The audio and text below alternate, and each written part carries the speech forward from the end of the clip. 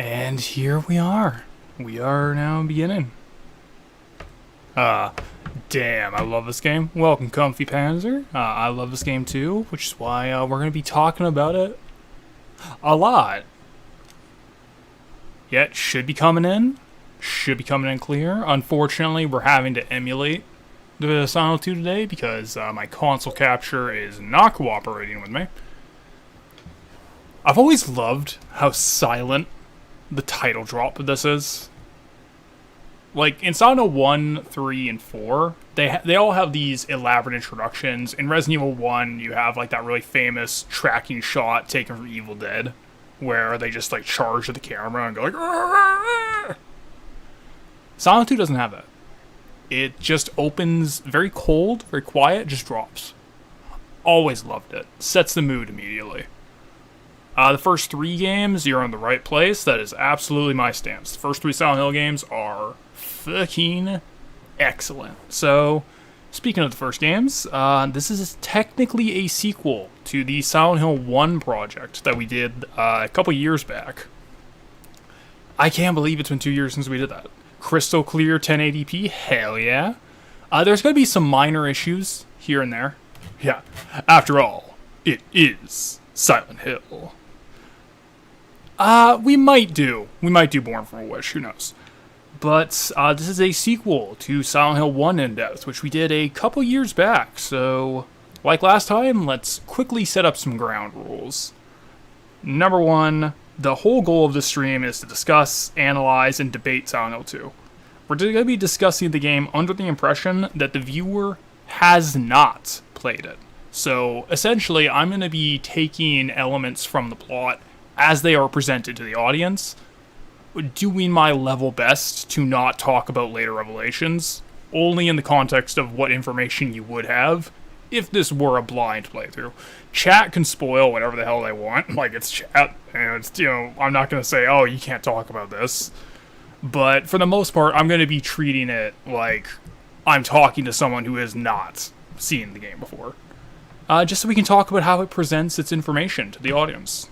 I think that's kind of interesting.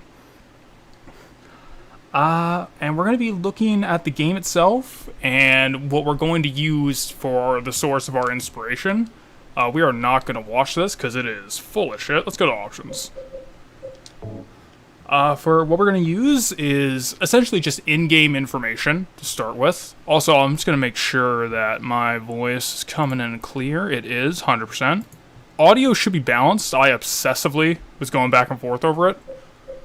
But we're going to be using information that we see in the game itself, information from interviews with the actual members of the development staff.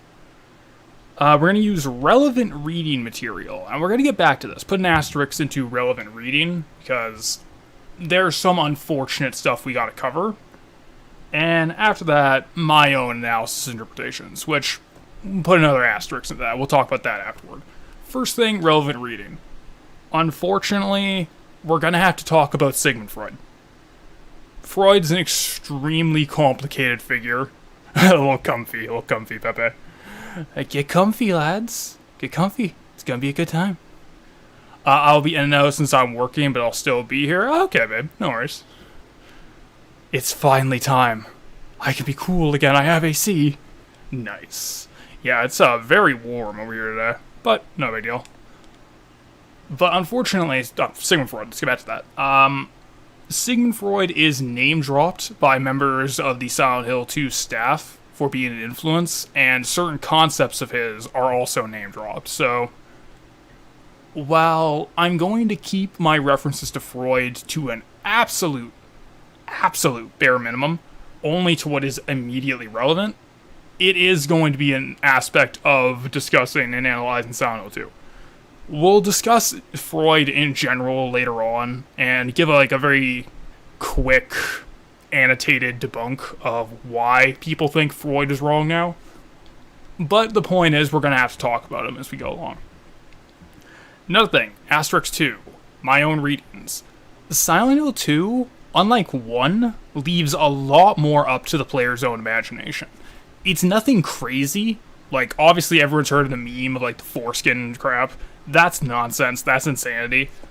But there's a lot of ambiguity and moral and situational gray area that Silent Hill 2 presents in its scenarios that 1 didn't have. 1 was very esoteric in its presentation, it was very strange, but the answers were all there. 2 deliberately does not answer certain questions. Do you believe that James is looking at the camera at the player in the beginning of the game, or looking at himself? We'll talk about that when we get there. Short answer is I think he's looking at himself. Short answer. But we'll talk about that in depth in a second here. But, yeah. That is basically all the major bullet points to cover before starting. Oh, another thing is because it is so interpretive, what I really want to hear is what does chat think about certain things. Because I am not the end-all to be-all source on Silent Hill 2. I am not the expert. There's a lot of different ways you can read things that are completely contradictory to things that I'm going to say, and they're still just as valid. So I'd actually love to hear chat's thoughts on things as well. So yeah, just kind of encourage that as we go. And the last warning, there's going to be a lot of walk and talk. There's going to be a lot of moments where we're just going to stop like this, like we're doing right now, and nothing's going to happen, and I'm just going to talk into the mic about things. So you've been warned. This is going to be very common as we go forward. Everything is a penis. Next game, but the most infamous question. What is your question? Yeah, so that's basically all I really want to cover before starting. But the first thing to cover about the game itself is we're going to back out and go right back to the menu. So the menu is interesting. All 3 of the games have pretty good title screens, but 2 is my favorite, simply by the virtue of I think this is genuinely important to the game. One of the most common recurring symbols you're going to find in Silent Hill 2 is still, stagnant water. And what the title screen is it's someone looking down at a body of water. You can't see anything beneath it. It's very murky, very still. And that's good. And the idea of like still, murky, stagnant water is an image that's going to come up a lot throughout the game. And I'll make sure to point it out as we go, but we're not going to be getting too deep into what that means until a little later. It's pretty simple what it means. It's very straightforward, but I think it's very interesting that the game hammers that into your skull the second you start. Very cool. I only plan on doing the main scenario, but Born from a Wish is interesting. There's some interesting concepts in it. Stagnant like James's sex life. Dab. Just do a little dab emoji. We'll talk. Unfortunately, we're gonna have to talk a lot about Mr. Sunderland's sex life as we go forward. But yeah, we might do Born from a Wish. I just don't have as much to say about it in comparison to 2. And there's a couple things about it where it's like, this is kind of contradictory to information we're given in the main game. So a lot of it is set up for 3, honestly. Like, there's a lot of thematic ideas that they want to do in 3 that they just kind of put here as a testing bed. But I think if we don't do it, we're not missing anything. We'll wait and see, though. So, yeah, only thing left noting is I didn't show the intro cinematic. Well, one, you have to sit and idle at the screen for a very long time for the intro cinematic to come up, so that takes a while. But the other thing, too, is I think Silent Hill 1's intro cinematic is better. Silent Hill 2 shows a lot of stuff that is just montage from the game you're about to play, whereas in Silent Hill 1, it's all original footage. It's all CG cutscene that is never shown in the main game itself. I think that's very interesting. So I think 1 has the best introduction of any of the games. Which Silent Hill is your favorite? That's a hard one. The default answer is 2, but I think Silent Hill 3 is getting an extremely bad rep these days for no reason. It was the Eye Patch Wolf video. Like, that's probably it, but I think 3 does a lot of things just from a game design standpoint that is pretty interesting. And it's definitely a lot smooth. As far as, like, of the 3 main games go, because everything afterwards is like fan fiction as far as I'm concerned. But of the 3 main Silent Hill games, 3 is the most smooth as a video game.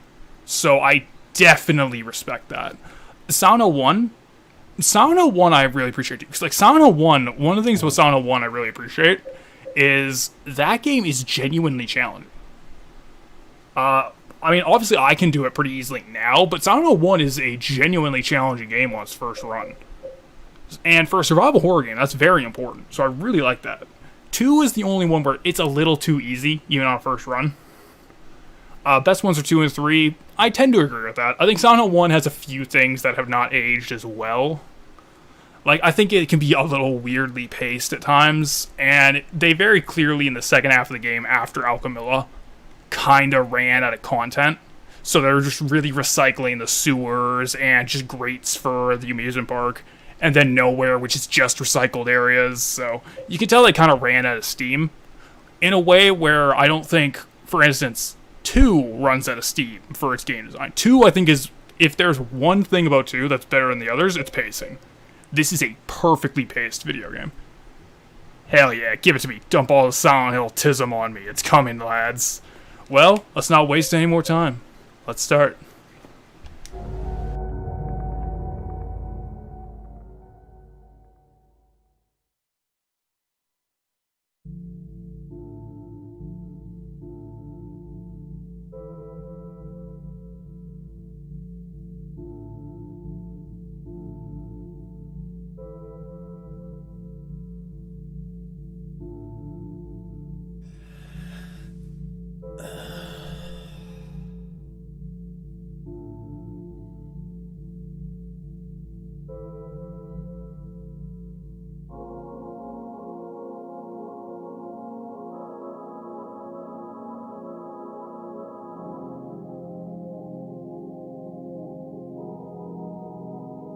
Mary, could you really be in this town? Oh my god, yeah. It's like a big load of lore right on my chest. They call it the Shepherd's Steamer. I'm stealing that line. Yep, the music, just perfection. This track is called White Noise. This is unironically one of the most beautifully haunting tracks I've heard in my life. Yamaoka can do some great music in general, like he's still doing good work today. But in terms of making a soundtrack to accompany a work, I don't think he's ever done better than Silent Hill 2. While they may not be the best songs to listen to on their own, like the track I played in the waiting to start of the stream was this kind of two-tone drone sound. And but in context of the scene you see it in, it's so beautiful. I think oh god, what is the name of that? I think it's like Making Peace is the name of the track I used. I can't remember its name at the moment, but it's hauntingly beautiful. And I think that's how I would describe Yamaoka's work here in general. There's something uncanny, but very welcoming about it. And I love it. Like, it's easily his best work. Listen to them before trying Silent Hill. Like, the music made me play this game. 100%. This music is fantastic. Yeah, I need the Silent Hill tism. You've come to the right place. Oh, welcome to D-Live. I've done a couple D-Live streams, but, you know, I'm kind of using it more as a traditional platform. Really getting into it. But, yeah, let us talk about that opening. So, McCready over here was our boy McCready, our guy. Twilight Princess soundtrack seemed like it tried attempting this kind of music. Yes. The Twilight World music sounds a lot like Yamaoka stuff, and it's good, it works, it doesn't work as well. Akira Yamaoka is the master of drone synth, I'm convinced. I've never heard someone do stuff as good as him. But there's a lot to talk about in this bathroom, believe it or not. Let's do this opening cutscene. So, McCready, Silent Hill talking about music, I want my money back. Well, just give me a second. But McCready, he asked earlier, so is James looking at the player? And it's sort of a way to show us that we are taking control of James? Or is he looking at himself there? there's a lot of ways you can read it. I love this opening, by the way. I think in under 20 seconds, it sets the mood and tone of this game like that. Instantly, you know exactly the kind of experience you're in for. But I think what makes it work is, in my opinion, he is looking at himself. And Takayoshi Sato, he was the character designer for... I think he did, like, the character animation work in Silent Hill 1, like the CG cutscenes. He did the same here, and he did some of the script writing. He helped with it. He had a very interesting philosophy on introductory scenes for the characters, is that in... basically, I forget the specific quote he had, but in under a minute, he wanted you to know exactly who that person was and everything that their entire arc was going to be about. And if you look at every character's introduction in this game, you can learn everything that you need to know about them right there and there alone.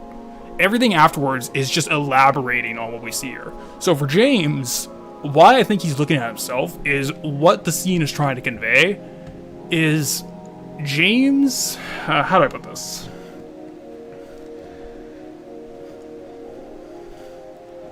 The best way I can say is James is, when you get there, he's walking up to the mirror, and he's like touching his face, just looking really deeply into it, backs off, has to chill himself out, and then he asks a question. Mary, can you really be in this town? What James's journey is going to be is entirely one of self-reflection.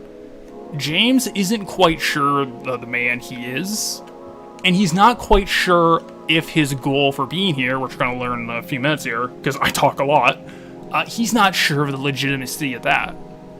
And there's some other stuff that I could get into, but we'll talk about that towards the end of the game.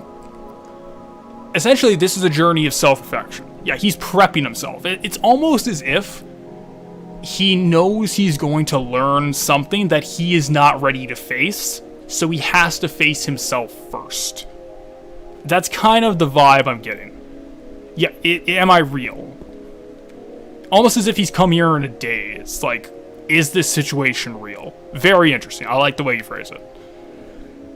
So, from a game design standpoint, what's very interesting is that this room was the very first thing Team Silent designed when making Silent Hill 2. When they were modeling the game, they wanted to make a vertical slice of what their art direction was going to be, so they designed this bathroom. And this is why PS2 was, unfortunately, we have to emulate, due to my PS2 capture kind of just messing up yesterday, actually Saturday, a couple days ago, it messed up, so we're going to get some texture warping like that. It's not ideal, but it should be fine. Outside of that, in this area, which is the worst example of texture warping in this emulator to my knowledge, it should be fine. But it is interesting is that you kind of get everything the game's art direction goes for in this one section. A very vertical slice style, where it is all about disrepair, decay, and rot. Or, like the water was, stagnation. We'll get to that a little more in a bit here. I gotta flip over my notes. We got a notepad. We gotta flip it over.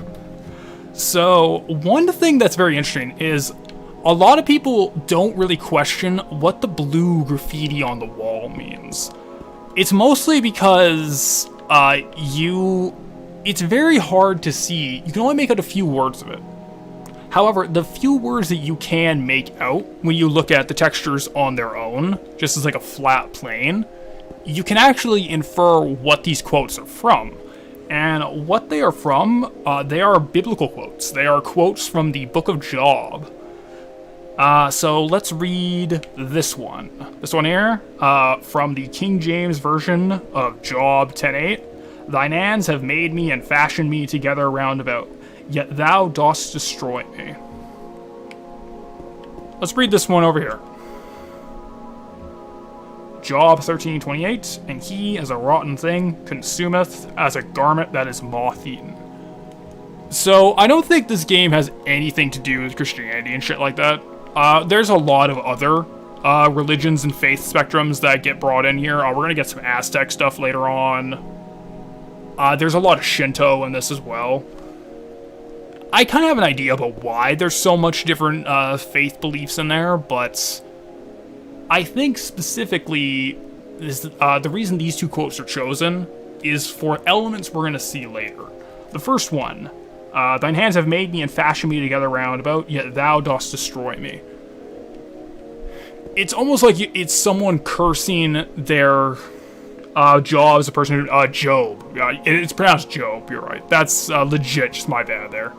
I am sorry. But, yeah, so Job 10:8.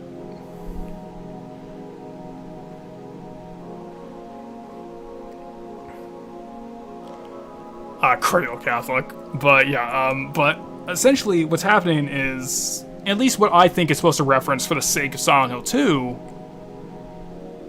Yeah, it's Job. That was my bad. I completely oversight there. But I think, for the sake of Silent Hill 2, what that means, it's someone who was created by someone else, and that person who created them now seeks to destroy them. And so it's this question of, like, you were trying to destroy me, who you have created. And all I'm going to say for that is, if you look closely at this poster here, that's a character we're going to see later. It's a blonde woman in a pink kind of gown, kind of shirt thing. That is fascinating that we see an image of her right here. If you play the PC port with the fan upgrades, you can see the texture clear as day. It's a little muddy here, but we're going to meet this character later. And the fact that you get a quote like this, like cursing being created, and it's right next to a picture of her, that's interesting. So let's go over to this one. And he is a rotten thing, consumeth as a garment that is a moth-eaten.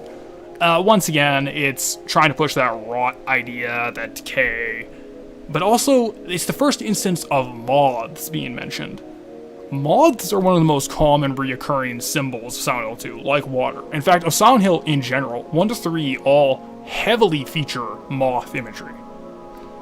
So, we're going to be seeing more of it. So, we're going to go to another cutscene. Oh boy. Yeah, so we're just going to watch this and stay tuned for more, because we're going to do some more stop and talk.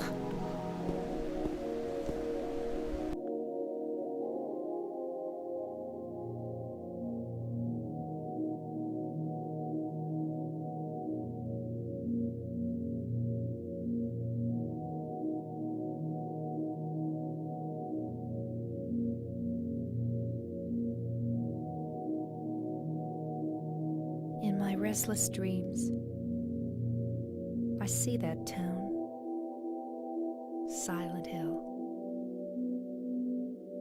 You promised you'd take me there again someday, but you never did. Well, I'm alone there now, in our special place,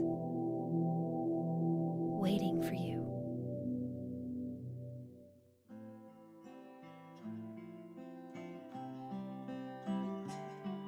I got a letter. The name on the envelope said, Mary. My wife's name. It's ridiculous. Couldn't possibly be true. That's what I keep telling myself. A dead person can't write a letter. Mary died of that damn disease 3 years ago. So then, why am I looking for her? Our special place. What could she mean? This whole town was our special place. Does she mean the park on the lake? We spent the whole day there. Just the two of us, staring at the water. Could Mary really be there? Is she really alive? Waiting for me?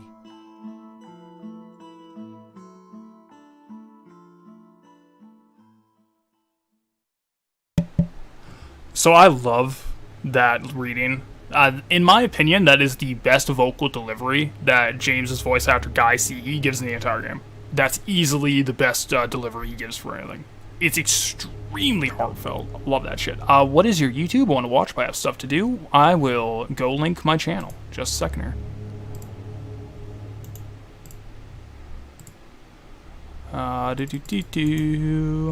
will copy. Let's go to restream. Oh, I've had? I'll pop back later or rewatch your stream. Hey, take it easy. Thanks for stopping by, my friend. We're actually gonna try and cut these up into smaller episodes after, because I'm recording as I'm streaming. So I'm gonna cut this up into smaller chunks that are a little more manageable. So we'll see how that goes.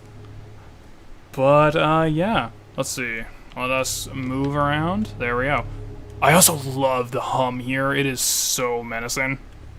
Let's go in our pause menu. Let's look at what options we have. Awesome. Hell yeah. So, photo Mary. Photo from when she was still healthy. There's Mary. Looking forward to it. Hey, thanks. Thanks for stopping by, man. So, there's a picture of Mary, our wife. We're going to be looking at that a couple more times. There's a few interesting details. And a letter from Mary. That's definitely Mary's name in her own handwriting in front of the envelope. And it is the letter we just read.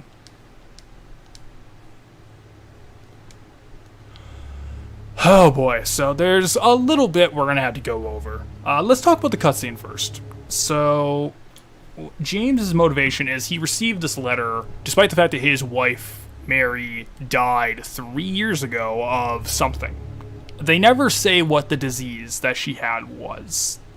I'm assuming it's supposed to be like, it's probably like cancer or something, but I don't think it really matters, ultimately. I think it's just supposed to be the impetus for why he's here.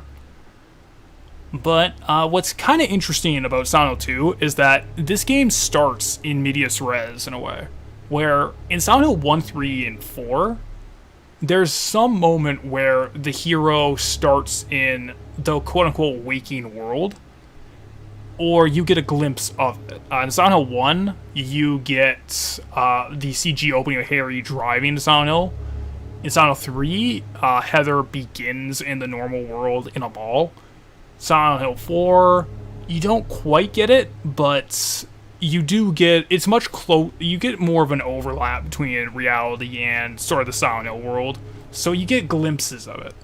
Silent Hill 2, you don't get that. It's the only one of the 4 developed by Team Silent, where James essentially starts in his nightmare right off the bat.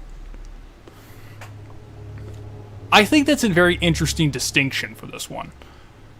And also, there's a motif in Silent Hill 1, 3, and 4 of characters waking up. Harry wakes up from the car crash in the fog world. Heather wakes up from her nightmare, and then the game begins. Same thing goes with Henry. I always forget his name. He's a forgettable character. But every time there's a motif of them waking up into it. James doesn't have that. James is awake. He's already in the nightmare. We're already starting. Very interesting. Extremely interesting distinction. Let's try leaving.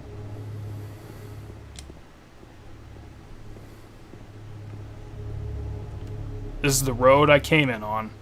There's no point going back. So, another thing that separates James from basically everyone else. He can leave. There's nothing stopping him from leaving at any time. Keep that in mind as we go forward. But, talking about that cutscene. Letter's interesting. Yeah, yep. I love that. There's a reason. I love that. He can leave at any time. We're going to be checking this letter a few more times. It actually has some interesting contextual details that we're going to go over as the game goes. Yeah.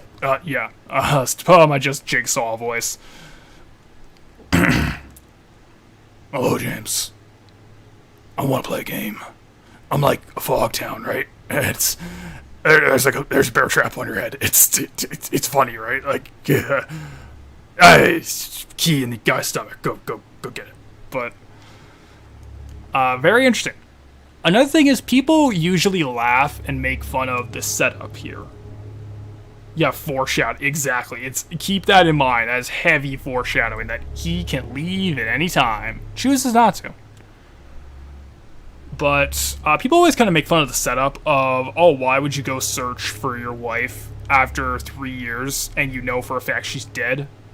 Like, wouldn't your first thought be that this is someone just playing a really mean joke on you?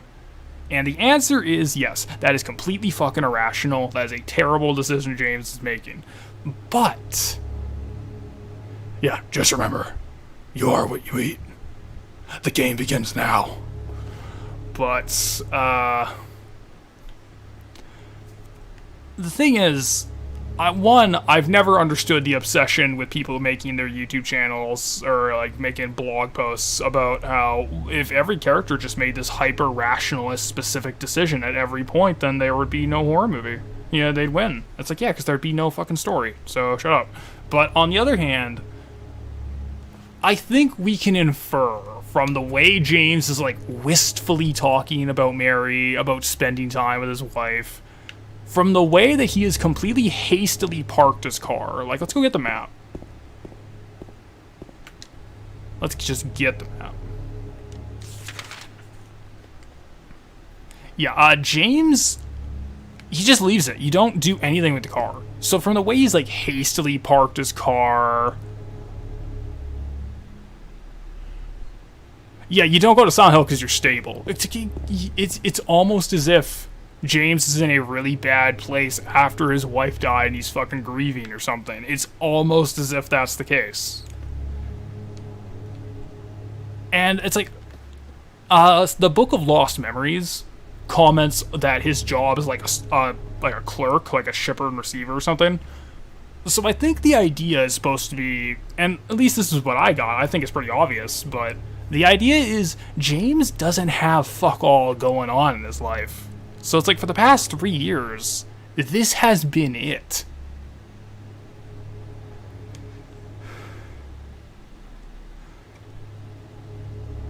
There's times where the argument of, wow, it's dumb and it's irrational is just dumb. From what I think, I know, he's green, he jumped at any chance to sit all Syrian. Exactly. It's like, he knows it's stupid, he knows this is irrational, but I think the idea is, like, he's ditching his car, he refuses to leave.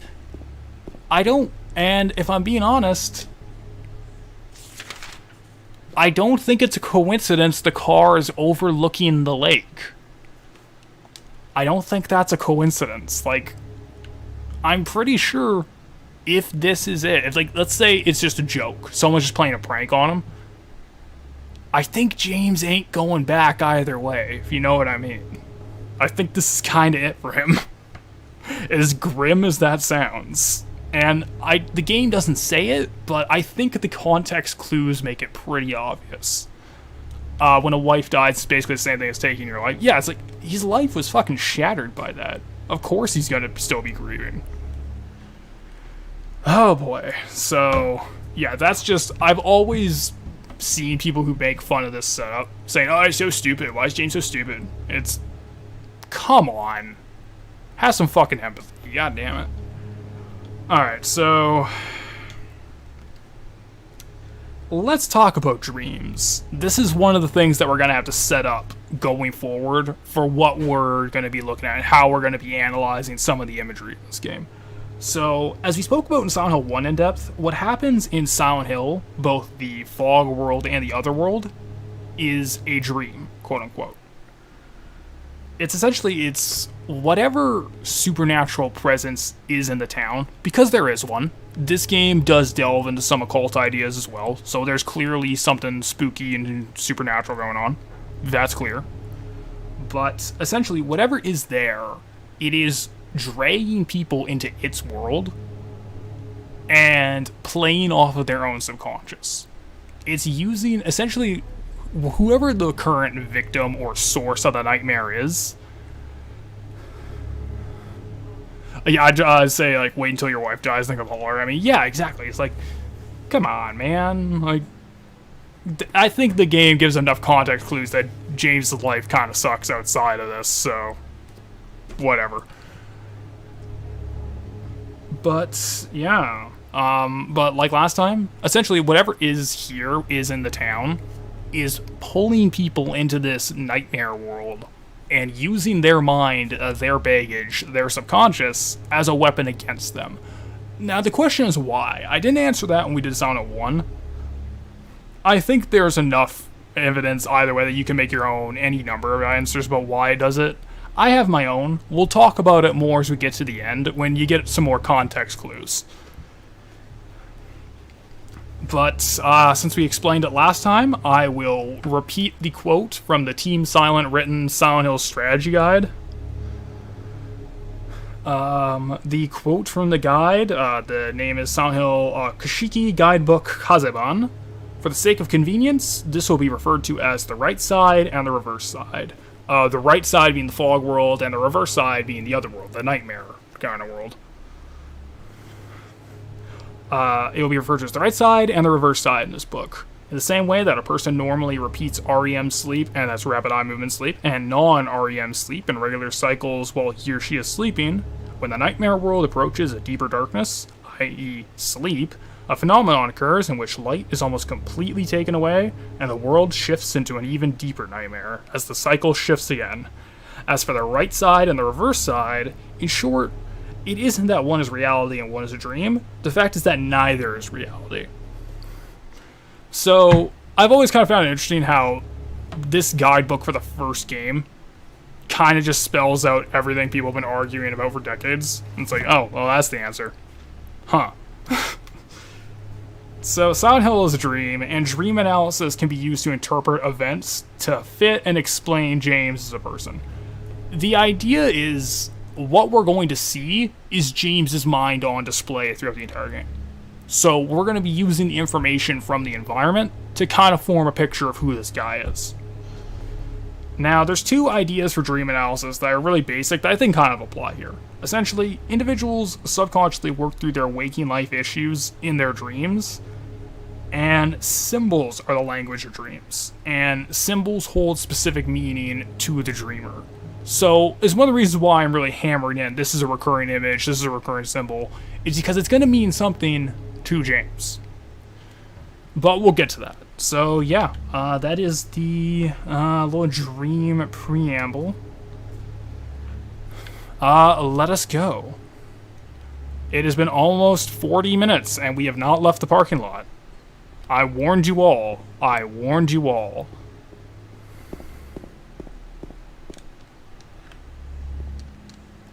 I can't go any further by car. Guess I'll have to walk. Alright, so we gotta take a long way around, looks like.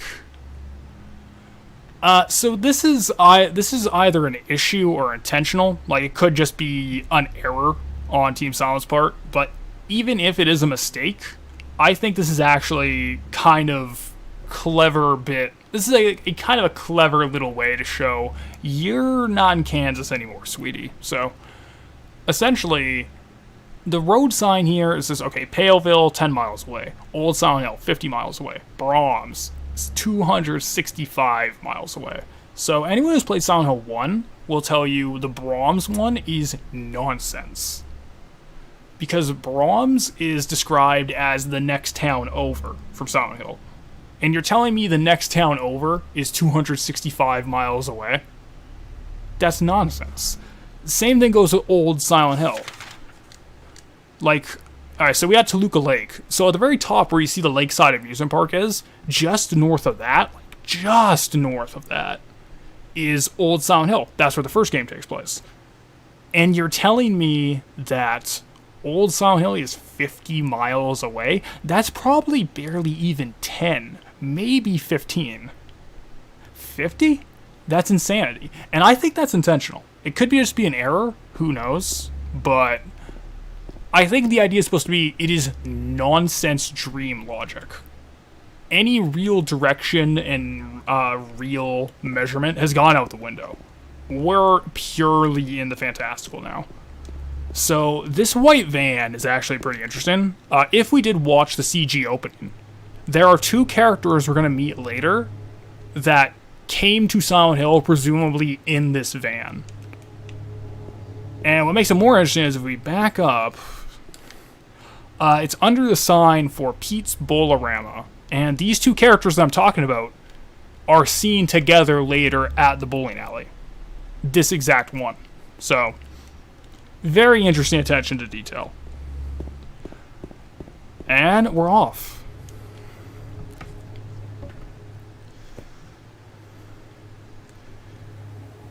Alright. Get your map. Oh, I got the map. I have the map. To my knowledge, the game does not let you leave without the map. Oh, I love this walk through the forest. So spooky. This nonsense dream logic gonna get me acting up. It's gonna get me tilted. I just want to go on vacation. Also, welcome Wild Potato.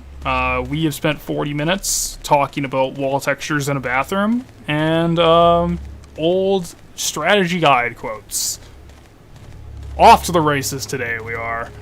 So, this opening was designed to be long enough to dissuade you from turning back without getting too tedious. Because the idea is, like, we are just constantly going down this winding path, and the fog is getting deeper and deeper. You hear something running in the background. It's trying to dissuade you from going back, and kind of give you a reason not to, the way James doesn't want to. Let's look down the well. There's something in the well. What's that?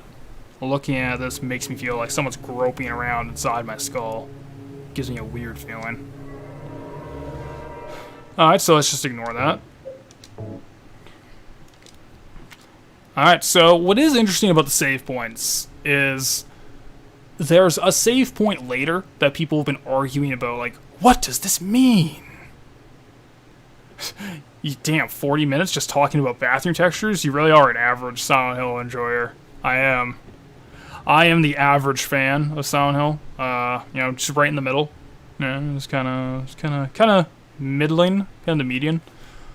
What is interesting is that also, like what we got in the first image of the game, the mirror, every time you save the game, James has to look back at himself. Like, he has to reflect more on himself as he is getting more information as the game goes on. Very interesting. I have some idea. I have a weird idea about what the big save point means, but we'll get there when we get there. And away we go. Alright, so we will once again be shutting off the mic here because we get a character introduction. Let's see if we can just get an image. Aha! There she is. So, it is kind of interesting that you can already see her just crouching by a headstone, even before you start the cutscene proper. That is kind of nice. And it's hard to see because, like, she's kind of hiding behind one of the headstones, so if you're just kind of, like, walking in, the camera doesn't really make a big deal out of it.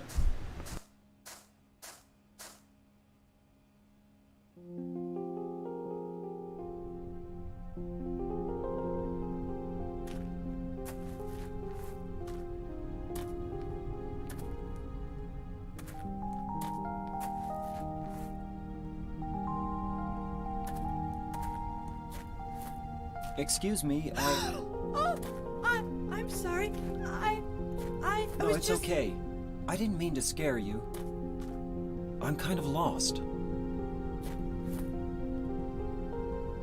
Lost? Yeah. I'm looking for Silent Hill. Is this the right way? Yeah. It's hard to see with this fog, but there's only the one road. You can't miss it. Thanks.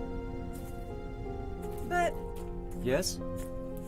I think you'd better stay away. This town, there's something wrong with it. It's kind of hard to explain, but Is it dangerous? maybe. And it's not just the fog either. Okay, It's... I got it. I'll be careful. I'm not lying. No, I believe you. It's just... I guess I really don't care if it's dangerous or not. I'm going to town either way. But why? I'm looking for someone. Who is it? Someone very important to me. I'd do anything if I could be with her again. Me too. I'm looking for my mama. I mean my mother. It's been so long since I've seen her. I thought my father and brother were here, but I can't find them either. I'm sorry. It's not your problem. I hope you find them. Yeah, you too. Alright, so that is our introduction to Angela.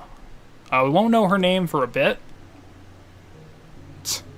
That lost sounded pretty interesting. That inflection was intended. Okay, so welcome, Rick. We're going to talk about that in a second. That's 100% intentional. I have another thing to say about the voice acting that makes me unwelcome in the Silent Hill fan community. Yeah, I'm looking for my mama. I mean my mother. So there's a lot to cover. I'll just respond chat. Claudette mains. Claudette! But, yeah, Mom went out for cigarettes. She'll be back any day now. They motion captured the scene together. Every cutscene in this game is motion captured, to my knowledge. Which, for the sake of the animation, lost. Fucking lost. But for the sake of animation, I actually think that helps a lot. Silent Hill 2 came out in 2001. Like, let's compare other games. I've been here this whole time. Good luck. Oh, you've been here for this whole time? Goddamn. Yeah, good luck.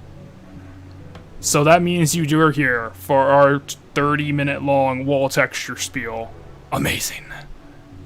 The Lost, they referencing Binding of Isaac. No, Isaac! But, I think, because again, look at the competition in 2001, what the games looked like. I think that's one of the reasons, except James and Angela's last scene together, and you can tell, they actually did motion capture that. They did. There's footage of that scene being motion captured.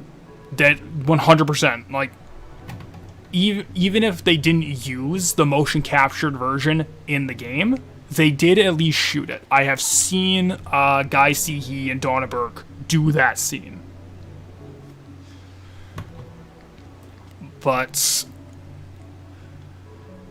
alright, so, granted, like, as I was saying, like, in this kind of sets, it's one of the reasons I think this game's animation work has kind of stood the test of time. It's that almost all of it, to my knowledge, is motion captured. Yeah, for 2001, this game's astonishing. And granted, a lot of that is due to a relatively simplistic and intentionally very dirty art style, which helps mask some of the texture work. But in general, this game looks amazing for when it came out. Alright, so let's get to the cutscene itself. I don't think it is any coincidence the first area in the game that you go and the first area you meet Angela in is a graveyard. You can't tell me that's not intentional. What's kind of interesting about that opening is when I was playing with the missus, and she made an interesting point how it's like Angela goes up to the grave, walks away, and then instantly comes back and is just kind of like shelling herself up as she does so. It's almost like she can't leave that headstone. And she's not leaving. Again, let's go talk to her again. So. What is it? Oh. Nothing. Sure is quiet here, huh? I guess. I love Easter eggs like that. But, so this is kind of our introduction to Angela's character. Where let's see if we can get like a kind of a good look all around. She's very hunched over, kept tight in, shells herself up. It's a great way to like visually show that off. It's also like, here's the thing. The second she sees James, though, at the headside, she's just instantly terrified at the sight of this guy. But she apologizes to him for it. it's the first thing out of her mouth is just a scream of terror, and then, oh no, I'm sorry, I'm sorry. And then, as Rick pointed out, it's like that lost inflection. It's like, it's almost like she's accusing him of something. It's very accusatory. It's like, you're lost, you say? Keep that in mind. Angela will go back and forth between mortal terror and extreme distrust of James. So keep that in mind. That we're going forward, that's gonna be something. Another thing worth noting is her demeanor and her word choice is extremely childlike as the entire conversation is going on, where it's very simplistic word choices and diction mixed with some very unbecoming responses. Like when James says, I'm sure of it, like, oh yeah, town's dangerous, I'm sure of it. First response out of her mouth is like, I'm not lying. It's extremely juvenile. So that's something worth noting about her. Oh boy, so here's where we get to... Oh, another thing. Why does good guy James Sunderland gotta be such a sussy baka, though? God, it's not like I like you or anything, baka. But another thing worth noting is when... Yeah, it's all walk and talk. I apologized earlier, but it is. But when she's mentioning, oh, you know, I thought my father and my brother would be here too, but... She, like, instantly touches the headstone, like, almost subconsciously. Wonder what that's supposed to imply. Let's go. So, once again, we're gonna go on our path. This is kind of where I get one of my more hot takes on the game, I guess. I think the voice acting is a complete mixed bag. I understand what they were going for. I get it. Like, the idea is supposed to be James, Angela, and the rest of the cast, as we meet them, are all fucking weirdos. There's something very clearly off about each and every one of them. And I get that. I understand what they went for. In that regard, they succeeded. Where is it? Where's my New Game Plus weapon? Yeah! Is this a pop quiz? Because I think it's implying that they're both dead. I mean, it's not really a pop quiz. It's mostly just like, hey, man, there's a lot of this game that you can come to your own conclusions on. So, you can come to your own conclusions. Alright, so let's just swing this piece of crap around. This weapon sucks, but it's funny.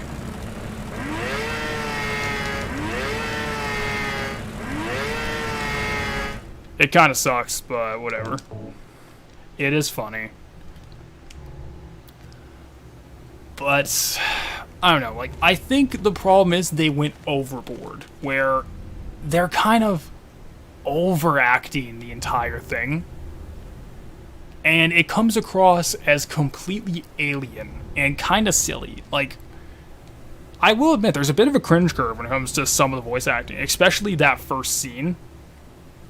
Where it's like, can you talk like a normal person? And I get what the idea, the argument that people who defend the voice acting say is it's supposed to be weird. It's supposed to be uncanny.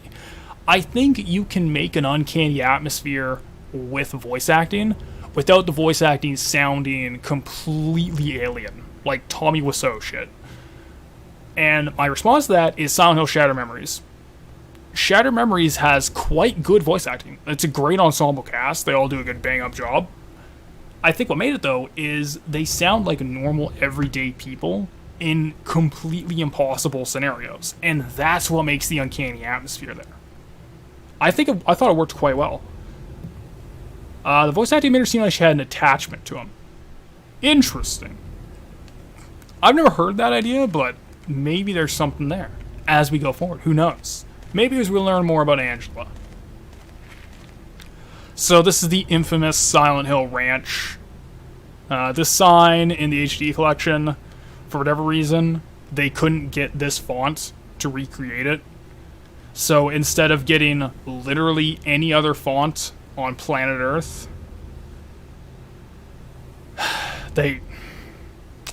They got Comic Sans. I don't know why. They could have gotten literally anything else. They could have gotten Veranda. They could have gotten Dante MT. They could have gotten fucking Times New Roman.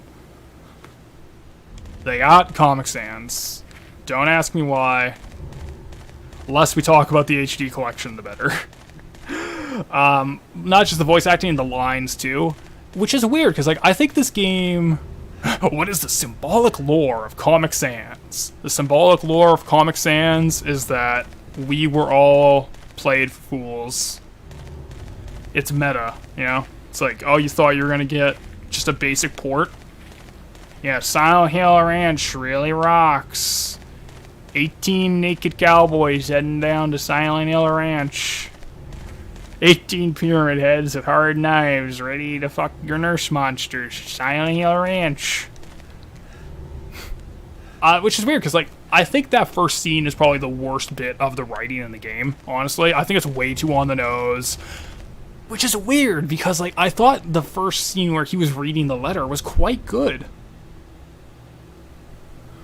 Oh, the HD collection. This is not the HD collection. We are emulating, but I would have been playing on original hardware. Like, I will play literally any other port but the HD collection. That thing is a travesty. I will never not be mad. It has been 10 years, and I am still mad about the HD collection.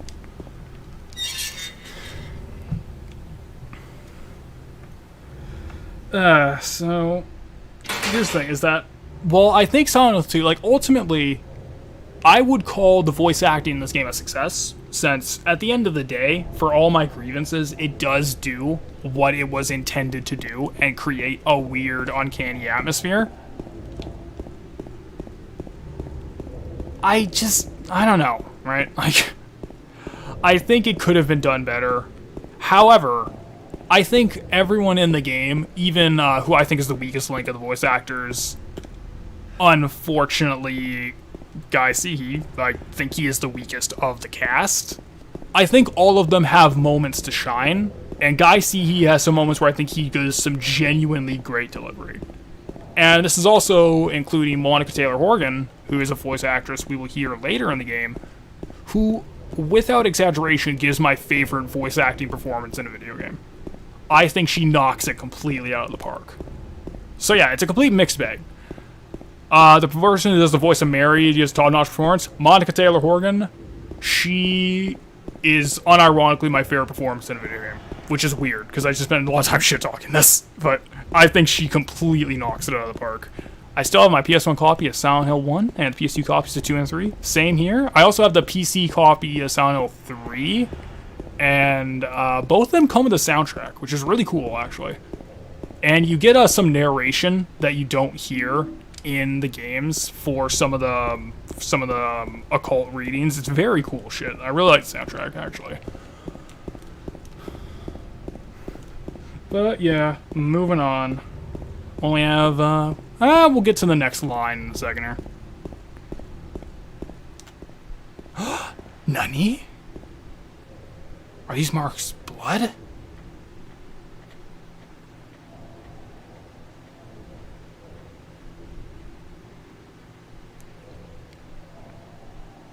That shadow just now. I also actually have the Restless Dreams for the Xbox, which again, that's another really good port. There's one thing that port does better than the original, and that is the flashlight. The way it has the actual properly angled lighting is very nice. I really like that. So, that's just me though. Alright, well, let's follow that blood.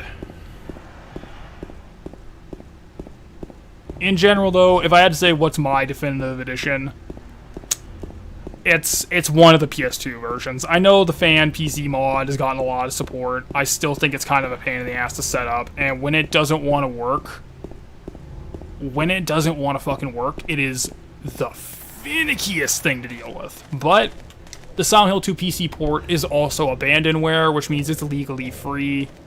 There's no reason to not play that version if you're trying to be, you know, ethical with your consumption. But I'm not exactly concerned about certain people not getting money for this game anymore. I had fun, though. I think the Restless Dreams for the Xbox is a good port. Genuinely, like, if you have to have original hardware. I think it's second only to the PS2 original. And even then, it does the angled lighting with a flashlight better. So, I think it is a perfectly good port. If you haven't seen Digital Foundry's episode on Silent Hill 2, I'd highly recommend it. He goes down all the differences. Fucking fog killers. No skill, I swear. Worst sacrifice in the game. Welcome, Winkle. We're playing more of that Silent Hill 2. We are an hour in, and we've barely made progress, because we're talking a lot.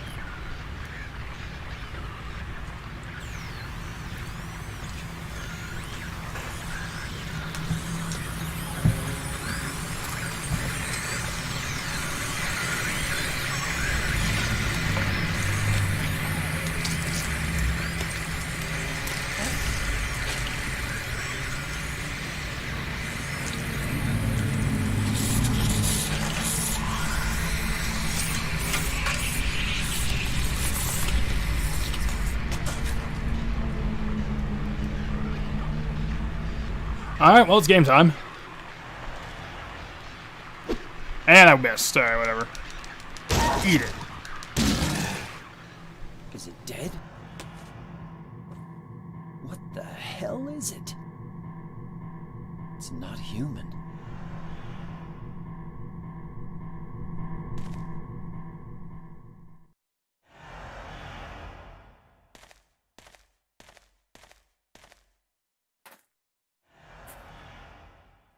Oh, yeah.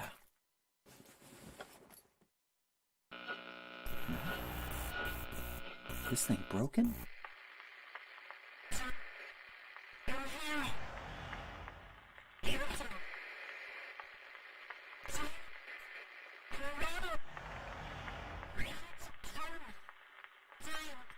What the?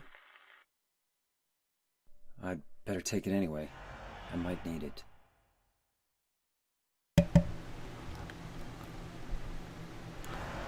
So, this scene is extremely interesting on a replay. Let's read chat. Always steal Konami games. It's always the ethical choice. Exactly. And if I ever meet anyone who actually worked on this, I'll probably give them like a 20. Spawn them a 20 and be like, hey man, hey, look, listen, alright? I've stolen a lot of your shit over the years. Here you go. They'll probably just look at me like I'm a fucking asshole, but whatever. It'll be funny. It'll be for memes. I will Konami one day on the pachinko machine. I'm gonna have to play the pachinko, Silent Hill. I'm gonna have to do it one day. I need to know. Could it be a zombie? That is a lying figure. We'll talk about the lying figure in a second here, but the radio was really interesting.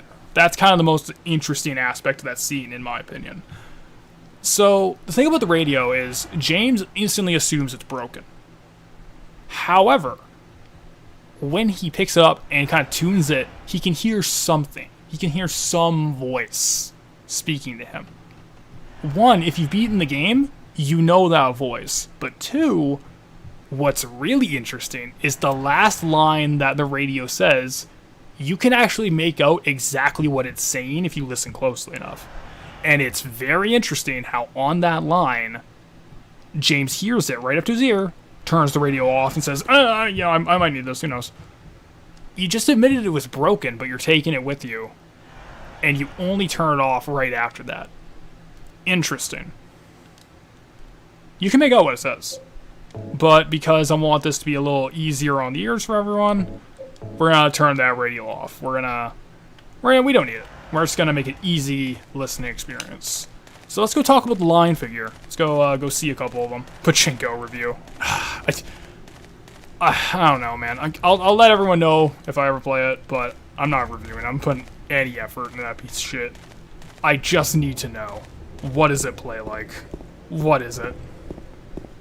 I could go there, but I don't really need it. We're fine.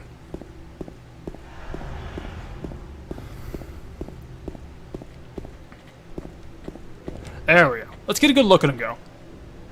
This is a lion figure. So what we have is like this person like bound in flesh. Just kind of, but you can get like very human defined legs. Like that's one, That's one thing you can see about the lion figure really hard, is that they have these very humanoid legs. And also have like these like calf-high boots that they're wearing at the same time. And as you saw in that cutscene, they do have a very defined human ass. However, everything torso up, it's this sickly, bloated monster. Like, yeah, you can kind of see, like, they have a defined ass, which is weird, but... Is there an emulation of the Pachinko? I'm gonna have to look into it. I'm gonna have to find out. I need to know. Ouch. And as you can see, the spit is their attack. Like, that's how they're trying to hurt you. But you have this sickly thing walking towards you. So, essentially, going behind the creator's curtain for a bit, almost every single design for the monsters in this game is feminine. Intentionally feminine. And this is supposed to be a feminine... I almost want to put it out of its misery. Yes, exactly. It's like, this thing is clearly suffering in a lot of pain. It's writhing, it's just sick.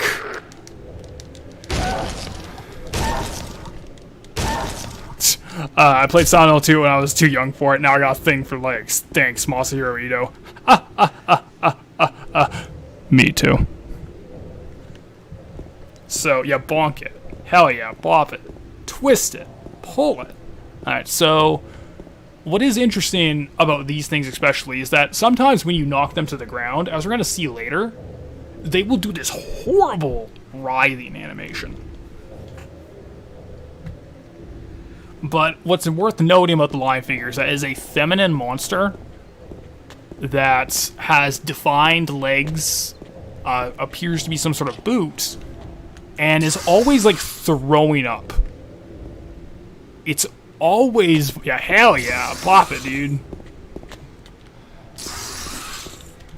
It's always, like, throwing up. So there's a couple ways you can read what the vomit is. However, I think more than the others we're going to see, that is a pretty interesting stand-in for Mary. Because let's not forget, like, she was sick for however long and died of it. So I don't think that's an accident. Hidetaka Miyazaki fans, hold our beer. Nah, dude, the FromSoft guys, they only do feet, for whatever reason. It's like, it's always that one dude, because if he's not, I forget his name, but if he's not working on the art direction, you will get no weird feet shit. But if he's there, you're gonna get it. And it's every single game they make. I don't understand it. We have singled that man out.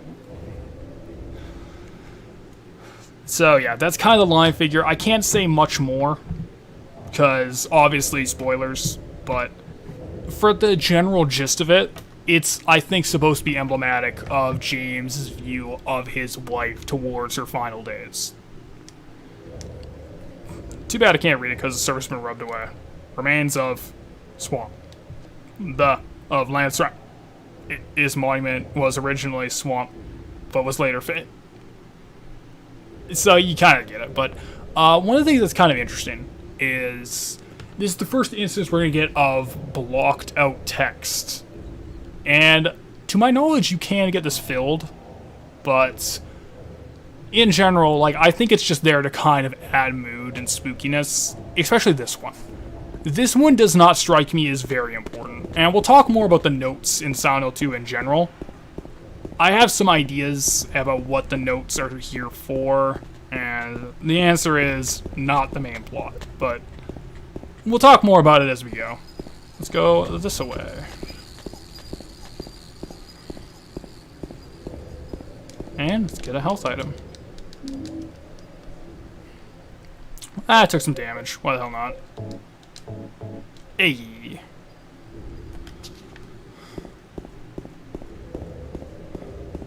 And speaking of what I was talking about when they're knocked down, let's see if we can trigger one. There we go. Look at him go!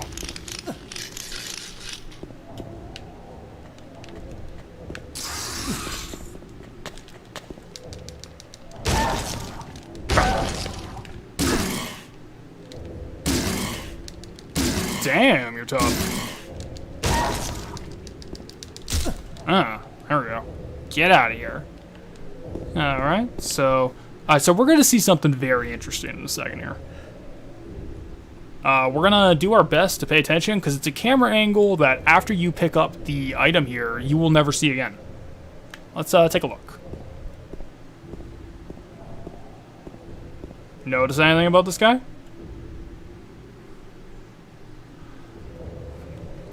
Well, that jacket and pants combo sure looks familiar, and those shoes look like something I've seen.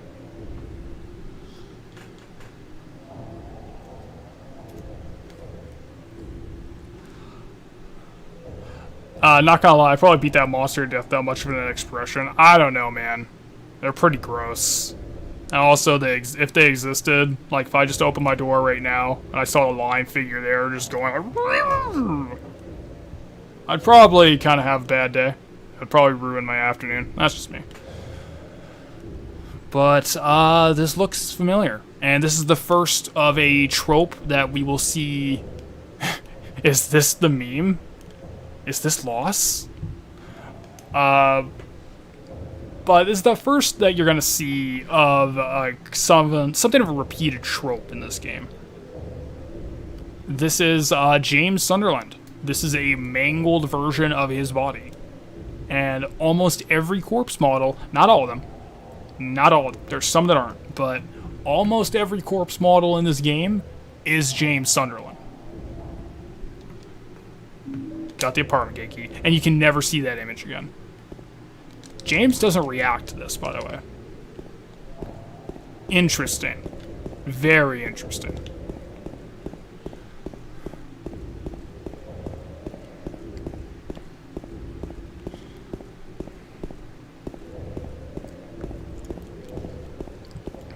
First I'd probably be freaked out. Sooner or later I'd be used to it. Yeah, probably. Alright, so can we see something? Can we see something? Show a little something? Want to show a little something to the audience? Alright. There we go.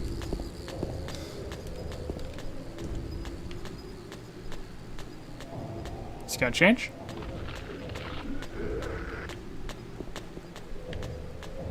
So the traffic lights actually do change. Okay, 1 minute. I'll catch up in chat in a second here. The traffic lights change. I really appreciate that. It's such an... if you find other traffic lights, which hopefully we'll do, the lights themselves will change too, not just the walk signals. Very interesting. So when do you think Silent Hill 2 is set? Like, in terms of date? I always assumed it was, like, the 1970s, kind of like Jacob's Ladder. I guess it's sort of a whenever AD. I think it has to be set in a time when home VHS is a viable option for capturing home movies. That's the big distinction for me. It has to be set in a time where home VHS is common. Like, James has a very old car. Like, that looks like something out of the 50s. Come on, dude. Running in the fog is unhealthy. Imagine, just think of how humid Silent Hill would be with all that mist. You know, I've always liked to imagine Silent Hill as like nothing. Like, there's no humidity. There's no water pressure. There's nothing. I've always liked to imagine it that way. 90s, I think it's got to be either 80s or 90s for the sole purpose of VHS tapes have to be common enough to where you can just make home movies without thinking about the consequences. And bam. Let's get the other guy. So I can see 70s since everything kind of has that. I saw a person driving around a car that looks like from the 50s the other day. Well, yeah, exactly. So it's like, this game has that kind of ambiguous time frame. However, God damn it. Go away, I'm trying to do things. I'm trying to show off gameplay. Get back here. Get over here.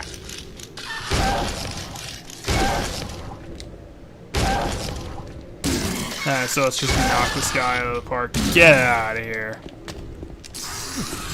Just moving air and fog, but no breeze. Yeah, like, I think, like, there's the sound of it. Oh, man. Yeah, it's you. Why the hell not?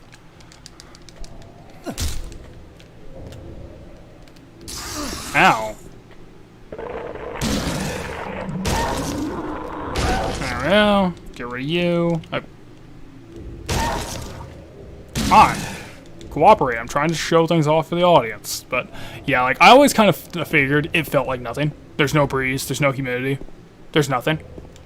That's always kind of how I saw it. But I can see 70s. I can see it since VHS it wasn't common, but it was in the early stages of development. So I can see, like, mid-70s, definitely. I would assume, like, late 80s, early 90s. That's kind of my assumption.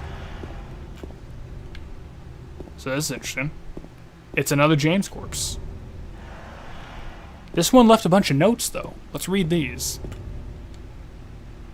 There's a memo pad on the ground. I'm gonna write everything that I've learned so far. Maybe that'll help you out somehow. If you're reading this, it probably means I'm already dead. Torn memos on the ground. I saw those demons. They were there. I'm certain. But my best friend says he didn't see anything. If that's true, does that mean that what I saw was an illusion? But whether that demon that ate human beings was real, or whether it's some kind of hallucination that my mind dreamed up, one thing I know for sure is that I'm beyond all hope. So that's interesting. This is an easily missable set of tutorials. We're going to get to the tutorial part of it in a second. However, what makes that super interesting is this is the first mention in the game that not everyone is going to see the same things. Not everyone sees the same things. Sometimes not everyone sees anything. This is the first mention of it in the entire game. Very cool. It seems that they're attracted to the light. That's why people who need light to see are their natural prey. They also react strongly to sound. If you want to go on living, you'd be better off just sitting in the dark and staying quiet. But even that probably won't save you. So the tutorial for that is, if you turn off the flashlight, you can usually sneak around enemies. There is a minor stealth element in this game. I never use it. I've never seen anyone use it. Moving on. If you're going to try and fight them, the most important thing is to relax. It's dangerous to fire a gun while you're all crazy with fear. Take good aim and squeeze the trigger. And don't forget to finish them off. I think most of those creatures can be killed, even if they are tougher than people.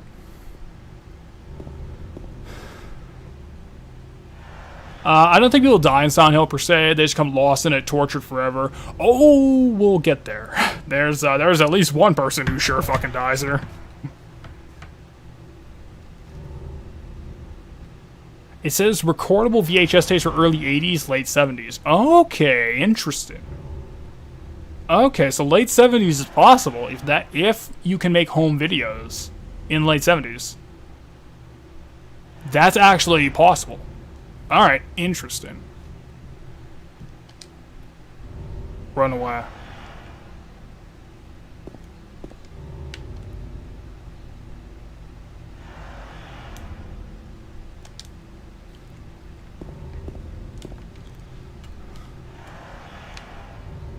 So, this is a... Well, now, let's turn pages. Let's turn my pages in my little outline. My note tab book. Alright, there we go. So, this is a recurring image we see in the game. If you've seen, like, black mold fumigation done, these are the tarps that they use. And we're going to be seeing a lot of these white stained tarps everywhere. But the point right now is no street would look like this. This is nonsense. And that is intentional. Let's move on. There's one more place we gotta go. There's one more thing we gotta do. Then we can actually start the dungeon proper. There's some use for it later on when you get to someone's big draggable thingy and walk around darken a certain labyrinth. Lion figures will not attack you. Okay. Oh, that is interesting. Okay, we're gonna have to try that. That's interesting.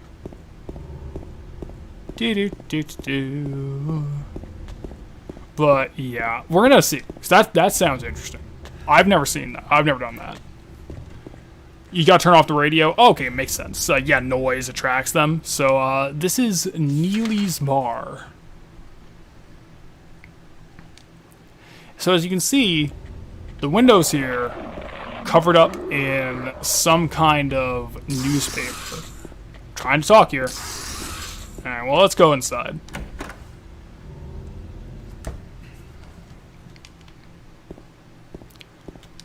There's a map here.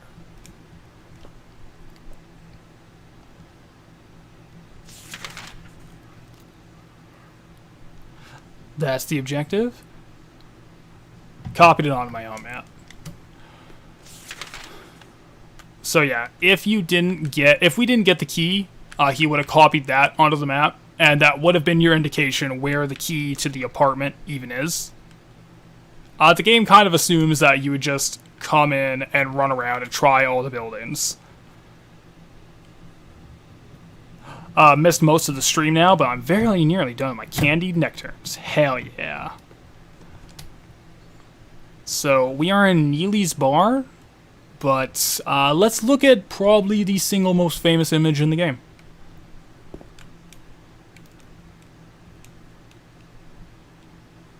So people have been arguing about this one statement. There was a hole here. It's gone now. Yeah, there we go. Notice how holes in all caps? There was a hole here. It's gone now. Oh, anything else? Anything else? Nope. This is the dog house of 2. Yeah, exactly. Like, there's no dog here, doghouse. This is probably the single most famous image in Silent Hill 2. And this one's much less memey, so... Let's talk a little bit about it. And unfortunately, I'm gonna have to spoil some later information, because even in-game, the information you see is completely blink and you'll miss it. So, let's say there's a hole in this window. Like, let's go with this example. There's a hole here, alright? And let's say they just covered it up using newspaper. Just plastered newspaper everywhere. That is a terrible cover for a hole in a glass window. You're gonna know it's there, because you just see the newspaper covering it all the time. It's not going to be an effective cover. It's not going to fix the problem. It's just going to barely keep it out of sight. But in the back of your head, you're always going to know that there is a hole here. Even if you think it's gone now, it's not. It is a poor covering of something that is now missing in your life. So let's talk about the location that this is found in. Later on, we're going to have James examine some liquor bottles, and he's going to express how, when his wife was in the hospital, he picked up a drinking habit because he just needed some time to get away from the loneliness of the situation. And I think what's happening here is the town is specifically mocking him. It's putting this message here in the middle of an abandoned bar about a poorly covered hole that it's gone now.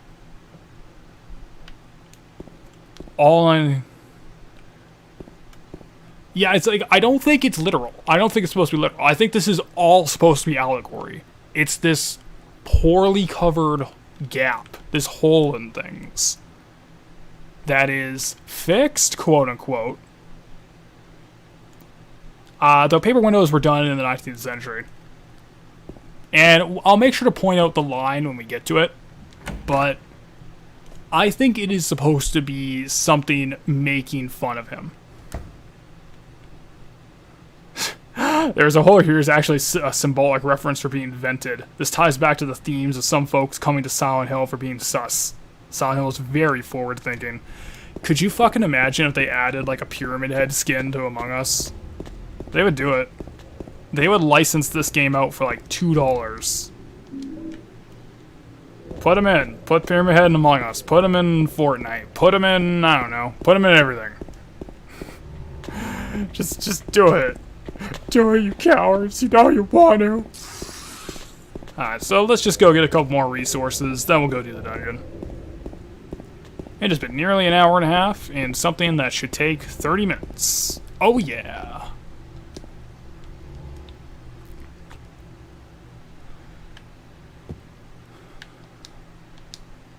I'll wait at bar, Neely's. Interesting.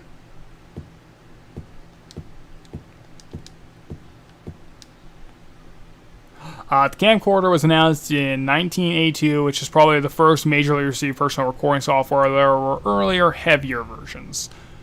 Okay, so it must be a camcorder that he's using in the context of the scene that we are seeing a home movie being filmed with. We'll see it later, but there's context. Konami would license him for half a loaf of bread and a jar of peanut butter. God, all right, I'm telling you, I'm gonna try and see if I can talk to a representative of Konami, and we're gonna put him in Gator Man. We're gonna license Pyramid Head for Gator Man. It's gonna happen. Just you wait.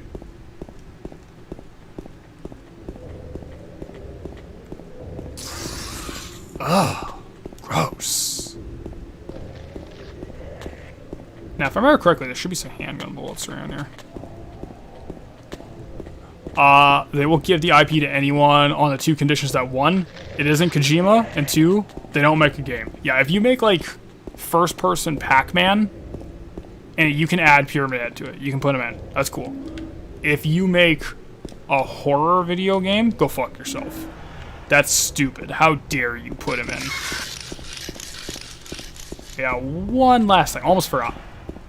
One last thing to look at. Ah! Alright, so when we get into the apartment, we're going to do the first of our, unfortunately, mandatory Sigmund Freud talks. The door that wakes in darkness, opening into nightmares. It's locked. But that's a game, dude. You were there, Bob. You saw it. You saw... what is it? Monsters Immortals Dark Deception? You saw that game.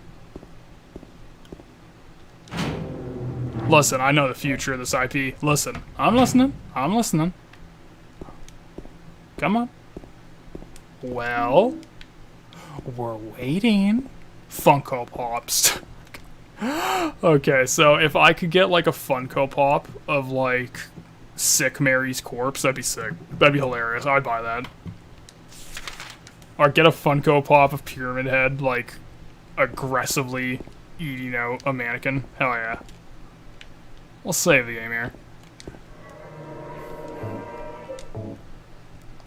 Oh yeah, it's been a while. It's been a minute.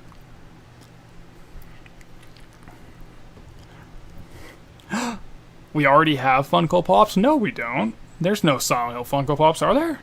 No way. Alright, so I said we were going to do it. Unfortunately, this is the first of two instances we are going to have to talk about Sigmund Freud. Only two, I promise.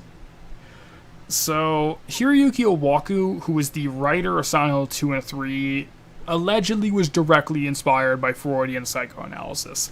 I say allegedly, and I say this allegedly because it was not Owaku who said it himself. It is an interview with Yamaoka where he says that he was. So, it's secondhand source about someone's influence and work. Who knows, right? But let's go forward with the idea that it is, because throughout the games, there's a few very obvious references. There's a track in Silent Hill 2 that is named for the Thanatos, which is a concept we'll talk about later. There's a Funko Pop for Pyramid Head. God damn it. Oh well. I actually have the Figma for Pyramid Head. It's very cool. I like it a lot. It's very, very nice looking.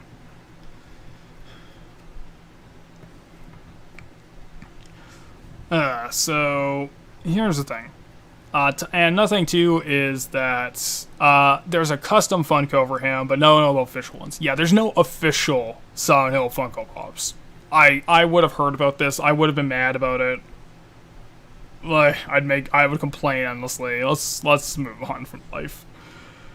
Also, it's worth noting that Takayoshi Sato, who is extremely vital to the creation of Silent Hill 1 and 2, in the making of featurette, which is highly recommended if you haven't seen it, that 30 minutes making of Silent Hill 2 is quite interesting. But in the making of featurette, Sato explicitly says the ideas of sex and death were the core concepts informing Silent Hill 2's art direction, creative direction period, that kind of stuff. So, once again, sex and death, that being a dichotomy seen in Freud a lot. So, unfortunately, we're going to have to talk about Sigmund Freud a bit.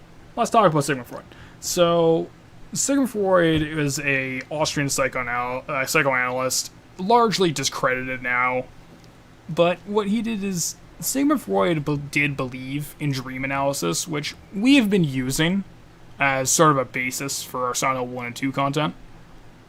The difference is, like, okay, so I've read Sigmund Freud's On Dreams, The Interpretation of Dreams, a few of his other works, and I can safely tell you that it is like 99.9% irrelevant to everything we're talking about.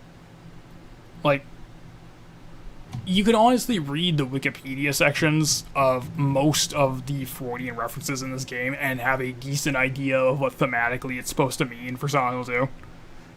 I wasted a lot of time reading that shit. Oh boy. But going forward, there's only 2 ideas that Freud had. Just 2. In all of the books he's written, like the however many decades he was just spouting nonsense, there's only 2 we're going to use. It is his idea of the sex drive and the death drive, the Eros and the Thanatos, and the Madonna horror complex. That's it. Only 2 things that have any relevance to Silent Hill 2, and one of them we're going to be using wrong. Because fuck Freud. So, however, going forward, I think for the sake of intellectual honesty, we should give a short explanation as to why people think Freud is wrong. Alright, so, going down the list here. Number 1, you can't test any of his actual theories. They're not even wrong. Because, like, if they were wrong, at the very least, that's an elimination of a possibility. You can't measure a single thing that Sigmund Freud has ever said and claimed to be an integral core aspect of the human condition. You can't replicate it, you can't observe it, you can't do anything. It's not even wrong. It is worthless. Next up. According to Freud, you stopped psychologically developing at the age of 5. That is absolutely fucking stupid. And if you know anyone who is going through any major shifts in personality as they have aged, they will tell you that's stupid.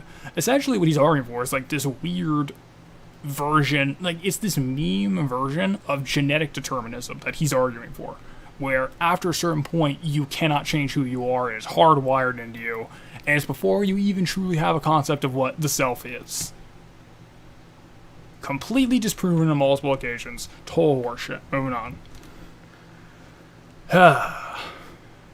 Most agree that his concept of repressed memories is bullshit. Repressed memories aren't the most real concept. It's a very controversial debate, but most people agree that specifically Sigmund Freud's idea of repressed memories is complete bunk. He never actually found an example that followed his guidelines for what that would be. And Takeo Sato also worked on Moonbase Alpha. No? Did he? Seriously? Wait, John Madden? Wait, what about John Madden?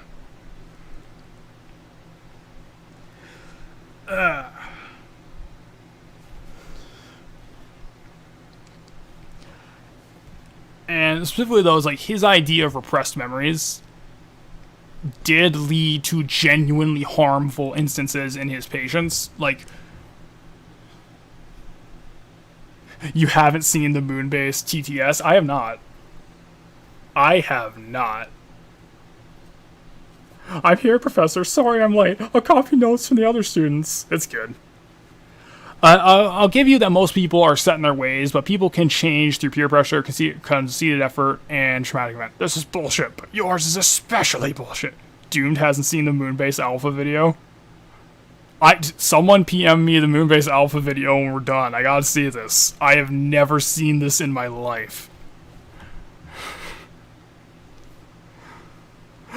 Yeah, I'm interested, but it's like a lot of people will be set in their ways, sure, but the idea that the people who are set in their ways are the people who are actively not making an effort. To say that through habit, through repeated actions, through purposeful declaration, you cannot change, that is patently horseshit. In fact, I would say of all his ideas, that's one of his most harmful ones. But here's the thing. The worst part is that he is arguing in favor of the idea that, okay, you know, like, if when you're a child, when you're 5 years old, you'll never change. You'll emotionally be the same forever. So he's arguing in favor of this concept, but if you actually look into any of his case studies, any of the work he's ever done, he's never done any clinical work involving children. He's never worked in, like, a children's hospital. He's never worked in, like, an orphanage or a school as a school counselor. Never. He's never worked in that environment. At no point in his career does he have any true interaction with children in a professional level. Yeah, so basically Sigmund Freud, these nuts! So I remember it was when Default was streaming Bloodborne, and Rick and I were going on this fuck Sigmund Freud rant. There's a quote from him I found that I think is extremely... In fact, I would say you could sum up his entire body of work in one sentence. You serious? Freud said shit like that? I haven't heard that much. I haven't heard that one. I knew he was nutty, but that's actually... He literally argued this, and yet he never worked with children in his life. I think the youngest person he ever worked with was, like, late teens. It's like, are you kidding me? It's some, like, weird genetic determinism shit. Like, maybe it's just a holdover of his time, who knows. But to me, here's the number one quote that sums up his entire work, like 4 decades in one sentence. The chief patient I am preoccupied with is myself. This is a direct quote from Sigmund Freud himself. There you go. That's it. Everything he's saying, everything he's arguing is just what he believes about himself. Unironically, yes, it is more like Sigmund Freud. Unironically. So that's the Freud rant. We're gonna discuss those two ideas as the game goes on. However, just for the sake of intellectual honesty, we had to point out, for the most part, Sigmund Freud is a total hack. So, yeah. Why is that you want to sexing your mother? Yeah, sometimes a cigar is just a cigar. Nah, the dude just wanted to suck dick. It's like, okay, look, for Freud's case, like, I can understand not wanting, like, let's say he was gay, right? I can understand in his time not wanting to be open about it, but it's like, for fuck's sake. Do you mind if I send the Moonbase video links now? Yeah, go for it. Absolutely, man. I'll watch. Like, obviously, I can't watch it on stream. But I'm gonna check it as soon as we're done here. Because, like, I've sort of, like, muted Discord just so no one hears it pop up, but...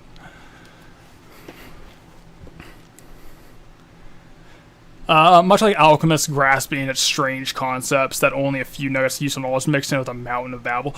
You know what? That is an excellent way to put it. I've never thought about it that way. That's completely accurate. It's like, Freud is to psychology what alchemists are to chemistry.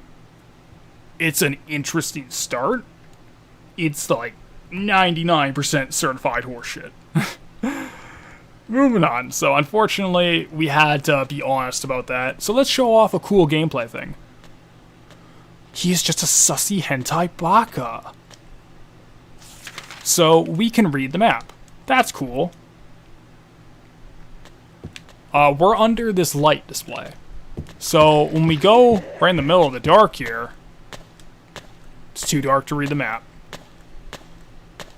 Just keep in mind when watching that video, Takeyoshi Sato contributed to that game. Oh. And we're out of here. Alright, I'm gonna have to see that, because this sounds absolutely insane. The idea that he worked on something that memey, and everyone's saying, bro, you gotta see this shit. That's nuts. Join stream, sussy baka. Okay, that's enough stream. Fine. Why you gotta be such a sussy baka? Alright, so this is a very interesting way to frame this shot. So what we have here is James is framed in dead center, and you have to face him during this entire thing. This is what's super interesting about the shot composition of Silent Hill 2. This is one of the more interesting ones to me, where in most rooms, the camera is forcing James, his face, to look towards the camera. It's sort of just an extension of that reflection idea. It's like you have to look at James's face. Poisoning the stream with our internet brain worms. Wikipedia has listed him as the art director for Moonbase. Get the fuck out. No way. They can't read the map in the dark would be cool if it was actually a big deal to have the flashlight off, but it's a neat feature. I think it's just there to be a cool feature. It's sort of like how the traffic lights have actual cycles. That's really cool. That's just me. But again, like, we have this light framing James. And of course, like, you have the obvious metaphor of you have to walk towards the light. Very obvious metaphor. But this is interesting. So on this mannequin, we have a pink dress, like a pink sweater. Lol. The stream was the exact same before me joining, I swear, lol. What? No, you're lying, Baka. I would never talk like that. The traffic lights sounds have actual cycles. The traffic lights and the walk sign signals have actual cycles. We showed off a little bit of that. It's very cool. But what's really interesting about this is... Oh, 1 minute. Yeah, it's the technology. That's Mary's dress.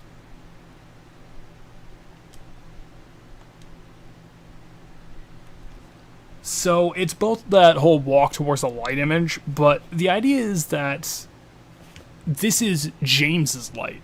Like, his reason. Why did he come to Silent Hill to find his wife? Well, his light is what appears to be at least a mannequin version of his wife. But what's behind her? There we go. This is the mannequin.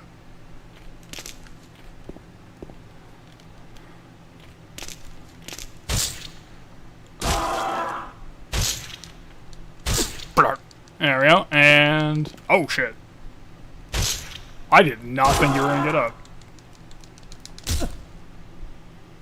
Mind if I go off topic and ask how much farther you got in FF5? Got to Lost Library. It's a pretty good game. I'm liking it. It's pretty good. This is good. Yeah, it's pretty cool. I'm liking it. Sewing machine. There's nothing special about it. Do you think the dynamic lighting looked better in this or this than Silent Hill 4? Silent Hill 4 doesn't have dynamic lighting. This is a weird detail. Silent Hill 4 has painted in lighting. It does not have dynamic. Silent Hill 3... Yeah, if Mary's dress is here, that means Mary's around here somewhere. Wandering around in the nude. Oh my god!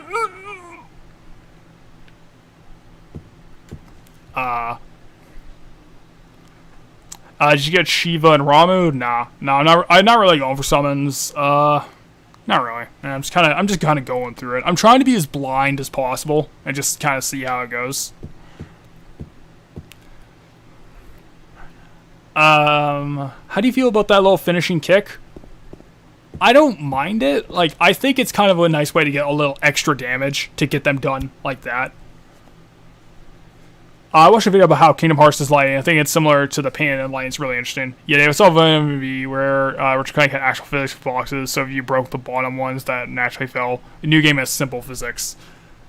Yeah, technology is like... I think it's just because, like, games really focus on high-tech, like, particle effects. Particle effects are kind of like the big thing nowadays. So every game's got to be shiny as fuck and have a million particle effects all at once, which... unfortunately tanks some of the other performance aspects. But yeah, Silent Hill Silent Hill 1 does not have dynamic lighting. It tried its best to replicate it. Silent Hill 2 and 3 have dynamic lighting, and it looks excellent. Silent Hill 4, the reason, I think, again, conspiracy, tinfoil hat time. I think the reason Silent Hill 4 didn't have the flashlight is because that game didn't have dynamic lighting at all, and they wanted to hide it. They didn't want to show it off, so having the flashlight and not casting any true shadows, I think that was just there to hide that feature. That's just me, though. But the mannequin. There's not much to say about it. It is similar to the line figure. Just FYI, they're missable. If you're not into someone that's you, I can vouch for the awesomeness. Like, I know I miss Shiva. I already did the castle sequence, so Shiva's gone. But, it's what it is. But there's not much more to say on the mannequin that we haven't already said about the line figure. It's just a more exaggerated version of what's already going on the line figure, where it's like it's less of the sickness and the death and more of the sex, where it's two female torsos like stacked and stitched together like this like reanimator monster. Very cool. And I'm guessing the game is trying to go out of its way to emphasize James is a leg man. Further proof, Doom, that Silent Hill 4 was developed from scratch and wasn't even planned to be a Silent Hill game. I 100% agree. Okay, so, not the place for Silent Hill 4 chat, but in my opinion, I think the original Silent Hill 4 was supposed to be Echo Knight. It was going to be Team Silent's version of Echo Knight, what Silent Hill was to Resident Evil. It was going to be a first-person, no-combat exploration horror game with the ghosts as the only enemy. The ghosts would work. They wouldn't be the worst embarrassing enemy they are in the finished game if they were the only enemy and they were from the first person perspective. And you couldn't do goofy things like the staircase sequence where they're just kind of like floating beneath it. I think Silent Hill 4 is supposed to be their version of Echo Knight. You're not going to check out the vacation pamphlet in that room? Or is that only New Game Plus? I think it's a different room. I think that's a different room that you're thinking of. Like, it might be one of the ones down here, I think.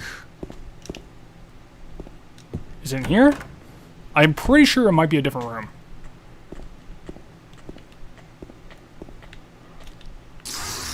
I gotta finish up some stuff for dinner. Take your time. Thanks for stopping in.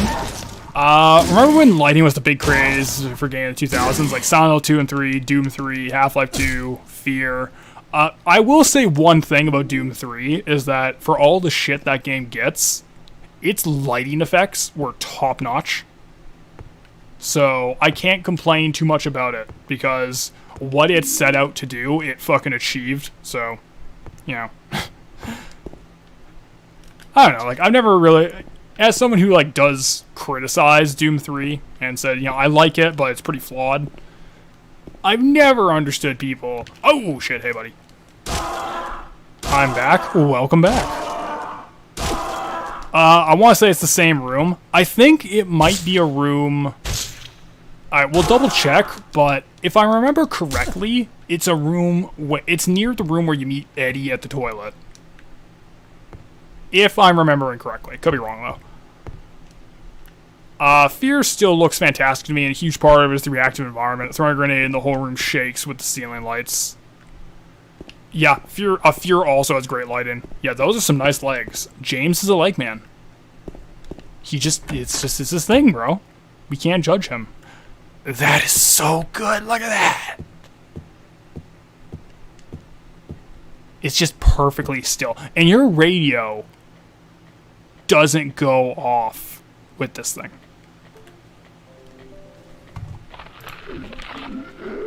Just a minute, had to readjust my controller there. Sorry about that.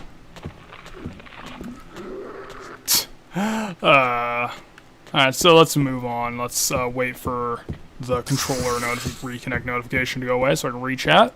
Okay, Silent 2 fan, you clearly have the better enemy design. Have fun playing your game without having burping patients fall off the stairs. Stay mad! Dab.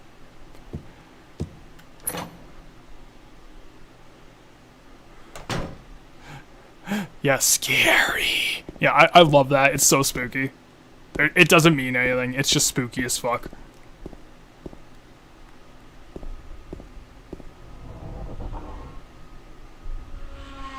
Same thing with that background audio. It's just there to be spooky as fuck. Eddie is a very unsettling dude. I have a lot to say on Eddie as a character, and I think in terms of people doing like these kind of like self-indulgent deep dives like I'm doing right now, I think people tend to overlook the Eddie character, and I think he has a lot of interesting shit going on thematically as a parallel to James.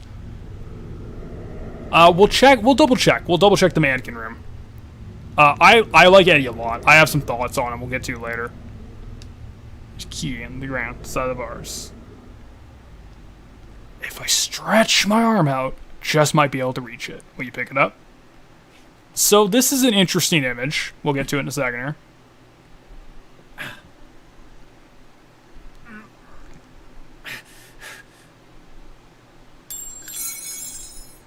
Ow! Hey, wait! Damn it. What a shit kid.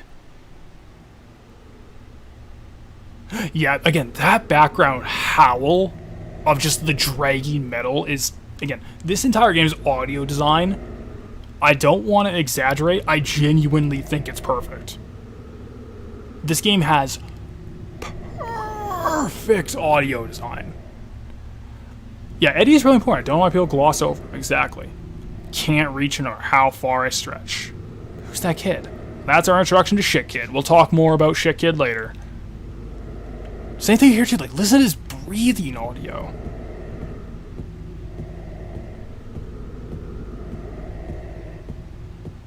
Perfect. Actually fucking perfect.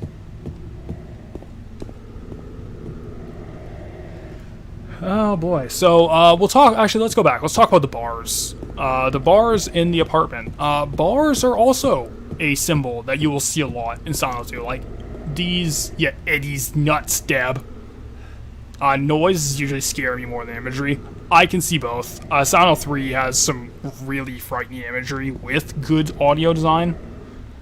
He could probably bitch the beating stick, but whatever. He could, honestly. Like, it's that very video game thing. We're gonna see more of that as the game goes, unfortunately, but bars in the apartment. We see a lot of these throughout the game, of bars locking you off from areas where there shouldn't be any bars. Obviously, the prison metaphor is very obvious, but I kind of see this, like, right now we're just in, like, an apartment complex, right? So when I see this, I think the idea is supposed to be James is trapped in a situation that should just be normal life, that he is trapped in. And that's why bars are such a common image throughout the game. But we'll talk more about it as the game goes.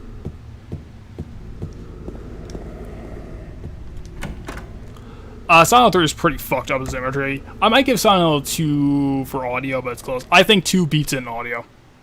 I think, for me, it's like, Silent Hill 2's audio design is actually perfect. We'll solve this then. Wall is pockmarked gunshots. Bam, there we go. Okay, so I'm never going to use the plank again. 30 bullets? Hell yeah. I genuinely think this game has perfect audio design. I'm probably just over-exaggerating how good it is. I don't care. I love it. There we go. Nothing here? Well, let's get out of here. So it's very interesting. You can't progress through the game without picking up that gun. So it is merciful that it gives you one melee weapon and one gun that you absolutely cannot miss. Very interesting. Alright, we're gonna go down. I might, unironically, I might have to go get a glass of water. I've been talking for 2 hours, non-stop. But I think there's something we can do first. Silent Hill 3 has some really good audio too, where I thought the noise came from out. Silent Hill 3 has great audio design. Don't get me wrong, Silent Hill 3 is great. I love that game. But if I had to do a head-to-head comparison, for me, there's no choice. It's 2. 2 completely knocks it out of the park. Like, it's, the best way you can put it is, like, it's great audio design, going up what I think is like top 5 audio design, like, of all time. I genuinely think this is some of the best masterwork of audio design in a video game.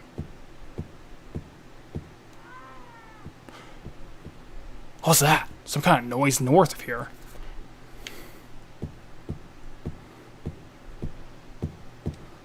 As opposed to ironically drinking water. Well, we know how it is. You only ironically drink water these days. Ironically stay hydrated.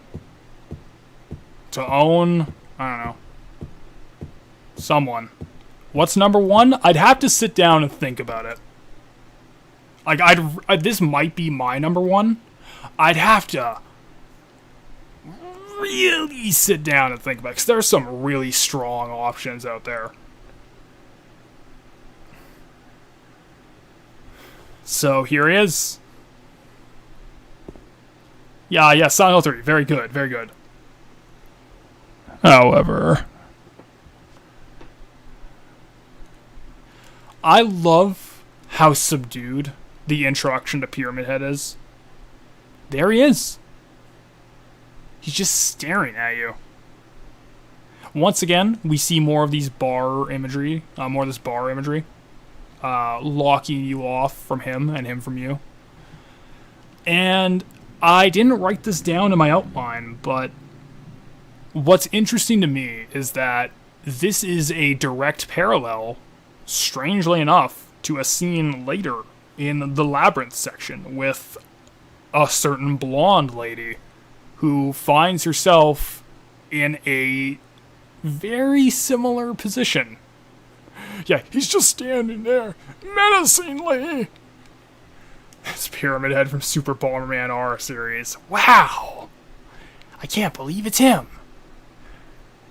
But again, I love how subdued he is. Like, also, interesting to note, Pyramid Head does not have the Great Knife. His iconic weapon, he doesn't have it. He is empty-handed. He's just standing there. But this scenario where you meet Pyramid Head is a direct visual... I don't want to say motif, but it is a visual mirroring of a scene later with James and another character. And I wonder if this is intentionally a way to set up something of a parallel between those two. Who knows? But here's the real money shot. He's fucking glowing red, dude!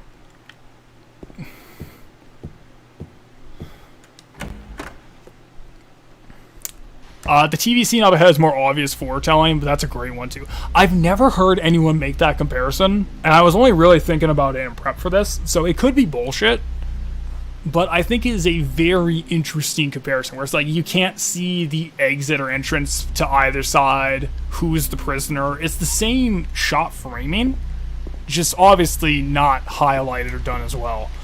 But as Dave was saying, this scene is much more obvious, and this is an important one. Yeah, so most corpse models in this game are very important. Most of them are. Most of them are James, and they are just his model lying around. This is easily,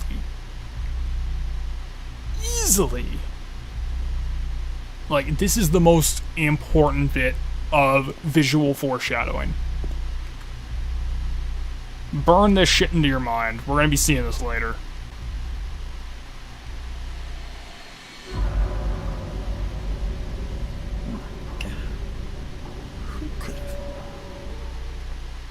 Only see, so we have blood on the television, and James, quote unquote, slumped over dead in a chair watching the static on the television. Interesting. I can't believe it. It's the bogeyman from Silent Hill Homecoming. I can't believe he's here. Yeah, but does Pyramid Head have them legs? And do we have that dumpy? I mean, I have a fun story about Pyramid Head's dumper in Silent Hill 2, the base game, Silent Hill 2, where we're gonna have a little story about Pyramid Head's ass later. And I'm not even memeing. He's gone. It's pretty scary foretelling of Doomed playing Silent Hill 4 in the future. No, Dave, it's over. I never have to play it again. I beat Silent Hill. I beat it.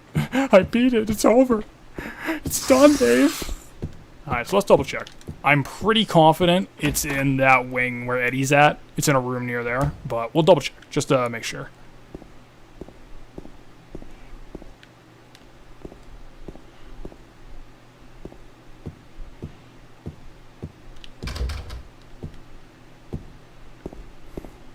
And yeah. Can we examine this? Hold on. Just a mannequin. But these clothes.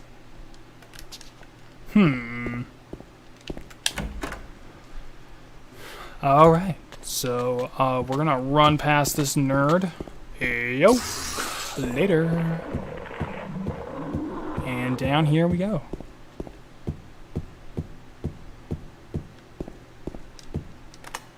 Key to room 202. Yeah, damn it. Oh, welcome, Wes. It's been a minute. You know, it's been a minute. Been a hot minute, but it's fine. We're just moving on. So get a good look around. I didn't realize you were starting so early, and I nabbed. No, that's cool, man. That's cool, man. Like I said, I'm recording. I'm gonna put it up in video form later. So if you're interested in hearing me scream about unfinished wall textures for like 2 hours straight, and you've come to the right place. Let's get a look around. Nothing inside the cage.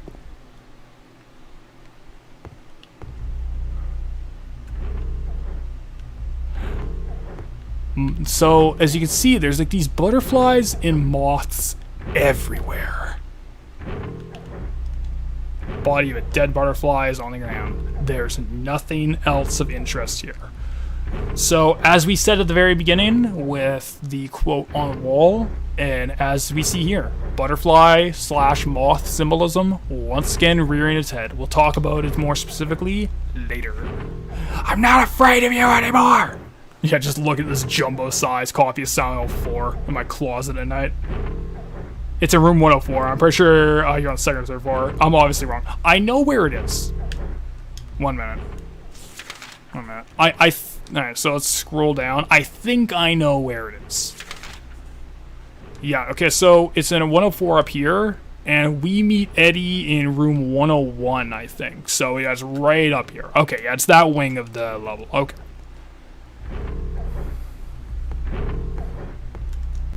It's too dark to tell for sure, but I think there's something on the other side of the hole. Will you investigate?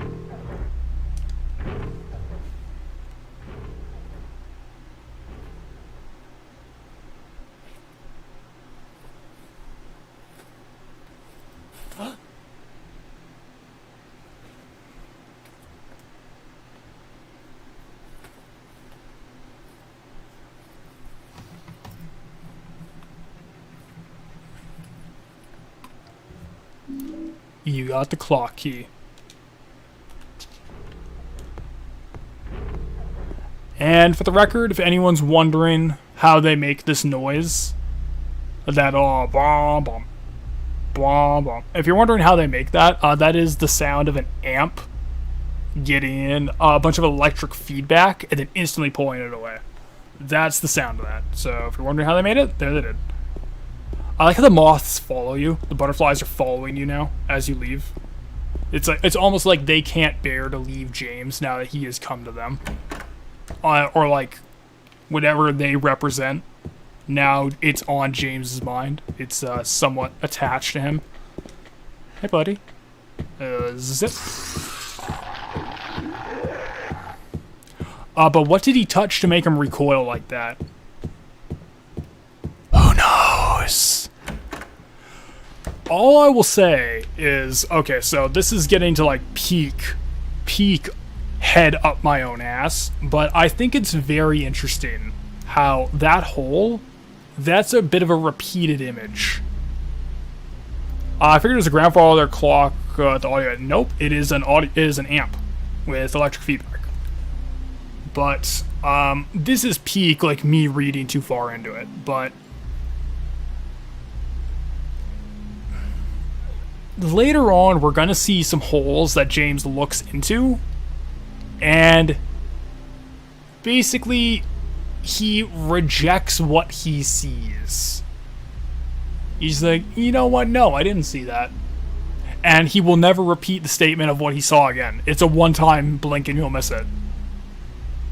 Congrats on Fatal Frame for escaping the Nintendo gulag. Oh yeah, Fatal Frame 5 is coming to everything. Like, it's gonna be on PC. It's gonna be very cool. He touched a penis. I mean, hey man, like, I don't know if you recoil. Like, it's not like it's gonna bite you or anything. Wink, wink. Winky face. But I think, at least my obvious answer is he recoiled because he felt something familiar and he didn't want to. Freud has got me thinking phallic. Sometimes a penis is just a penis. Can we comment on this? He's dead. Who could have done this? How could this happen in America? Alright, let's see up here. What's this? Henry Mildred Scott. Okay.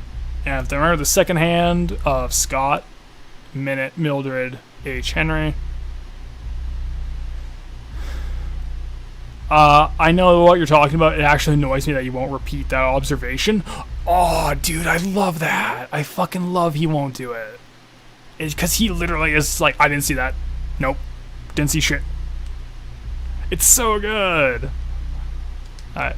Henry Mildred Scott. Hour, minute, second. Alright. Second hand, I'm pretty sure, is non-moving, so it's like 9:10, if I remember correctly. Clocky. I use Clocky.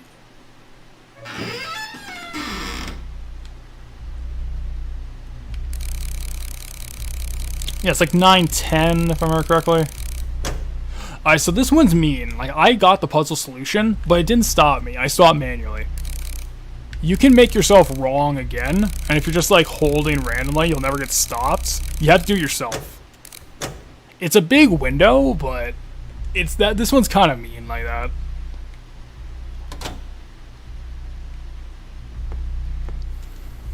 There's writing on the clock. Scars from the past shall remove the nail that stops time. So this is kind of interesting. I can do my peak overreading nothing in a second here. Let's move this. So the idea is the nail of the past that will stop the scars of time, that kind of thing. I cannot read it anymore. Shit, damn it. But here's the thing. So we're here, but Pyramid Head was on the other side of this hallway. We're now going through a hole. We're just crouching through this. You can just go through it. Yeah, wait, didn't he say something else? But that's great! But that's great, Dave! It's like spooky as fuck. It's like, oh, you can't trust what you're seeing. It's so good! I love this game! But, I'm sorry. But yeah, we're going towards Pyramid Head now. We're going right for that fucker. Alright, let's get an item over here, I think. Yeah, health drink. I should heal. I'm at... No, never mind, I'm good health. If I recall correctly, a texture one of the discarded newspapers on the floor early in the game shows off one of the holes James explores later on. I didn't know that. I always thought that it was just the one picture you see in the... What the hell is it? In the Historical Society. That's interesting. I hope I didn't miss it, because if not, I gotta look for that, because that's cool. And for the record, I will be back in just a moment. I'm just going to get myself water, because my throat is extremely dry.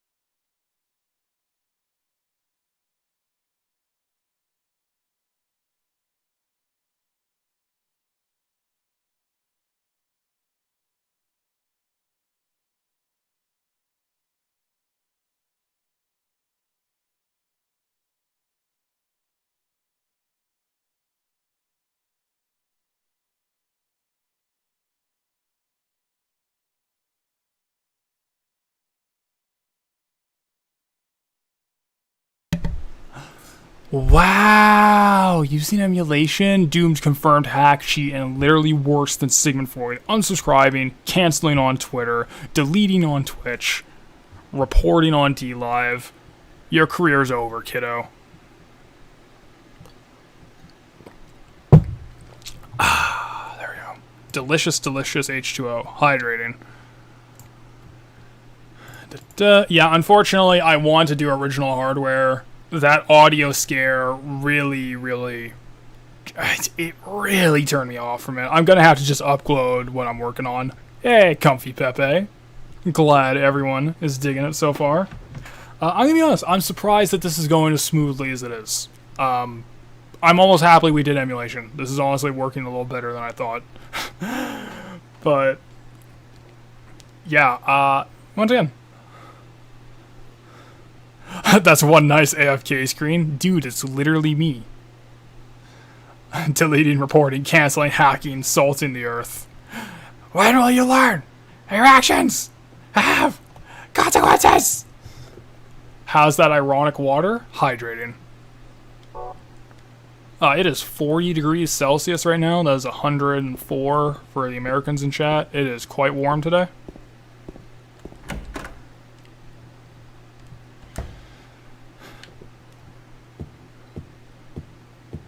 And there's nothing here! Oh my god, that's so good! That's so fucking good! So, yeah. I mean, I'm kind of happy that this is going as smoothly as it is. I don't think there's any problems with the audio. I've done my level best of testing beforehand, before, you know, going live. I think everything is balanced out as it should be. There's only been some minor emulation hiccups, but even then, it's like 90% fine. Yeah, the heat dome!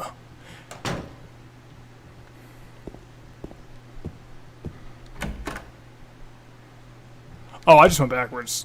I'm a fool. I'm a foolish fool. I was reading and thinking about the heat dome. I'm sorry, everyone. The heat dome is getting to me. So, there's an interesting thing that we could show off here. I don't think I'm going to, because I will make the viewing experience worse. It's about this game's use of dynamic lighting. That's quite interesting.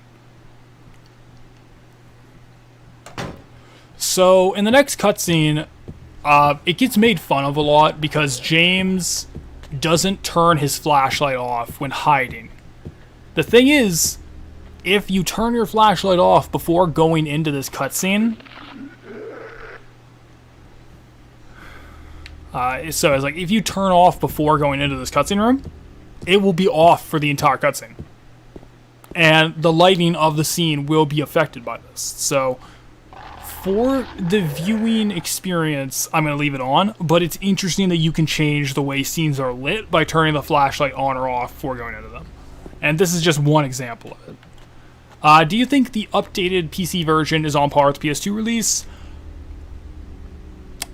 My gut answer is no, because at the end of the day, the PS2 release, well, one, it's the intended version. So that's, for me, that's always kind of going to be the best way to do it. But the real reason I'd say it's the best one is that it's simpler. The PC version with the fan enhanced edition update can still be extremely finicky. Also, I'm just going to double check that I didn't leave the goddamn end screen. No, okay, no, thank God I didn't. But it can still be a little finicky to set up. And if you're trying to record it, like I tried to do a test of quite a while ago when we were starting prep for this, it is quite the pain in the ass to get working with OBS and streaming and recording at the same time. Like, it's such a pain. Oh well.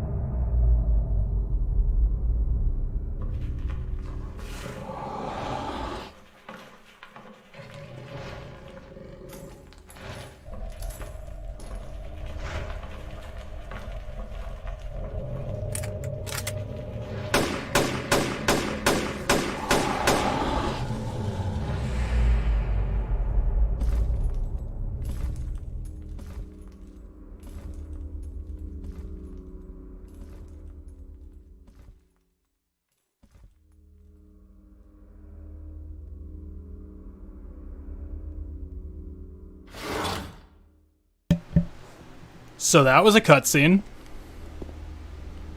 I don't get these motions. We'll talk about it in a second. Courtyard key. So, let's just read chat. Do you think it's intentional to have flashlight affect cutscenes like that, or they just didn't care and it was easier to leave it as is? I think this is entirely in-engine for this cutscene, therefore it was easier to leave it, because it would just be too difficult. Yeah, he's in the closet with the Superman jumper on. Jeez, Pyramid Head, get a room. Ugh. Good enough for me. Still better than Silent Hill 4 on PC, which has almost half the hauntings missing, even the new GOG version. I emulated Silent Hill 4 for when we streamed it. I will not play that PC port. It is awful. Even with the quote-unquote fixes it's been given, it's genuinely just bad. I don't know what they were thinking. And even the new GOG version... Okay, so this is what gets me on the GOG re-release, right? They didn't fix it. It's the same broken PC port that fans have been circulating since like 2009 for free. They literally just took that fucking zip file that people put in that Silent Hill PC fan guide that has how to play all 4 of the original games on PC. They took that and they just packaged it on GOG for $10. Like, it is shameless how much work didn't go into it. But yeah, you could also make the flip side for the Silent Hill 2 PC port being the best one, because it's free, and it's always going to be free because that game is legally defined abandonware. So you could always just make that argument, and I can't really disagree with it. For that reason alone, it's probably the definitive way to play it, simply because it's always going to be available. I don't get these motions. Okay, so I think you can chalk it up to you weren't supposed to see it. The version we're playing right now, unfortunately, its lighting is a little grayed. If you played this game on actual television with original hardware, or if you play one of the other ports, like the PC port with the Enhanced Edition retexture to make it look a little more accurate, you don't actually see what Pyramid Head's doing there. And when he walks closer to the camera, and you get that audio clip of it going like, brrr.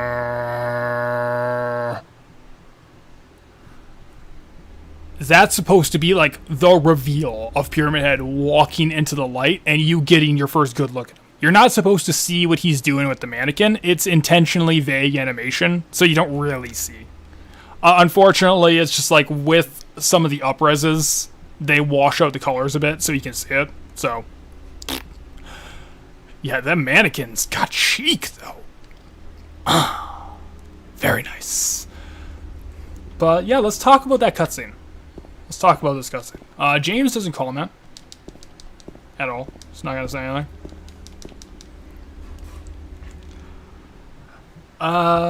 Let's see here. So, I think people have been kind of having some pushback to the idea of this being a sexual cutscene. Like a sex act. People have been pushing back against it, saying like, oh, he's just trying to shove him into the closet. He's trying to kill him. He's trying to rip him apart or whatever.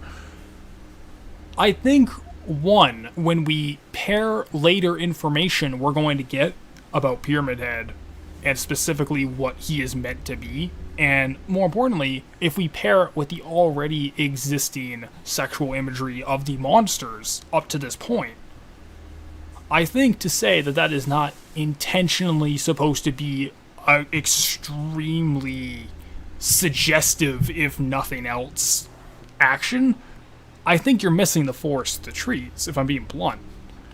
So that's definitely my stance on the debate of what he's doing there. Yeah, he's a walking phallic symbol. Exactly. It's like, I think you were completely missing the very sledgehammer onto the head subtle imagery. If you don't pick up on that. But that's just me. It's happening. It's happening.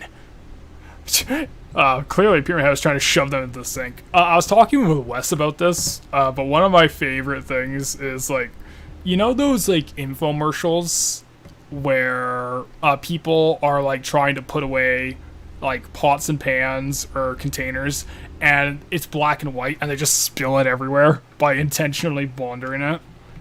I like to think like Pyramid Head is just trying to put them in the cupboard.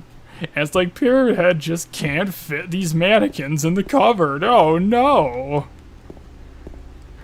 Oh, it's so dumb. But yeah, it's like,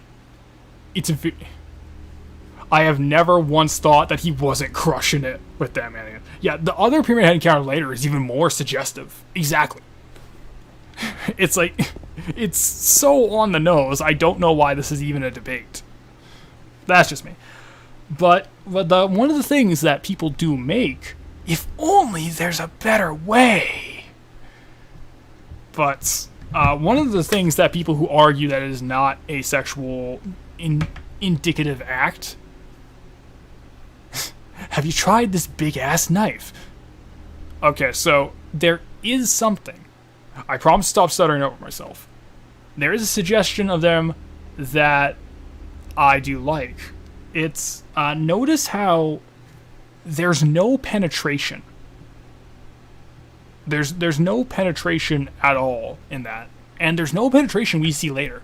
It's implied, but we never see it. It's almost like this, like, weird grinding thing that he's doing.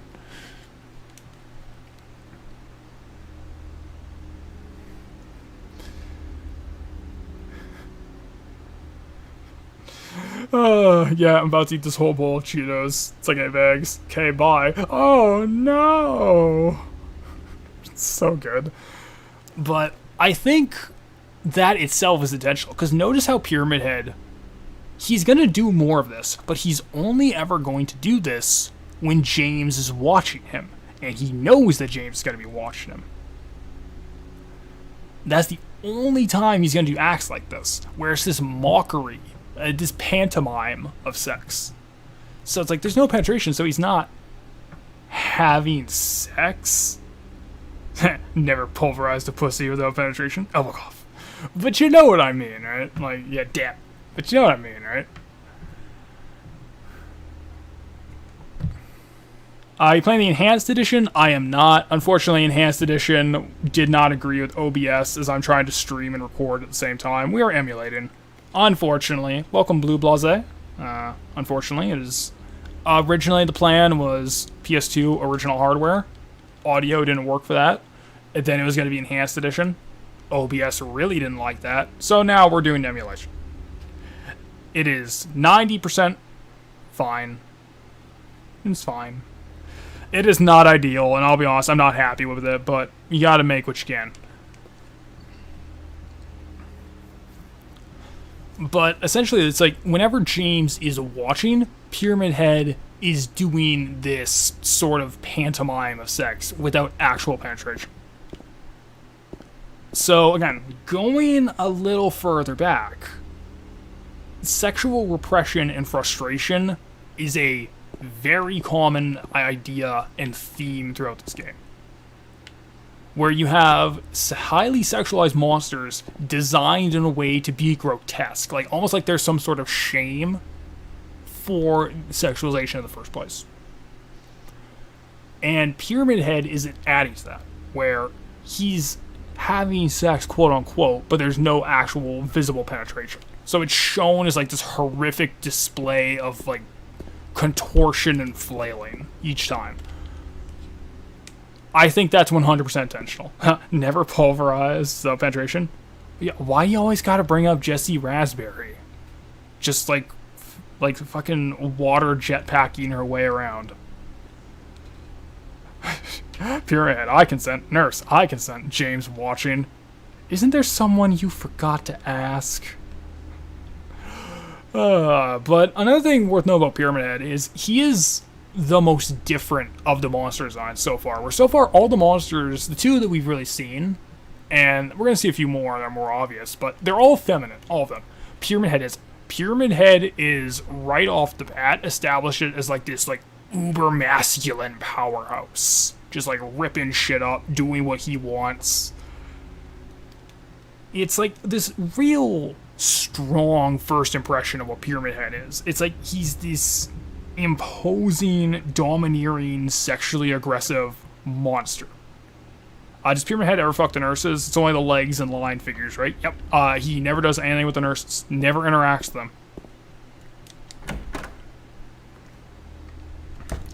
Also, is James literally our guy? Yes.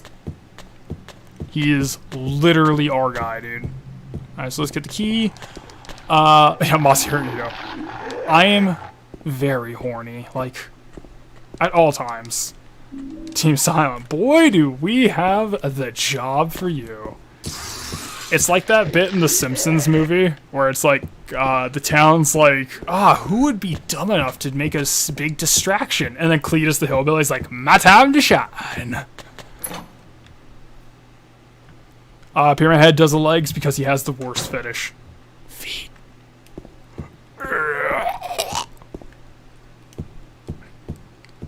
That's the real horror of Silent Hill 2. But another thing worth knowing about that scene where James has to hide from Pyramid Head in the closet and then unloads on him, that is a reference to the film Blue Velvet. There is nearly a shot-for-shot recreation of one of these scenes in the David Lynch movie Blue Velvet. That's all I have to say on that.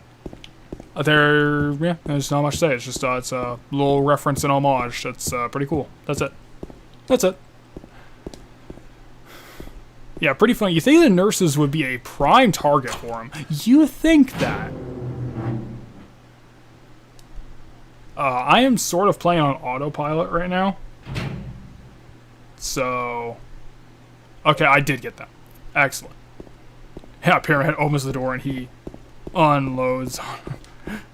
Yeah, I can't. I simply can't. But I quote Cletus like once a week. I don't know why, but like the fact that he just sounds so happy in that Simpsons movie scene where he's like, my time to shine. He's so satisfied with himself. It's his moment. He's gonna own it. He's never gonna let it go. He's got one shot. Alright.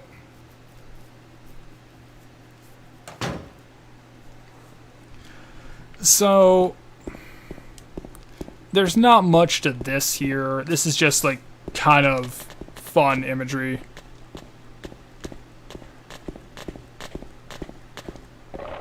Just monsters having a pool party, you know? Just like hanging out.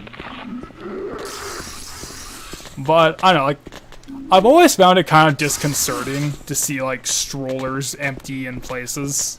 I don't know why. It just like really bothers me. It's like, ooh, that's dire. Pyramid Head. Pantomime rapes the enemies, goes after you with a big knife, kills your... Spoiler! Doesn't care to explain, just leaves. If I go to Silent Hill, I need to take Doom as my +1. He can explain I need to put a bouncy ball in a storm drain to get a key while I blow away zombies. It's like, no! You're wasting your fucking ammo! It's not... I just have a nervous breakdown the whole time.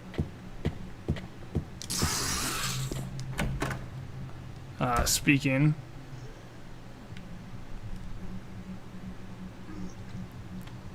Someone's not having a very good time in there. So, this scene was supposed to have, like, way more graphic vomiting. It was supposed to be, like, really, really graphic. They toned it down. I think that's the right call. I think it would have been overboard. If I ever go to Silent Hill, I'm bringing Doom so I can go, dude, what the hell is going on? Maybe the monster surrounded the stroller and people might have something to do with James Mary wanting or not wanting the kid. That's actually interesting. Because there is an element of that later, and I've never really put that together. That's fascinating. That could actually be something. I'd have to think about it. They still say you can hear him in the fog. Rambling, mad rantings about shades of blue. Doom, explain! What the hell is going on? What the? Who could have done this? Yeah, so there's just a dead guy in the fridge. How come you're at the point of doing an in-depth playthrough and not playing on hard? After my second playthrough of Silent Hill games, normal feels a bit boring. I think hard in Silent Hill 2 sucks. I think it ruins a key moment of the game, and if you play it on hard, it makes it really annoying and kind of silly, and highlights some really bad early 2000s game design. Silent Hill 1 and 3 on hard? Absolutely. Those games are fun. I like them. Silent Hill 2?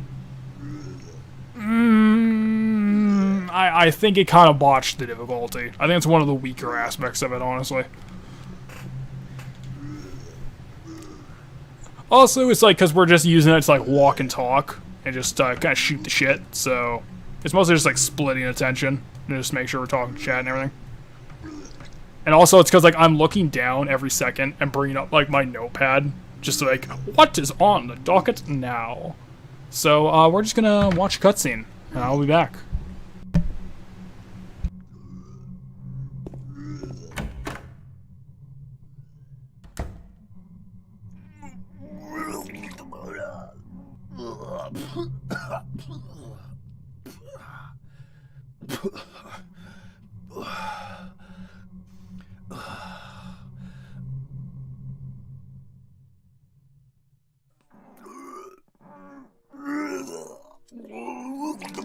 It wasn't me. I didn't do it. Do what? I didn't do anything. I swear. He was like this when I got here. My name's James. James Sunderland. Eddie. Eddie. Who's that dead guy in the kitchen? I didn't do it. I swear I didn't kill anybody. You're not friends with that red pyramid thing, are you? Red pyramid thing? I don't know what you're talking about. Honest. But I did see some weird looking monsters. They scared the hell out of me, so I ran in here.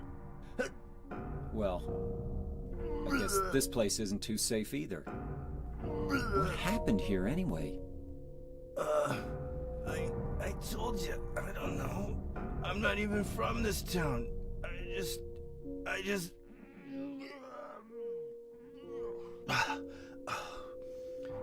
You too, huh? Something just brought you here, right? Yeah, you could say that. Well, whatever it is, I think you better get out of here soon. Yeah, you're right. What about you? I'll leave as soon as I'm done here. Eddie, be careful. James, you be careful too.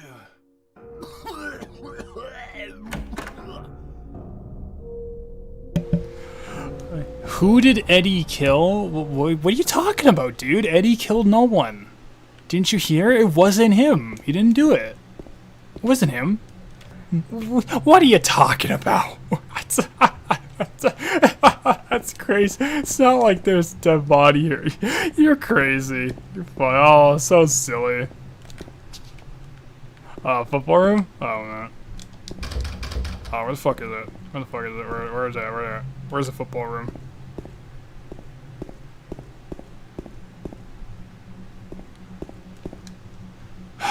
I'm not gonna explain the spoiler. All I'm gonna say is, one minute. Hi, buddy. Here we go. We'll talk about this in a second. The big famous one. I'm gonna read chat, and we're just gonna catch up and then explain that scene. Oh, I've taken damage. Oh no. Okay, so let's scroll back up. I get it. Don't know a specific moment you're talking about. Okay, so in the Brookhaven Hospital segment, there's a sequence where you are being chased by Pyramid Head that is very effective at setting a mood and panicked atmosphere on normal, but you have to try to fail it on normal. On hard, you will fail unless you stun lock Pyramid Head with 10 shots in the handgun, let's say, right? And if you don't know that, if you don't know the specific points you have to stun lock Pyramid Head, your escort will die. They will just die, and you're going to get a game over. And what makes it frustrating is that cutscene ends with that escort dying anyway. So it's just this old game design slap to the face. It's that Call of Duty shit, where it's like, you have a mission in Call of Duty, you play it through the whole mission, if you die once, you go back to the last checkpoint, only for that mission to end with the guy you're playing as dying. So, it's super annoying. If I recall correctly, Silent Hill 2 ties damage to frame rate and makes a boss fight really annoying on the PC version. Oh, a certain red pyramid thing is the worst fight in the game on hard. Especially on PC with 60 FPS. Like, oh boy. How can you just sit there and blow chunks into a toilet? Yeah, insert the yes clip. Hey, Wolfencheck. Having fun. We are doing Silent Hill 2. This is it. This is the big one. Eddie's like the average guy in my dorm. Dude, Eddie's literally me. That's literally what I look like. If I turned my webcam on right now, I would look exactly like Eddie, dude. I'm telling you. Said a barf so like me would just slow her down. Forget you. And join a 40-year-old Crystal Pepsi. What a nice regular conversation between two regular guys. I know, they're so normal. Unfortunately, Jonathan, I can't read that. It's because, like, I'm trying to, like, go on. Yeah, I mean, it's 41 degrees now? Holy hell. Yeah, it's the big famous one. This is it. I'm sure it's a huge goofy coincidence, but the football room reminds me of Ace Ventura 1. Honestly, you joke. If Silent Hill modeled the entire school after Kindergarten Cop, I 100% would believe this is an Ace Ventura reference. What kind of man was stock up on health drinks but blow away a six-pack? Maybe, well, it's orange juice, you know? Maybe he just doesn't like orange juice. I don't know. Yeah, Hallway and Hard is really obnoxious. I know there's no way it's meant to be an Ace Ventura reference. Dave, this is a game that unironically references Kindergarten Cop, so you never know. Yeah, maybe he hates orange juice. I don't know, maybe James... I love orange juice. I had orange juice today. It was delicious, but maybe James just hates orange juice. Maybe he's cringe like that. I don't know. Man, I could go for another glass of orange juice. That sounds delicious. You know what? Yeah, exactly. After Kindergarten Cop, anything is possible. Alright, so let's actually talk about that scene now that we're caught up on chat. Sorry, everybody. So essentially, like let's walk back out. It's like one, there he is. So, as we said earlier, every introduction to a character shows us the arc of this character and the story they go on, and sort of how we're supposed to view them. With Eddie, it's very interesting. Notice how throughout this entire conversation, Eddie is shot as being beneath James. It's always looking down on Eddie, literally. It's either from Eddie's perspective on the ground, where James is gazing down, or it's from James's perspective over his shoulder, with Eddie hunched over in the toilet bowl in an extremely compromising position. Another thing worth noting, this is the first vocal instance of the game implying that not everyone is seeing the same things. James asks, like, hey, you didn't see that Pyramid Head guy, did you? And Eddie's like, no idea what you're talking about, mate, but I did see some monsters. Are the monsters Eddie's seeing the same as the one James is seeing? Well, I know the answer to that, but we'll get to that later. But it does beg the question, what kind of monsters does Eddie see? And that's where we get into pure headcanon bullshit fanwank territory about what I think Eddie's monsters look like. Because I think we see them in the game, but that's just me. Another thing is, something just brought you here, huh? James had the letter, Eddie has something, saying Angela's here for her mother. Okay, so what we're seeing now is every character has a specific reason to be here for some reason. They all are tied for that reason. Interesting. Now, here's a real... Eddie's demons look like a salad. No, but... there is some food-related nightmare imagery we'll get to later. We might do it today. We're making good progress. Eddie is haunted by hundreds of Pizza the Hutts. They are vomit-filled toilets. I welcome Crack Smoking Warlock. Burping at him. It's Pizza the Hut and a toilet just burping at him. Yeah, Pizza the Huts. They look like Pizza the Huts to you? Oh my god. Don't worry. It's not delivery. It's just Giorno. It's DiGiorno. What the fuck am I saying? Whatever, it's fine. It's fine. It's fine. It's fine. The wall is covered with football posters and meaningless graffiti. I could care less about either of them. We're making good progress. We are? Dave? I warned you. I warned you.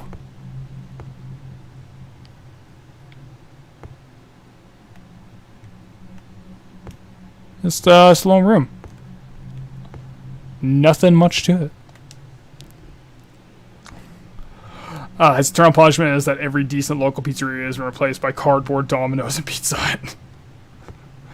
It's his eternal hell.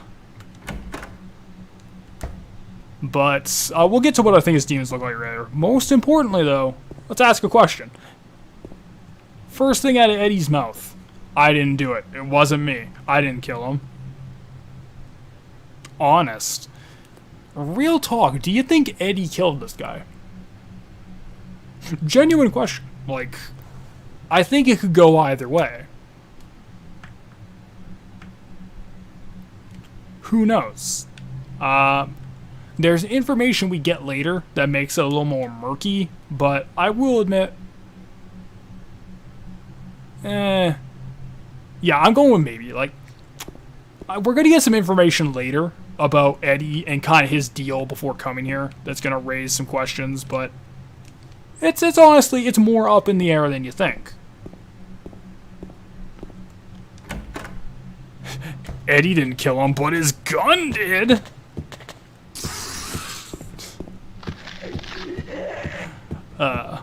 Hard to tell if that's an actual person or Silent Hill fuckery.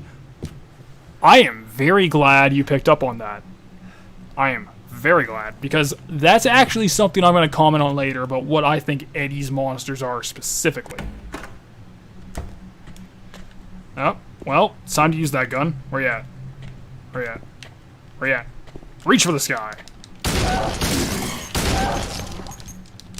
Ha! And we should have a lot of ammo, so it doesn't actually particularly matter. How much we got? I didn't even check. I'm a genius. He didn't kill him. He just set up the saw trap. He didn't kill him. He technically didn't kill anyone. He just put him in a position where he 100% was going to die without anything. Plank only, any percent run. Nah, fuck that. Nah, fuck that. Nah. We're doing gun. We're gonna do power of gun. Sightseeing brochure for the town is lying here. This is New Game Plus only. Actually, no, it's not. You can get this new game. Welcome to Silent Hill. Silent Hill, a quiet little lakeside resort town. We're happy to have you. Take some time out of your busy schedule and enjoy a nice, restful vacation here. Row after row, quaint old houses, a gorgeous mountain landscape, and a lake which shows different sides of the beauty with the passing of the day, from sunrise to late afternoon to sunset. Silent Hill will move you and fill you with a feeling of deep peace. I hope your time here will be pleasant and your memories will last forever.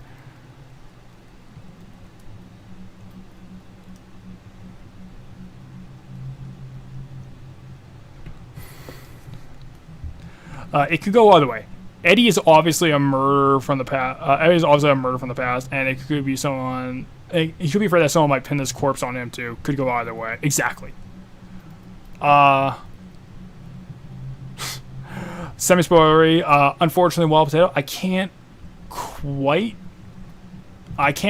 that, unfortunately, because like technically that breaks the rules for the video after this goes up. Hello, future viewer, but. I'm going to be real, that is exactly my opinion of what Eddie's monsters are. That is pretty much on the money what I think Eddie's monsters are. So, we'll talk about it when we get there. That's my idea. That's my opinion of what his monsters are supposed to be. And I agree with that sentiment.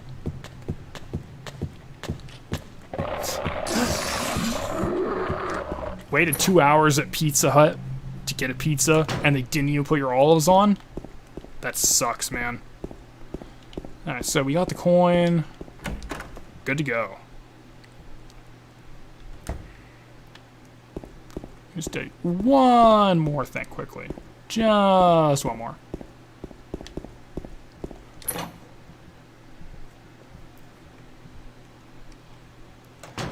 What I really want to know is where he finds a single action army revolver. I don't know. That's a very good question. Like, where does he get that damn thing? Maybe it means something to him, and the town just kind of put it in front of him. Be like, here you go, Eddie. It's for you.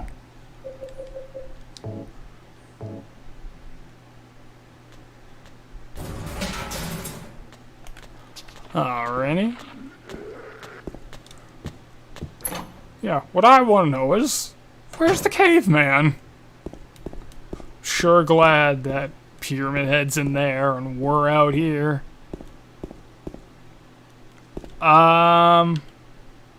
Actually, no, now that you say that, spoiler talk, but yeah.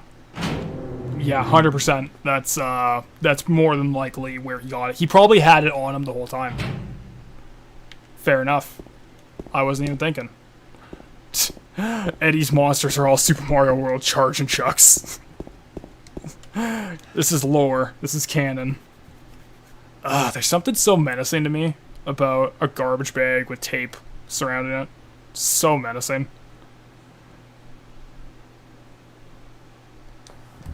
The garbage bag is torn and the contents are strewn all over. Got the old man key. What's this? Some gossip magazine, eh? The police announced today that Walter Sullivan, who was arrested on the 18th of this month for the brutal murder of Billy LaCane and his sister Miriam, committed suicide in his jail cell on the morning of the 22nd. According to the police statement, Sullivan used a soup spoon to stab himself in the neck, severing his carotid artery. By the time the guard discovered him, Sullivan was dead from blood loss, the spoon buried 2 inches into his neck. An old schoolmate of Walter Sullivan's from his hometown of Pleasant River said, "He didn't look like the type of guy who would kill kids." But I do remember that just before they arrested him, he was blurring out all sorts of strange stuff like, "He's trying to kill me. He's trying to punish me. The monster. The Red Devil. Forgive me. I did it, but it wasn't me." The schoolmate then added, "Nah, I guess now that I think of it, he was kind of crazy." Yeah, ouch, indeed. Yeah, there's something so spooky about a garbage bag just fastened with tape. It's like, what don't you want out? It's probably because you know whatever's in there is wet and, like, disgusting. But, so the Walter Sullivan note. This is where we talk about notes.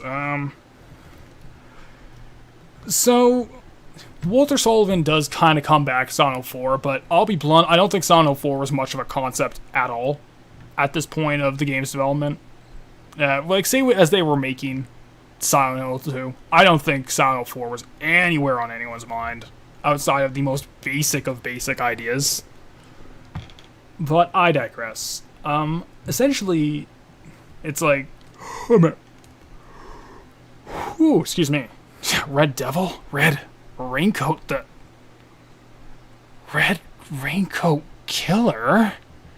Walter Sullivan, convicted sussy baka.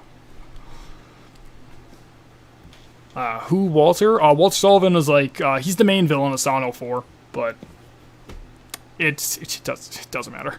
I don't think Silent Hill 4 has any relevance. Essentially, this kind of what I think is the take home of that note is that, one, it's a vague allusion to him seeing Pyramid Head. The Red Devil, James describes as the Red Pyramid thing. Whatever. I think it's like a vague illusion. But the main point of that is Walter Sullivan denies his crime.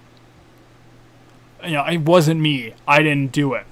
I did it, but it wasn't me. Like, Walter Sullivan is, like, clearly in denial about things.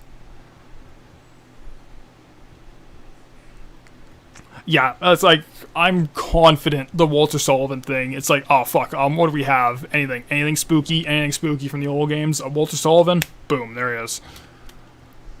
Guarantee it. I don't think that was intentional at all. So, this is kind of where I think that doesn't have anything to do with the plot at all. It's just there for flavor. And this is the difference between the note writing of something like, yeah, I killed my master, but I'm not his murderer. Very much so. Walter is just doing his cycles of guilt. But I think this is kind of the difference between Resident Evil note writing and Silent Hill note writing. But Resident Evil note writing is all plot oriented. It's there to further the plot and the direct lore of the setting. Silent Hill note writing, in my opinion, and I think it's really illustrated here, and especially Onward. Yeah, Walter and another important Silent Hill 2 character are exactly the same. They did it, but it wasn't really their fault. I would argue everyone in the cast is similar to that. Not as dramatic as the Walter example of, like, killing 2 kids, but I think this is, like, a thematic element. Yeah, exactly. It has tons of themes of denial throughout. It is very common. But I think what that note is there for is just there to put that idea in your head. That's what the note writing in Silent Hill is mostly there for. It is purely there for thematic purposes.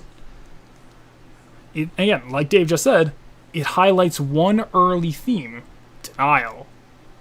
The cast in this game, like, they're all very troubled people, and they're all running from something. All of them. And I would argue, like, so, yeah, he was so sick of people calling him Kurt Cobain. It wasn't his fault. Gravity just made the axe fall. Honest. She just fell on the axe, officer. Honest. But essentially, like, if I think this game had any core message and theme or idea, which for all the video reviews that Silent Hill 2 has, no one really says what's the main fucking point of the game, which is my niche. But I think what Silent Hill 2 is about is, it's about, like, you know what, we'll save it. We'll save it. There's additional information in the hospital, like, right at the very beginning, that I think starts to set up what the main theme and main idea of Silent Hill 2 is. We'll get to it when we get to it. But it's just worth noting, this is setting up denial as a big aspect. Do you ever think there will be a new Silent Hill game? Eventually, there's going to be a new Silent Hill game. Silent Hill's basically confirmed. Fuck off! But, I think it is inevitable that there is going to be another Silent Hill game. It is completely inevitable at this point. It's gonna happen, right? Now, do I think the most recent rumor is real? No. I don't think that's happening whatsoever. Like, I think Abandoned is just a game from an opportunistic studio with a nothing in first-person horror game trying to cash in on the Kojima confirmed rumor conspiracy mill of YouTube for free marketing. Yeah, themes? Concept? What the hell is the dude talking about? The boss just killed themselves. It's so stupid. How could anyone like this game? The town just made him stupid, and I killed him with a sword, bro. Yeah, a new game produced by Hideo Kojima. A pachinko machine. Unironically, if they made Silent Hill Pachinko 2, I'd be very happy. That original trailer, without joking, without exaggeration, that trailer is the single best thing with the Silent Hill name on it. It sends like Shattered Memories. I adore that trailer. It is the funniest shit in the world. Every time I watch it, I will laugh. It makes me so happy. Did you see the camera hack to reveal Elise and PT was always behind you? Yes, and that's, you know what? I'm not the biggest PT fan in the world. That's pretty good. That's pretty fucking scary. That's pretty spooky. Yeah, imagine writing a novel. Imagine writing the novel and not understand, being a published author and not understanding, it's not just a novel, he's written several books. Exactly. It's like, imagine being a published author and not understanding the concepts of, like, subtext. Like, for fuck's sake. How could you not understand? Like, this... The thing is, like, I don't think Silent Hill 2 is a particularly subtle game. I don't. Like, I think it makes its ideas and themes plain as day obvious. It's the fact that Joseph Anderson missed it as hard as he did, I will never I'm more baffled than mad, honestly. Yeah, it's like from the moment it starts, she's twitching right behind you. Yeah, it's super scary, man. I'm not the biggest PT guy. That's good.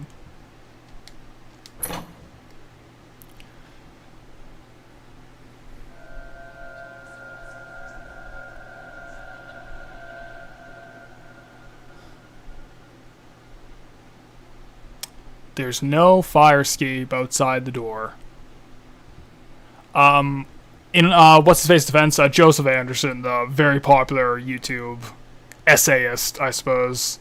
I'm sure to pick up zodiac symbolism. Anything David Lynch made is basically babble to me. And here's the thing, that's fair. Like, it's fine to look at David Lynch and say, I just straight up don't like this. It's like, this is the epitome of not for me. I don't like what he's making. The point isn't like, to me, it's like, I always hate the you didn't get it argument. And the reason I hate that is, essentially, it's like someone saying, I don't like it. And their response is, well, you just didn't get it. It's like, okay, well, first of all, clearly it's not speaking to me if I didn't get it. But even if, like, let's say I did get it, but I don't like it. It's like, what's your argument now, right? Like, I'm trying to think off the top of my head. I'm trying to think. Doki Doki Literature Club. I fucking get it. I understand what Doki Doki is trying to be about. I fucking hate it. I hate it so much, and I hate that it was popular, and I hate that people tried to peer pressure me into playing it. And when I said, it's not for me, they said, oh, well, you're just, like, being so close-minded, and I fucking played it, and I fucking hated it. Fuck that game. But, yeah, like, David Lynch is a good example, where it's like, there is perfectly valid reasons to say, yeah, fuck David Lynch. He is not I hate his style of filmmaking. I hate his style, like, acting, direction. I just don't like him. And this is coming from someone who loves David Lynch. Like, some of his movies are my favorites. Like, Blue Velvet, which I talked about previously. That's one of my favorite movies. I love Blue Velvet. But if someone comes to me right now and says David Lynch fucking sucks and I hate everything he's made, yeah, because it's not for everyone. So in Joseph Anderson, it's like, the problem with Anderson is not, like, him just not enjoying Silent Hill 2. If he's just straight up like, this is the epitome of not for me, and I don't like this game fucking forever, fine. Silent Hill's got a lot of problems. We've been talking about a few of them. Yeah, I hated Twin Peaks: The Return. Exactly. I love Twin Peaks: The Return. I love that show. I could easily see someone looking at that and saying, this is the fucking worst.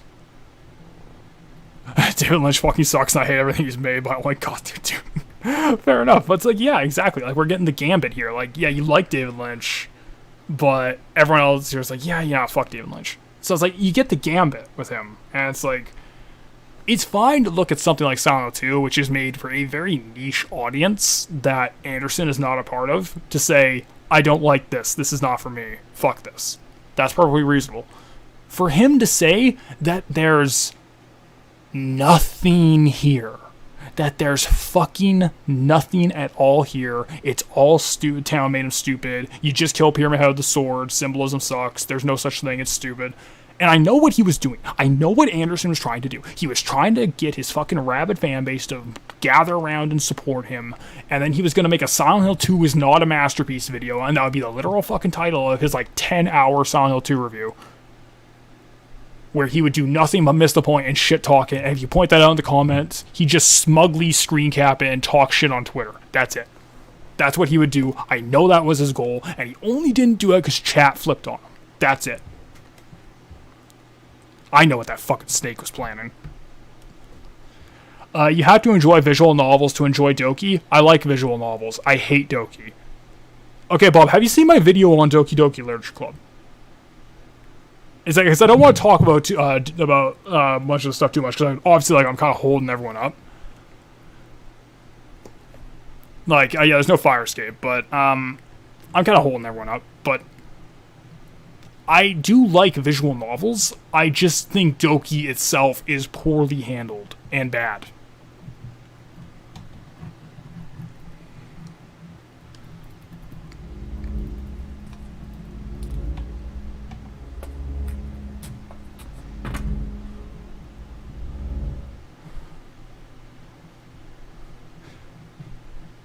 So what's interesting is, one, this would not exist in the real world. No land management would allow for this.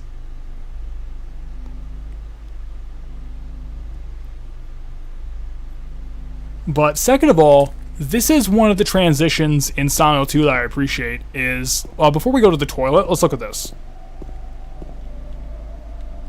This apartment is way more fucked and ruined than the others. And we're gonna go in the hallway, and it's very similar. Like, it's way worse out there.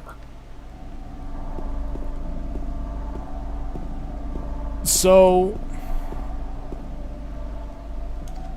I think what, so this is the, you know, okay, look, I'm talking over myself because I'm trying to keep a chat too, but we'll talk more about this in a second. But I find it interesting how this place is way more derelict and decrepit, on top of the fact that, it's like, this wouldn't exist. Like, no building management would allow buildings to destroy fire escapes and get built neck and neck like this. Looks like there's something stuck inside the toilet. We take it out? Fuck yeah, I'm taking it out.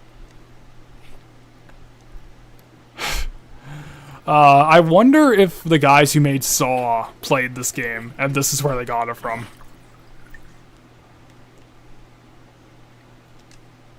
14.3A1. 14.3A1, okay.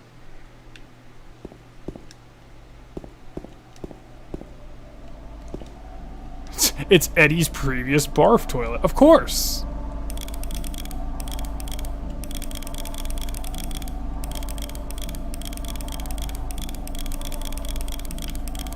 Bam, there we go. Alright, so we are stacked for handgun bullets for pretty much the rest of the game at this point. If Lynch's goal is to make weird, trippy shit that kind of creeps you out, then he succeeded, and I love it. If his goal is to have some sort of symbolism or deeper meaning to it, then I totally don't understand any of it at all, and don't get why he wouldn't explain anything. I could definitely see both sides of the argument. I think there, like, is some Lynch... the best way I've described Lynch is... there is meaning to Lynch's work, but what David Lynch's themes are very simple, very broad ideas. Like, his themes are very simple. It's, okay, so right off the bat, Twin Peaks: The Return. This is technically spoilers for Dave, but I'm going to be as very muted and blunt about it as possible. The main theme of Twin Peaks: The Return is a critique of nostalgia and the idea of this rose-colored past that was just always better. And if we could just go back to being that, everything would be fantastic. That's what Twin Peaks: The Return is about. Everything about that show is about this concept. It's just presented in the most abstract, insane, batshit way. That's kind of what Lynch is about. It's like, it's very simple ideas presented in a crazy, batshit way.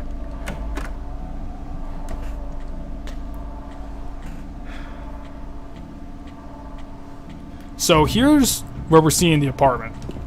I'm trying to talk. Get out of here. But this place is waterlogged. It is completely damaged. It is in absolute disrepair in comparison to the first one. That's hilariously meta for an old fan favorite show coming back. Exactly. Exactly. That is exactly why he chose Twin Peaks as the vessel for this idea. There is that, at least to me, that is what that game, that's what that show is about. Almost said that game, but that's what that show is about. We have doors boarded up in much more horrific ways. So here's a question for you guys. His goal is just to take a dump on fans of the original show. I don't think it is, because there's moments of genuine love for the original show thrown into it. Like, the scene where Bobby Briggs thinks about Laura for the first time in decades, probably. After, like, trying to ignore that. And the Angelo Badalamenti score comes back. And it's like, yo, that's a nice moment.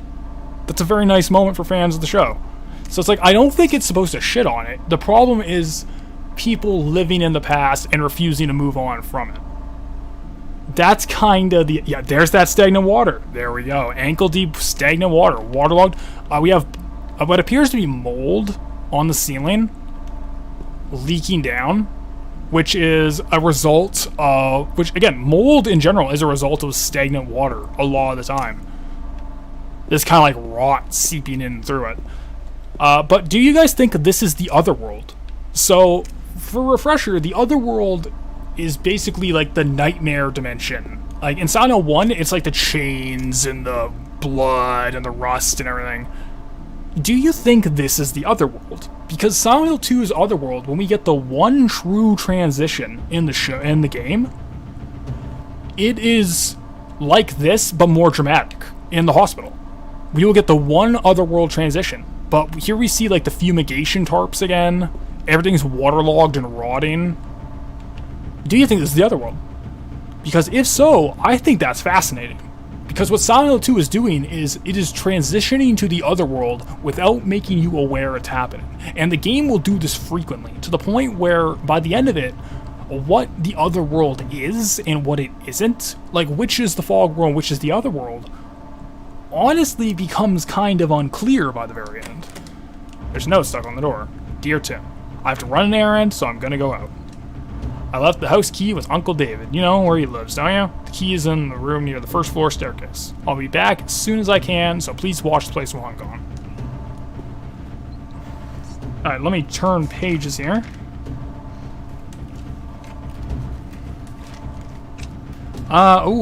We're 3 hours in and we're not even done the apartment? Man. Honestly, I think I know of a good cutoff place for today. I think I got an idea. I think I know where we can stop. We're making good progress from what I was expecting, though. And I know Dave is going to say, like, what the fuck are you talking about? Because by any rational standpoint, this is, like, terrible, terrible progress, but in my defense, there's a lot of stop and talk. Oh, already been in there. Considering that James' version has a lot of water in it, this is definitely Otherworld. I love the whole effect of hearing drumming and then seeing a mannequin frozen in place. And it's so good! It's so fucking good! Yeah, so we just want to go down. We want to go to the staircase. But here's the thing. I don't have a map of this area. That's interesting.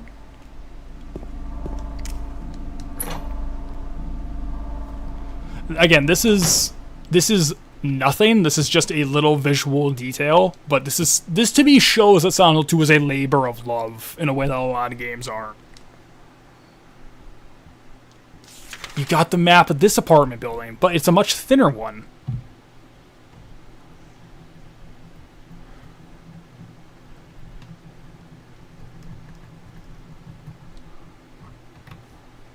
Well, here's the thing.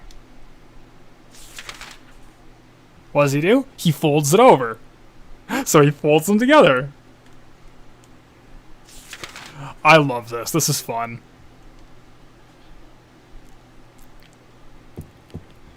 What if there is... what if there's an in-between, an inner world, if you will? Real world, inner world, other world. And the inner world is where everyone interacts outside their own real other worlds, like Convergence. I think that might be the fog world, honestly. Because, like, it seems like everyone sees the fog world. It seems like everyone seems to have some concept of what that is. Like, oh, it's not... Like, Angela comments on the fog to be in them. So I think everyone has a concept of that. So that could almost be, like, this common hub. Which, to get into that Jungian / persona idea of the collective unconscious, that could be neat. That is interesting. Mold can represent decrepitude and decay. That is absolutely 100% intentional. These are the creeper bugs. Unfortunately, I don't have much to say on the creepers. They are... Look at that shit.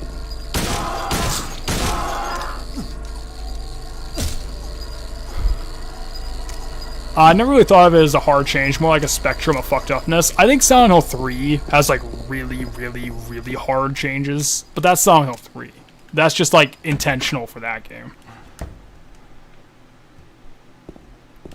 Alright, so here we have the puzzle. We'll come back to this though.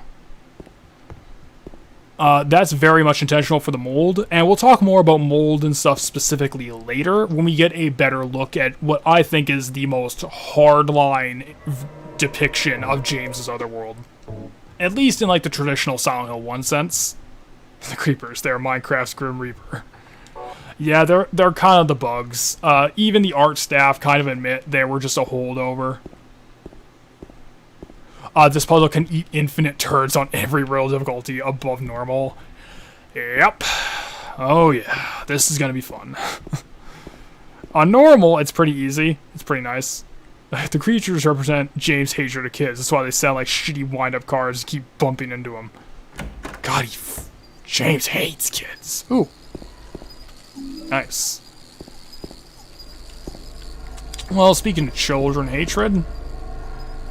Hey, buddy. We're gonna go to this room. I'm pretty sure like the creepers are just intentional holdovers from Silent Hill 1. Even the art, like there's elements of this game that are just like, hey, Silent Hill 1 did it, so well, I'll talk about the big one at like the very end of the game, where there's a big moment where it's like, yeah, Silent Hill 1 was like we just wanted to have this from Silent Hill 1. We thought it was cool. It doesn't make any sense in context. We should have taken it out. There's a very big one at the very end of the game we'll talk about. Oh god, my throat is gonna dry again. It's been like an hour. Ugh, brutal. I'm doing that Nathan Explosion voice now. Oh, excuse me. The final boss. Okay, not the final boss. The dual, obviously it's like, it's kind of spoilers, but fuck it. It's the dual pyramids encounter. There is a very obvious element in that boss room that if you see it, if you notice it, it makes your mind kind of spin in circles. That's what it did for me. It's like, wait a minute, I've seen this before. I recognize that. Oh shit, what could that mean? And the answer is, it doesn't mean anything.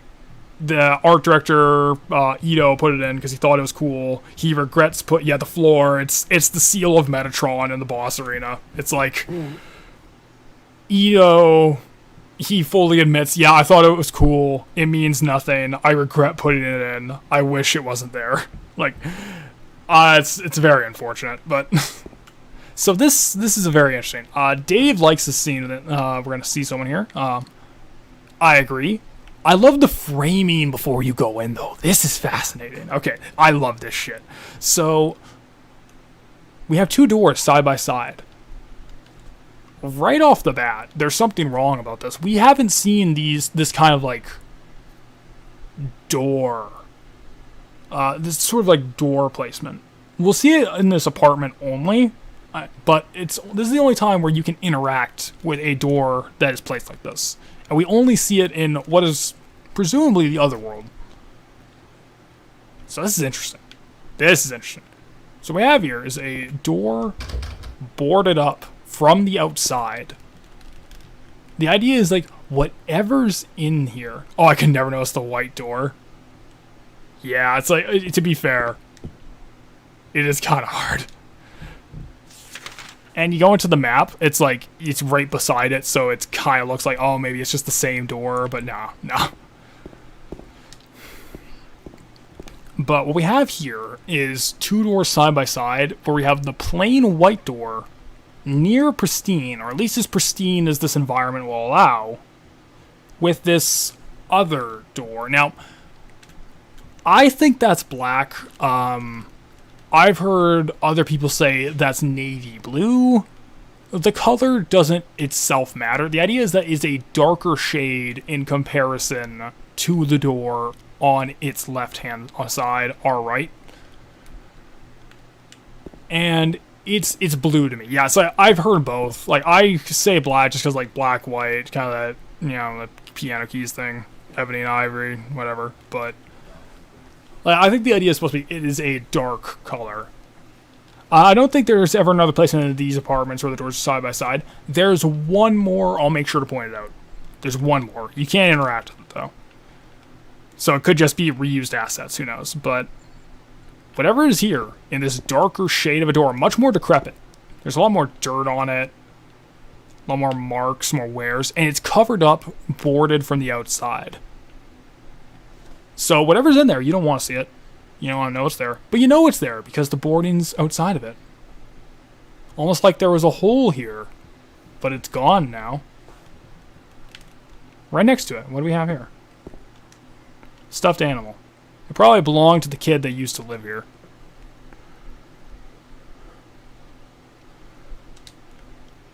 Okay, I'll make sure to read this comment after this cutscene. Because I think what's in... I'm not sure if I agree, but I do think that's an interesting way to look at it. But I'll make the point when we get in here and we see what's actually in here. So the idea is like... This childhood object is next to the door that's boarded. It's like almost associating these two. Right next to it, though, you have this really appealing white door. It's like ivory, nice white one. It's open. There's barely any scratches or marks on it. But what's in there? Well, there's only one thing in there. It is a single room. There's only one thing in there. Let's go find out.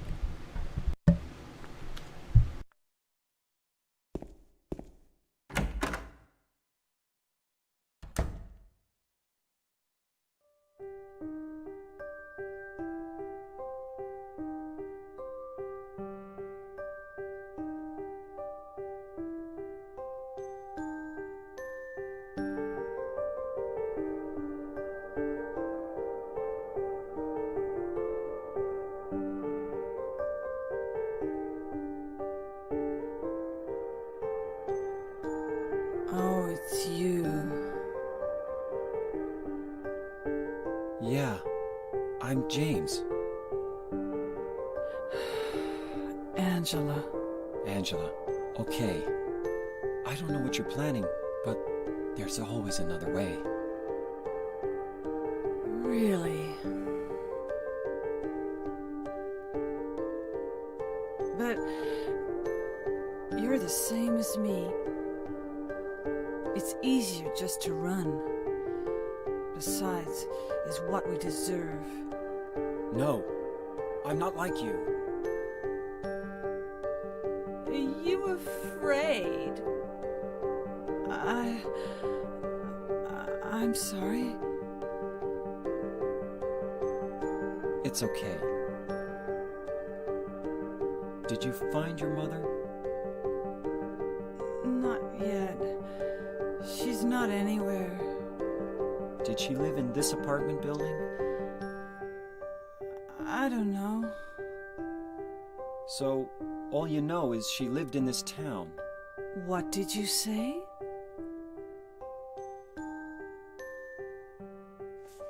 How do you know that?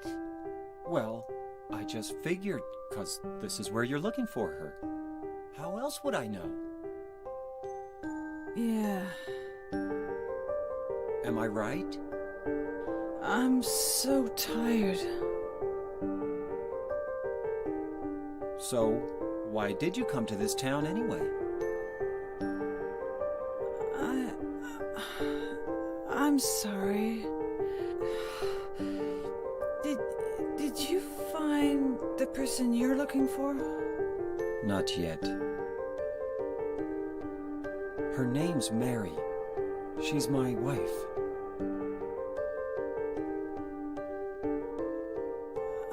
I'm sorry. It's okay. Anyway, she's dead.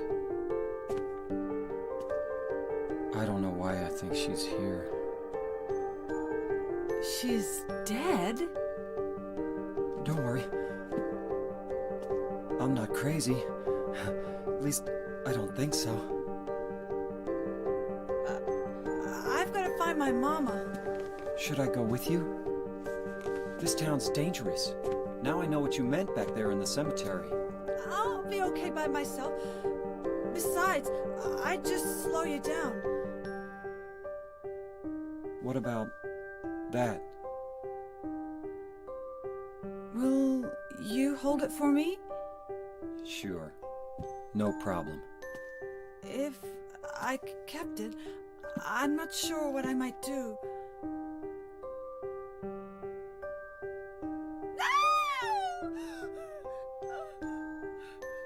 I'm sorry. I've been bad. Please don't.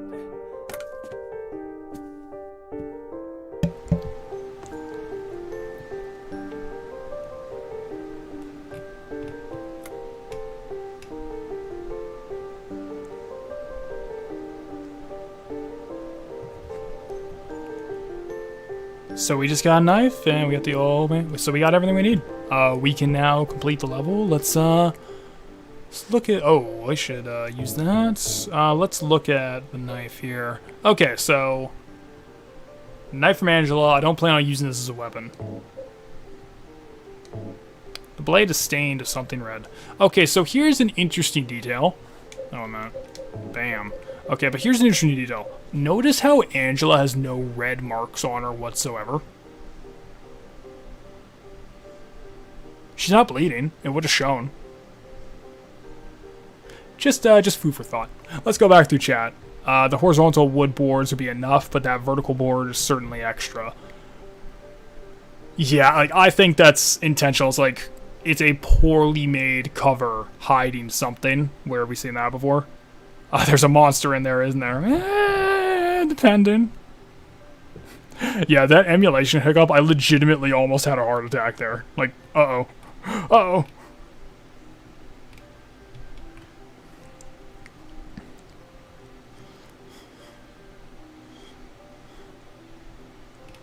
Okay. I like how James immediately infers suicide. I'd be more concerned about her stabbing me as my first impulse. One, yeah, she looks like she's ready to stab bitch. But, two, that is interesting. The first place James' mind goes, in front of a mirror, mind you, a giant, room-sized, full-length mirror, is suicide. First place his mind goes. So this is... Alright, so I talk about shot framing a lot. We're going to be talking about how scenes are shot a lot. This is excellent framing for this cutscene. Throughout the vast majority of it, until he shows Angela the picture of Mary, we're not seeing James. We're seeing a giant reflection of James, and as he's talking to Angela, he's having to talk and look at himself the whole time. Perfect. C'est magnifique. So, that's awesome. But, once again, you know, it's easier just to run. It's setting up another aspect. We have denial. We have aversion. Escaping your problems. It's easier to run, and we deserve it, so may as well, right? I love how she says we. It's like she knows something we don't. Very interesting. It's usually that James is the only one that consciously knows the person he's looking for is dead. Yeah, it's very interesting. And there's... Okay, so, Wes, real talk, hold on to that thought. We're going to be talking to another character today with this information in mind. That is very fucking interesting. Yeah, bad girl, Lamau. Like, yeah, Angela... Yeah, exactly. I'm sorry. I'm sorry. I've been bad. I'm sorry. Like, she apologizes so many times and is clearly extremely skittish, distrustful of James. The second he infers any information, she assumes, like, he just knows it because, you know, like, oh, how the fuck you know that, buddy? Very interesting. The only knife you can't use. Upsetting hardcore survival horror runners everywhere. I didn't even notice the mirror. It's like, the thing is, James has to look at this the entire time. And this is the only other time in the game you're going to get a mirrored scene like this. The very beginning, and here. James points out how dangerous the town is, but would rather take a potential weapon away from Angela. He assumes that she was using it on herself, but I think the context clues can tell us, that's maybe not the case. Will you hold it for me? Stabs him in the chest. Funny, but keep in mind. Yeah, you know it's there, but you didn't think about it at all. This is why this game is so fucking good. It doesn't hammer this into your face. Like, I don't think it's necessarily a subtle game, but it's not overt. Like, it's not forcing these things down your throat like I'm doing right now. Like, I'm being obnoxious about it. The game just lets it sit. Love this, dude. Love that shit. So all you know is she lives in the town. What did you say? How do you know that? James just goes Columbo. Hey, come on, you know. Make an influence here. But, alright, so here's the thing. So we talked a little earlier how, like, okay, so we have this door that's, in my opinion, is associated with childhood. blocked off, poorly covered. You know it's there. You really do. But it's gone now. And right next to it, you have this, like, comparatively pristine white door that you can go through. Angela's in here.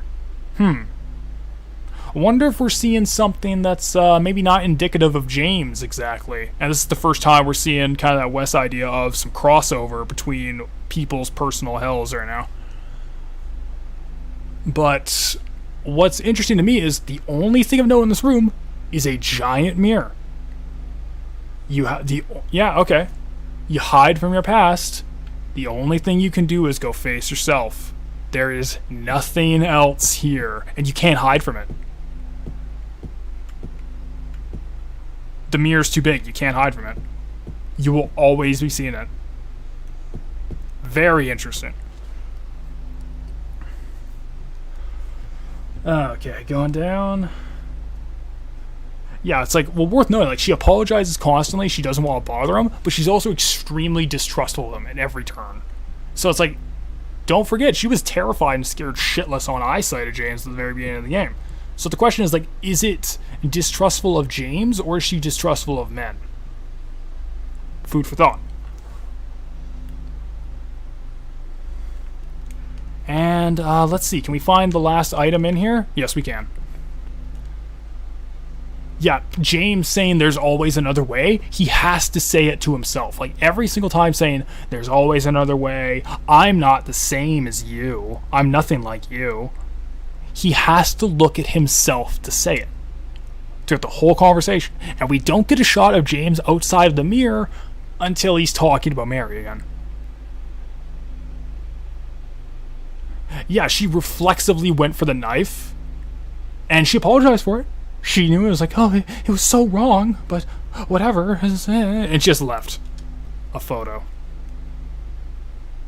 What we have here is a torn family photo of a mother, father, 2 siblings, a daughter that we can visibly see, and a folded over one. Daughter and the mother are together, brother and the father are away. Huh. Wonder whose that is.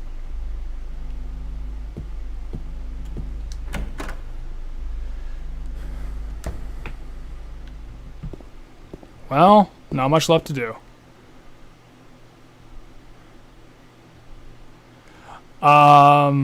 She only turns around after asking if James is afraid. Yes. Yes. She says, are you afraid? While looking at herself. Interesting. Like, this fucking game. How many video games? Put me on a list of how many video games you can have thematic conversations about the way the fucking camera is placed. Come on. How did Joseph Anderson miss this shit?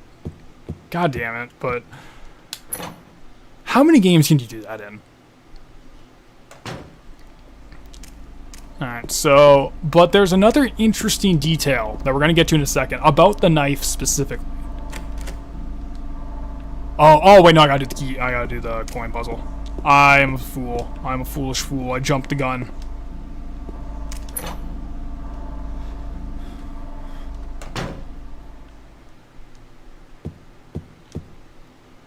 No, the town just made everyone stupid. Duh. There's no such thing as, like, denial, hiding from your issues, reflexive coping mechanisms. Nah, fuck that, stupid. It's like, yeah, 1-800, come on, guys. I don't know, it's like, it's... How many games can we genuinely have these conversations? I honestly can't think of many. Like...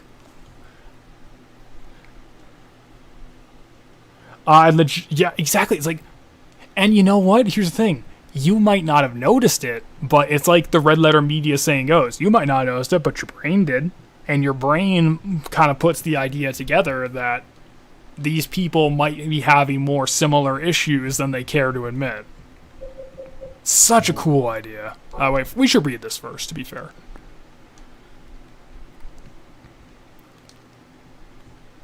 Three bright coal. Oh my god, my throat is killing me. 3 bright coins and 5 holes be. At one end sits the seducer, she. The wind from behind, the woman doth play. The formless one, no, lies furthest from there. The old one beside the serpent sits not. 'Tis to the prisoner's left that he doth rot.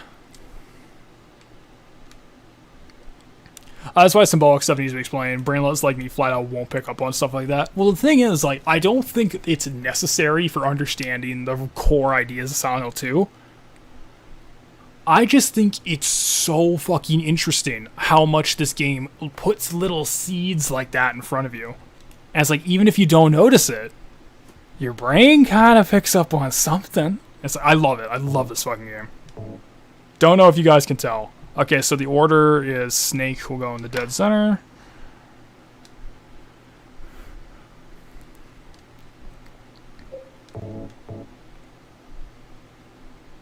No, actually, wait, no, it's wrong. Back it up, back it up, back it up, back it up.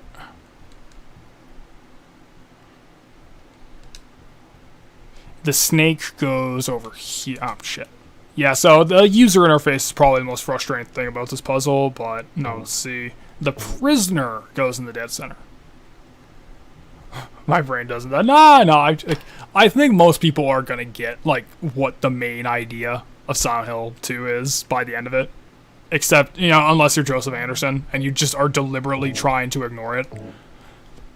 That's really dumb. Everyone knows that everyone is 100% honest all the time and speaks exactly what they mean with no barriers set up.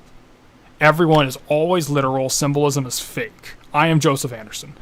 And it's like, I try not to shit talk people too much because, like, clearly the guy's successful and what he's doing, and he's doing something right that I'm not, obviously, right? Like, but it's like, in this one specific incident, it's like, I'm genuinely baffled how you miss the point that hard.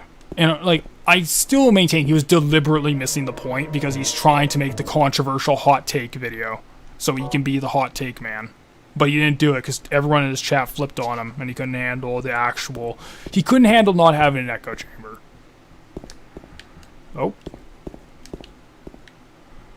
Oh, interesting.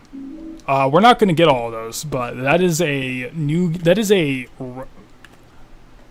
we're playing the Director's Cut / Greatest Hits Collection version. And that is an ending for New Game Plus that they added in this version. I crap my Planet Spain horror games. That's fair enough, man. I think this game is more sad than anything, if I'm being honest. Like, it's morose. It's more dark than gray. Add an hour to every video, of course. Just add an hour. It'll make my channel, like, popular or something, and I'll just repeat myself.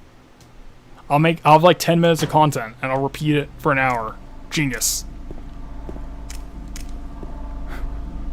Pick 2 points, copy paste them 4 times. Just tap your head, just like tap, tap, tap, tap. Linehouse Key, obviously a reference to Adrian Lyne, the director of Jacob's Ladder. So I said that you did see that 2-door pattern again. You saw it here. Here we go. Difference is both doors are covered now.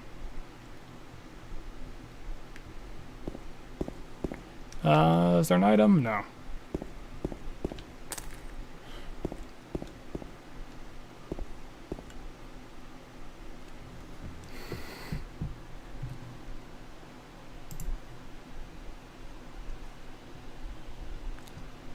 Alright, like, listen. If you're just here, shitpost, I'll wait. I never watch I say this because I assume they're either dumb or lying to me always. Based. Unironically, that's based as fuck. Apartment stairway key.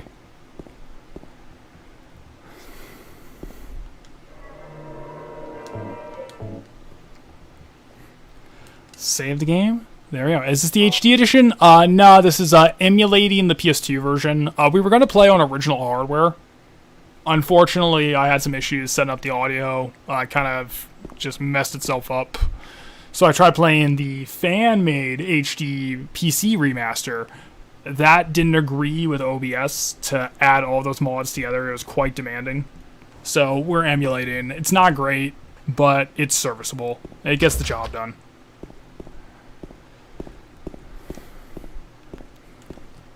Alright, so we're going to have another big stop and talk in just a second here. But I just want to make another point. James has the knife.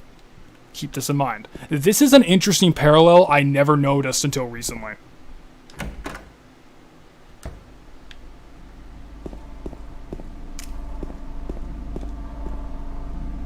So I'm just gonna shut up for this.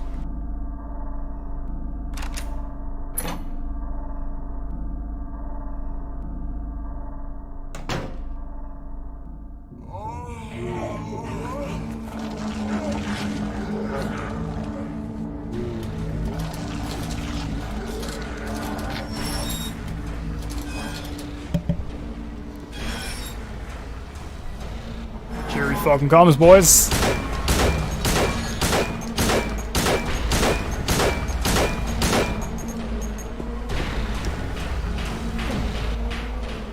Alright, so let's go in the pause menu, and let's do a little chatting. So, here's Pyramid. There he is. So, I never noticed this before, but Pyramid Head doesn't get the Great Knife until James himself has the Great Knife, has Angela's knife in his possession. He was unarmed up until now. So, I don't know why Konami has to be an ass. This series is awesome. It could have been lucrative. They kind of just gave up. I think Konami legit just gave up on video games. You can't tell me they didn't. They both have knives. Kino. Dude, they're gonna have like a sword fight like DMC3. It's gonna be sick. But it is interesting. Like, Pyramid Head now has the Great Knife, and that's the name of that weapon. James has Angela's knife, and both of them are now almost matching inventories in a weird way. But the knife is the important element. That's interesting. He was unarmed up until now. And of course, yeah, the talent for the Silent Hill series is gone. Yeah, anyone who could have made it, is gone.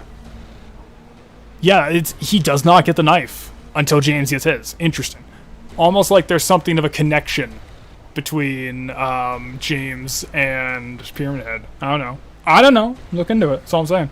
But yeah, I'm surprised YouTube didn't shut down the stream. That was clearly closed sex. Exactly. Pyramid Head was straight up just he and that monster were having some fun, you know? And it's very explicit what was happening.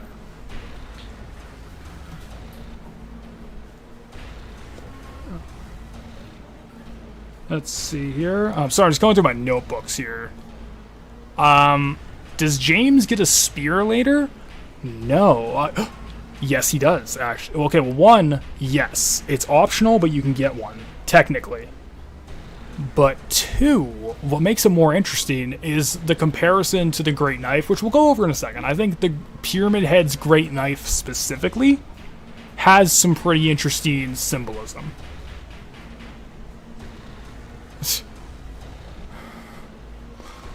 Pyramid Head has a bottom feeder. He's Pyramid Head. He's having fun, man. Yeah, he's chilling. Just having a night out, and James interrupted it, so he's got to go.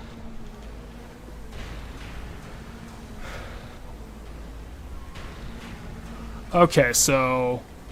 Or is the spear analogous to his dick? No, I think the spear is analogous to something different, but we'll get to it tomorrow. No spear unless you count the iron pipe. That's what I was thinking.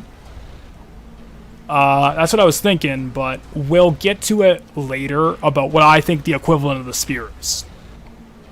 Let's look at Pyramid Head for now. Let's get a good look at him.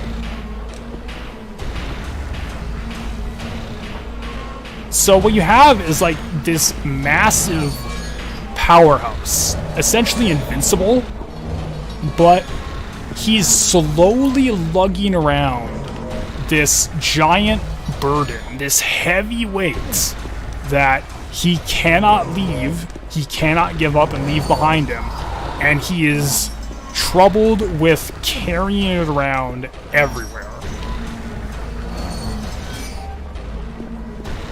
There it is.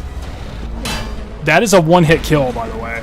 If you get hit by that, you're done. It's over.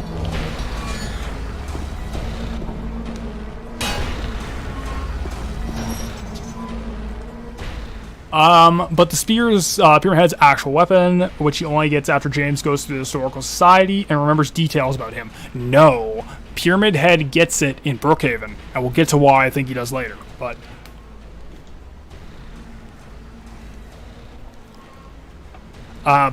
essentially, what you have is this heavy weight that he has to carry and lug behind him, and it's burdening him, it slows him down, it looks like it's painful to move. Like it almost looks like his shoulder is just kind of like rejecting the motion. I'm gonna say what I think the knife is. It is this, I think it represents James carrying around the idea of Mary, where Mary is the great knife, as this like large, heavy burden of her passing away, and the grief of which James has to carry around with him, the way Pyramid Head is carrying around this knife. Because James didn't get this knife, Pyramid Head didn't get this knife until James got his knife, a knife which James associated with suicide. When he saw Angela had that knife, I like in the movie The Great Knife is a converted wind turbine blade. It's cool. And I still maintain, like, Dead by Daylight should use the movie design, because for a really fun, goofy game like Dead by Daylight, that is the perfect monster design. But again, like, I think it is, and again, Pyramid Head got the knife after James got this knife from Angela, which he associates with self-harm, suicide. You know, from his own initial gut reaction. Just a thought, just an idea. So I think it represents Mary. I think it would be more symbolic of a certain other burden, a guilt, if you will. I think it represents Mary for items that we'll get in the hospital and for what I think the spear represents. But another thing worth noting is Pyramid Head is going to get you. He's going to kill you. But I don't have a huge cumbersome knife being symbolic or anything either. I have some ideas. We'll get to it when we get to it, but what is worth noting right now is that overhead swing, like, let's see if we can bait it again. Get over here.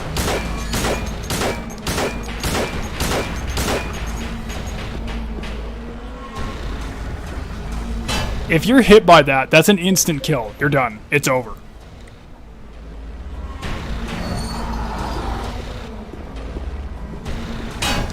Nah, you won't kill shit. Plank Chad's coming through. Yeah, but if you're hit by that, it's over. But the thing is, it's when you're saying it's like, nah, he won't hit shit. Notice how slow and easy to avoid it is. I think that's deliberate.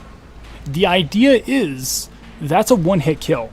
You're straight dead, but you have to let him do it. Like, Pyramid Head is willing to do this great executioner's cleave on you if you stand in place and let him do it and accept it. And that's the only way he's going to hit you. If you put any resistance, he's going to miss. But he's always there. He's always coming for you. Keep that in mind.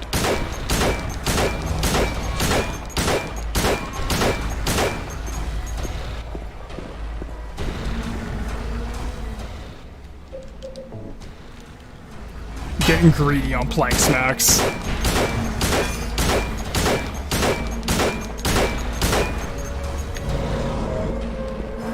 So this is interesting.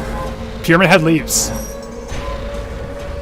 Another thing I just want to point out now, since people probably noticed but they didn't say, look at what's in the stairwell. Look what's in the stairwell. Oh, I just died. Oh, I didn't know he aggroed after that. Interesting. Okay. Interesting. I didn't know he did that. Okay, that's kind of cool. I have never seen that before. Damn. Alright, let's go.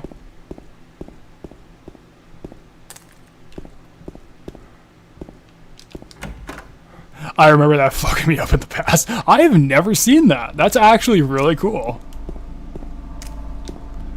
Alright, let's rush through this, but what's worth noting, what I want to point out, is if you paid attention, just like we've been seeing up to this point, there is stagnant water.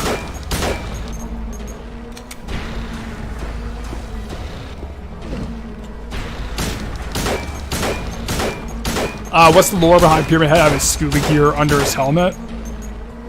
Look, okay. Silent Hill's got a big lake, right? Okay, 1 minute. Yeah, let's heal. That fucks you up. Alright, so... oh, auto aim is not working.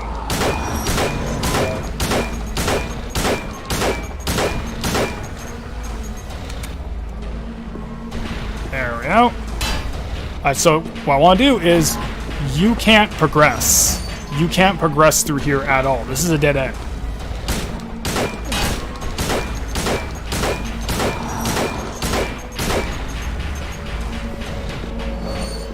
And Pyramid Head now leaves.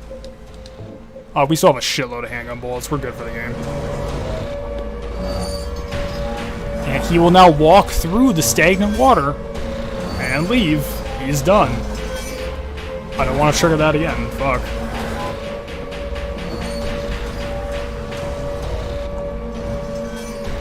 Yeah, he's gone.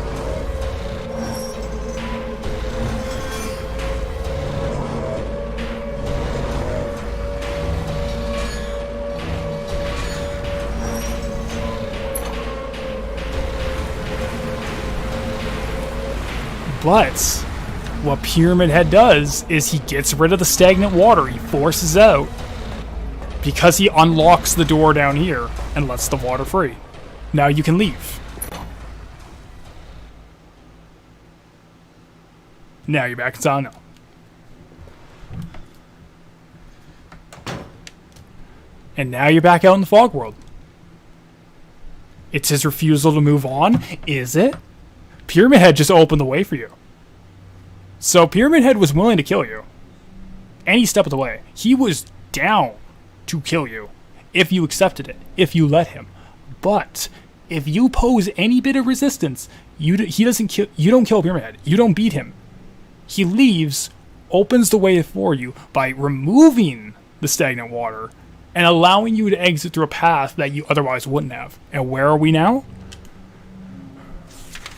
We are just under Rosewater Park, the park by the lake, his objective.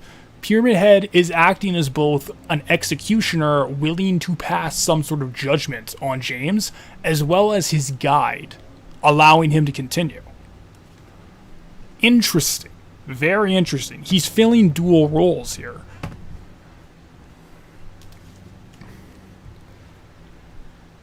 So, I was doing a bit of reading. Pyramid Head's just a plumber. He's just doing the Mario. Give your princess a hand in the mushroom land. I think Pyramid Head accidentally opened the way for you to escape because the town made him stupid. God damn it. God damn it! But, why does James shoot him in his giant metal helm? Video games. It's old games, you know, that's it. I have no good explanation. It's just, old video game mechanic, video games. Damn, that's right, the town did make him stupid. Thoughts on Origins? I don't like it, honestly. I'll be honest, I'm not a fan of any of the Silent Hill games after 3. Like, the only Silent Hill games I like are 1, 2, and 3. Actually, no, that's not true. I like 1, 2, 3, Shattered Memories. That's it. Those are my Silent Hill games. And Shattered Memories, I argue, could have been just Shattered Memories and not a Silent Hill game. And it would have been just as good. But, whatever. It don't matter. It don't matter. It's a dead series. Homecoming was fine. I hard disagree. Okay, so I know Wes likes Homecoming. And see, this is what I was talking about earlier, about when we were talking about David Lynch, about how it's okay to say fuck this, you know, as long as you're not saying there's nothing and can admit when you're pointed out that you're wrong. But I'm not a fan of Homecoming. It's not for me.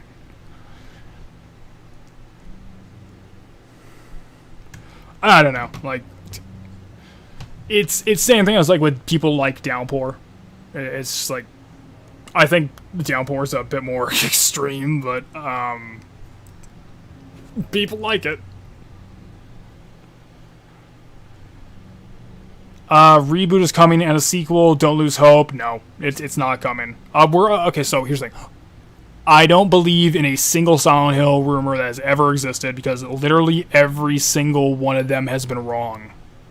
Literally every one of them is wrong. Always. And here's the thing. Even, like, let's say it comes out, based on the quality of the last game in the series, yeah, the new games are the cause of loss of hope. Exactly. Like, Silent Hill has been shit, in my opinion, since 3. The best game in the series is one that didn't even need to be called Silent Hill. It's like, I don't know, like, it's a series that has a very definitive end point, and I see no reason why it had to continue after that, and I think it was a mistake. So if there's never another Silent Hill game again, my answer is good, but there's going to be. Like, I'm not in denial of this. Like, there will inevitably be another Silent Hill game again. Yeah, every week there's a new rumor of a new Silent Hill game getting made. I'm tired of it. I'm over it, man. Even if it did come out, would it be any good? No. I don't think it would match up to this quality. Alright, so there's a very specific point I'm going to get to at the very end where I had a slight argument with some people about I don't think you could remake Silent Hill 2. And it's not even, I don't think that you could remake this game specifically. I don't think a AAA studio, which this was a AAA game. I don't think you could make this in 2020, 2021. I don't think you could do it. And we'll get to why specifically later, and we'll bring up my favorite recent punching bag, The Last of Us 2. I'm not going to say there can't be a new good Silent Hill game, but there has to be a lot of thought, care, and love into it. Exactly. There can be. You could absolutely make a good Silent Hill game, man. You 100% could. I just don't see it happening. Konami doesn't give a fuck about video games anymore. They don't care. Right? So it's like, I just don't think they have the ability. And it's like, every time they've done this after, they've just given it to an outsourced studio with, like, $10 for the budget. And it's like, if they're going to make another Silent Hill game, it's just going to be another game like Downpour. It's going to be Downpour 2, basically. Like, not literally, but it's going to have the same thing where it's some Eurojank studio working off of $5 and some, like, pepperoni. I don't know. Yeah, it's like, and honestly, like, I think Silent Hill in general is kind of a lightning in the bottle thing.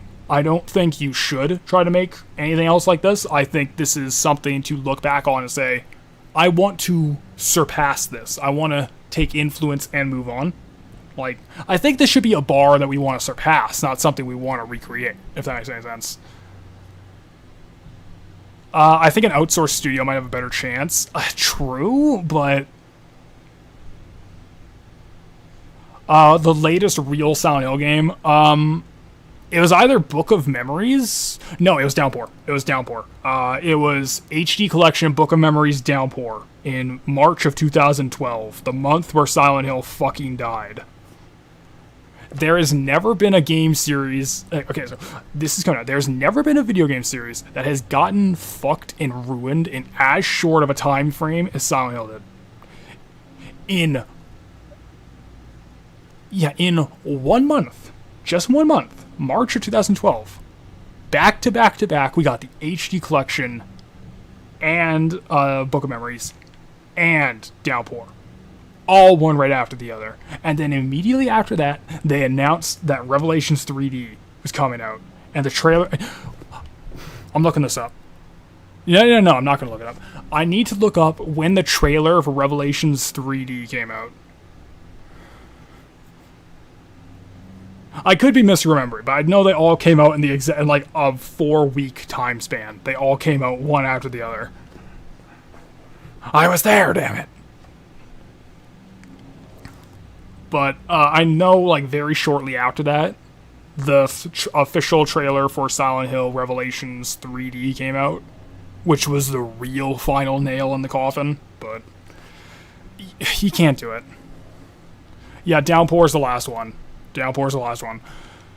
God, fuck Downpour. But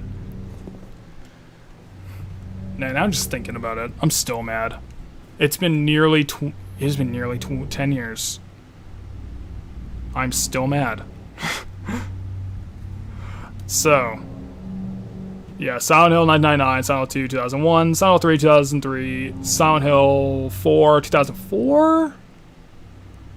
Yeah, such an influential trilogy came out in a 4-year span. Like, that's the really impressive shit. Because, like, and even if you include, like, when it started development, Silent Hill 1 came out, Silent Hill 1 started development in, like, 1996. So, in, like, under a decade, you had, like, all 3 of these games come out just boom, boom, boom. Like, goddamn. That's very impressive. And especially when you compare Silent Hill 1 to Silent Hill 3 and just see the technology advancing that quickly. Aren't the same as Star Wars prequels came out? I don't fucking know. I don't fucking know. But let's talk about knives. Let's talk about some knife symbolism that I found very interesting. So the source of this is the Taishin Book of Symbols. It's just a bunch of it's a big encyclopedia about what different symbols for a bunch of different things mean around the world in different cultures. It's really cool. I'll post it in Discord later. July 27th of 2012 Revelations. God damn it, dude. God damn, that movie fucking sucks.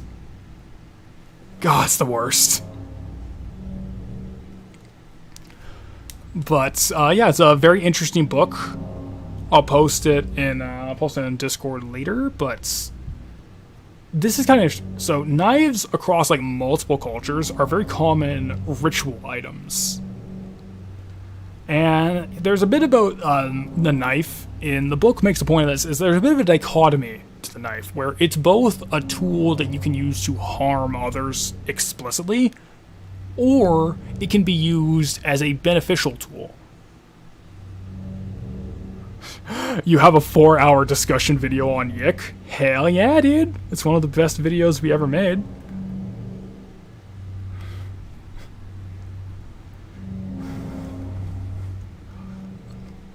So essentially, like, what it means is you can have a knife to help or harm depending on how you use it. It can either represent, and the book phrases it in a very interesting way, meaningless destruction or purposeful deconstruction. And I quote, "The knife is implicated in the perverse intimacy of compulsive self-mutilation and the seeking of aliveness through pain." Very interesting. So, while it is a source through pain, it is only... I wouldn't spare the time it takes to forward in that game's general direction. To be fair, the Yick video isn't a review. It's literally just Buddy and I, Sticky Rick, in chat right now. We shot the shit about Yick for 4 hours. Konami's working on a new Prince of Persia. Prince of Persia is Ubisoft. Why would they be outsourcing to Konami? Like, I'm not even saying that's not true. I'm just like, what?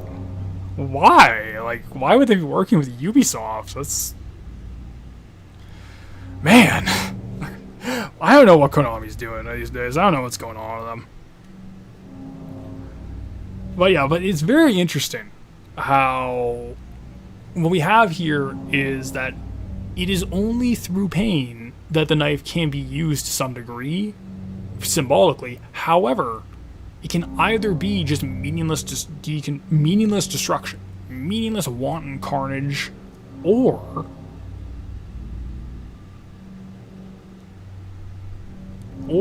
it can mean purposeful deconstruction. You're taking something apart for a reason. Who knows? JRC2 Hippos fight. That's what I imagine modern Konami is. Just shit flying everywhere. You know what? More than likely. Silent Hill 3, Konami lost source code. Yeah, that's the story. I'm gonna pull actually, but to me, I find that ridiculous because I can get, for Abandonware, I can get the PC port of Silent Hill 2. I can literally go to my closet, get my game bin, and pull out my real, unironic PC port, like my 6-disc fucking install PC port of Silent Hill 3 that I got for like $5 at a Value Village of all places. So I can get the PC port of all of them. And I just have it. I have all of the source information there. So how did Konami not just take the existing PC ports and go with that? I've never understood the HD collection. I mean the remake. I mean it's not really a remake. Okay, so here's the weird part. This is like it is a remake because they did make new things from scratch, but it shouldn't have been a remake because existing finished versions of the games already were there, and you could have just taken the PC ports and up-res them to HD 1080p that way. Like, you can do that in the menu for the games that were released in 2002, 2003, respectively. I have no clue what they were thinking. Like, yeah, AVGN, what were they thinking? I return from my practice driver shit. I see I miss Pyramid Head having some adult fun with Lion Figure. Oh yeah, he was having a party. You know, he was chilling, and we just kind of interrupted him. We talked about knives a bunch, and yeah.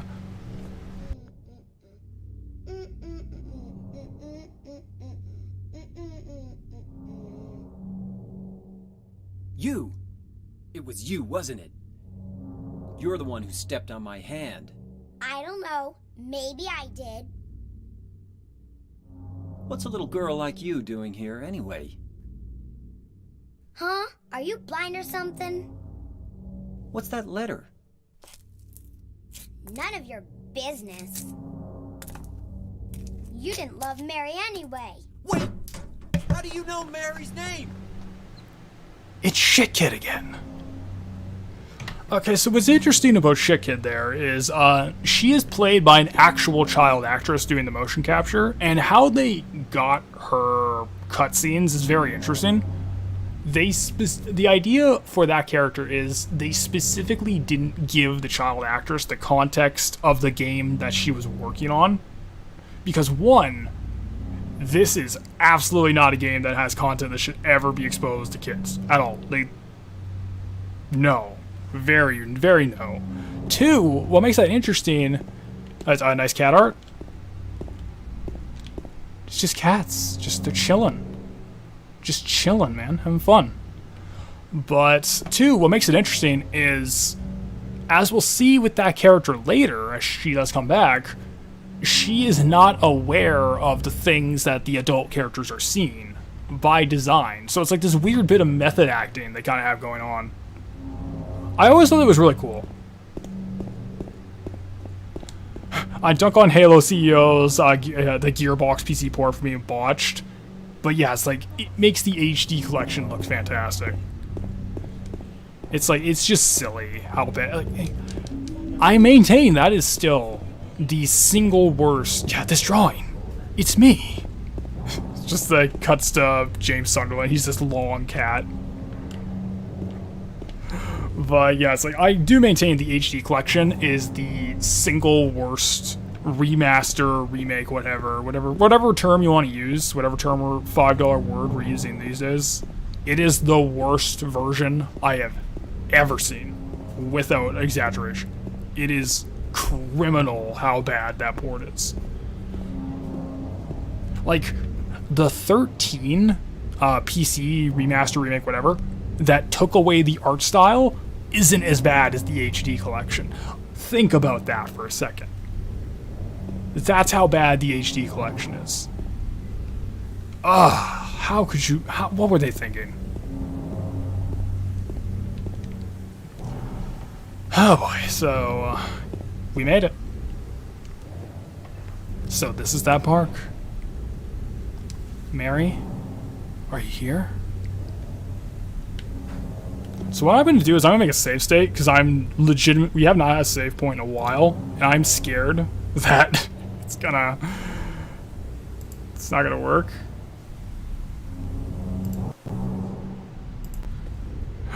I'm scared that it will shit the bed, and I don't want to repeat anything, because that would suck, but... the atmosphere looks garbage on the HD collection. It's the worst. They botched it so bad.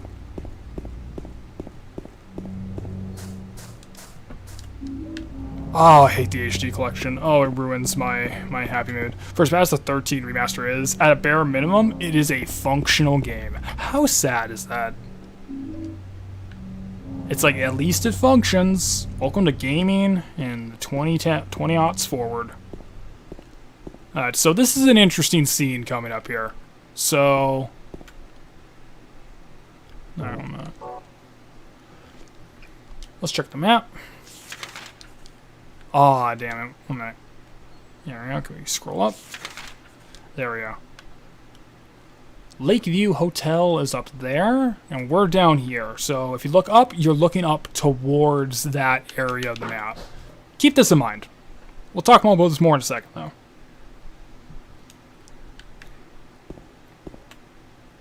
There's someone over there? So what we have here is someone over there is staring off in the distance.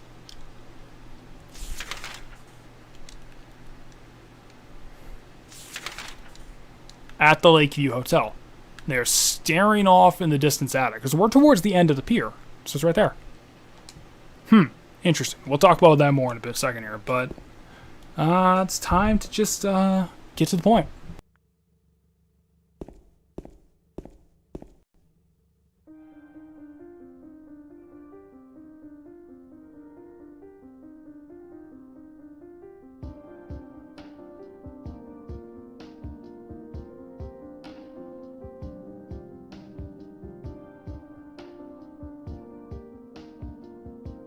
Mary?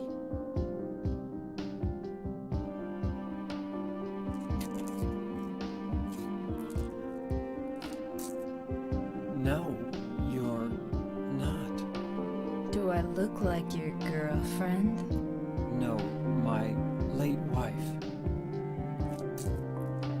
I can't believe it. You could be her twin. Your face, your voice, just your hair and clothes are My different. name. Okay, so let's try that again. Let's try that again. Let's see. Okay, if it doesn't do it, we're gonna have to grin and bear it, unfortunately. Like I said, emulation is fine, but then the second you get to the CG cutscenes, I have no idea why, it just shits the bed. Here's the thing, it wasn't this bad the last time I played. I have no idea what's going on. What makes me upset is that the only backwards compatible version of Silent Hill 2 for the Expo and Series X is the HD collection rather than the original port. There's no issue. What's the lore reason that she dresses like a hussy? We'll get... okay, so you're joking. Unironically, we'll get to it. But... yeah, it's like, there's no reason they shouldn't have been able to do an OG emulation like Restless Dreams. The only thing I can think of is Konami actually just said no. You're not allowed. But I digress. Let's try again.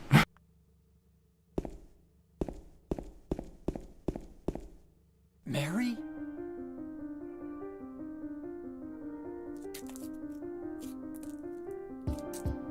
No, you're not. Do I look like your girlfriend? No, my late wife. I can't believe it. You could be her twin. Your face, your voice, just your hair and clothes are My different. name is Maria. I don't look like a ghost, do I? See? Feel how warm I am? You're really not Mary. I told you. I'm Maria. Sorry. I was confused. Where are you going? I'm looking for Mary. Have you seen her? Didn't you say she died? Oh yeah, 3 years ago. But I got a letter from her. She says she was waiting in our special place. And that's here? Anyway, I haven't seen her. Is this your only special place?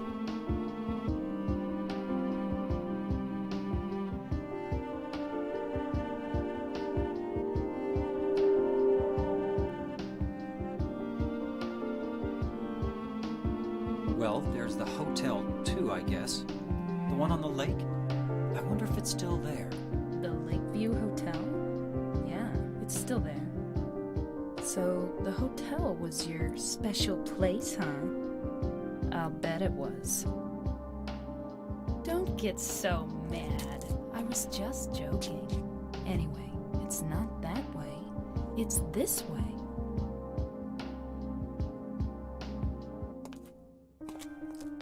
You're coming with me?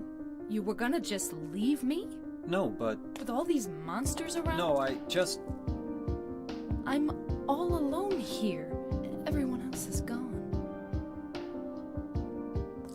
I look like Mary, don't I?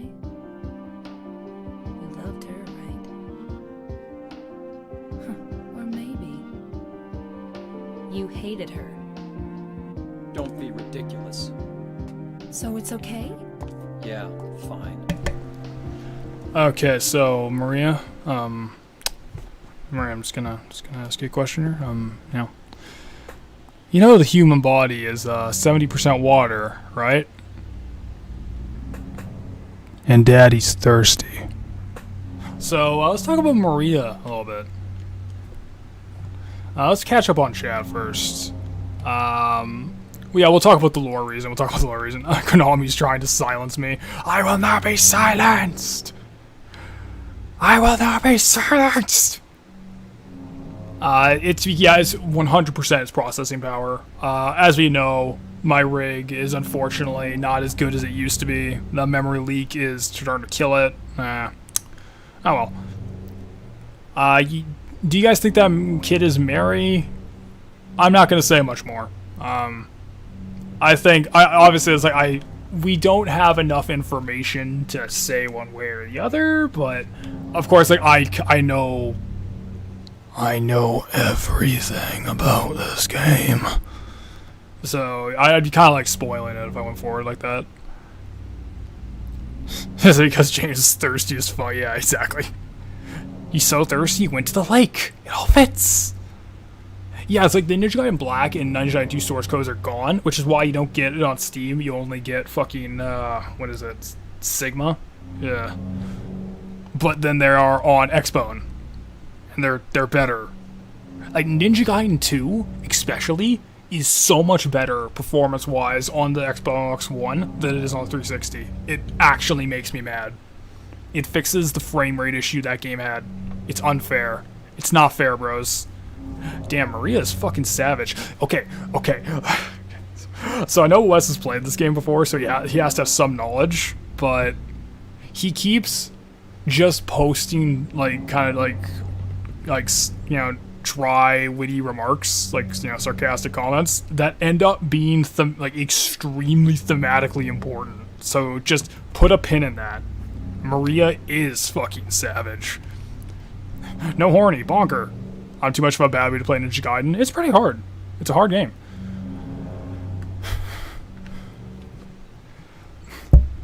The brain's 90% water. Maria would plan to hear Torment James. Well, we'll talk more about Maria when we catch up. The heat probably isn't helping either. There is a sound in the game background. Can someone recognize it? There is. It is this droning hum that plays when you walk around the fog world. I like skills to be good at action games, but I do DMC 1 without gold arms. Well, to be fair, again, like, a lot of these games are fucking hard. Like, they're really, really, really hard. Like, yeah, I can clown DMC 1, but that's because I've played that game for probably close to, like, 200, 300 hours throughout the course of my life of just replaying it constantly, right? Oh yeah, well, you try them back-to-back, you get burned out, and you play DMC 2, which unironically made me go hollow live on stream. So, I understand. So, let's talk about Maria. Got a good angle looking at her, so what we can do is look at her photo and see that she literally is Mary. Like, literally. It is... Sounds like distant metal on metal. Yeah, it's this droning hum that's in the fog world. It's just there for atmosphere. I think it's pretty effective. It's very spooky. But she is Mary. physically, down to the exact details. The only things that are different are her hair color and her clothing choices. I'd swim through a whole lake of water for my wife. But as you can see, if you look closely, the hair color is actually not different. She has bleached blonde hair. You can see her brown brunette roots, and Mary, as you saw in the photo, was brunette. So, the only thing that's truly different is her chosen fashion. Everything else is exactly the same as his wife. You know, where's my wife, Marcus? Where's Maria? Where's my wife? Oh, Gears of War. You or something, I guess. Yeah, Mary, more like marry these mutts. Elbow cough. So did Mary have a tramp stamp also?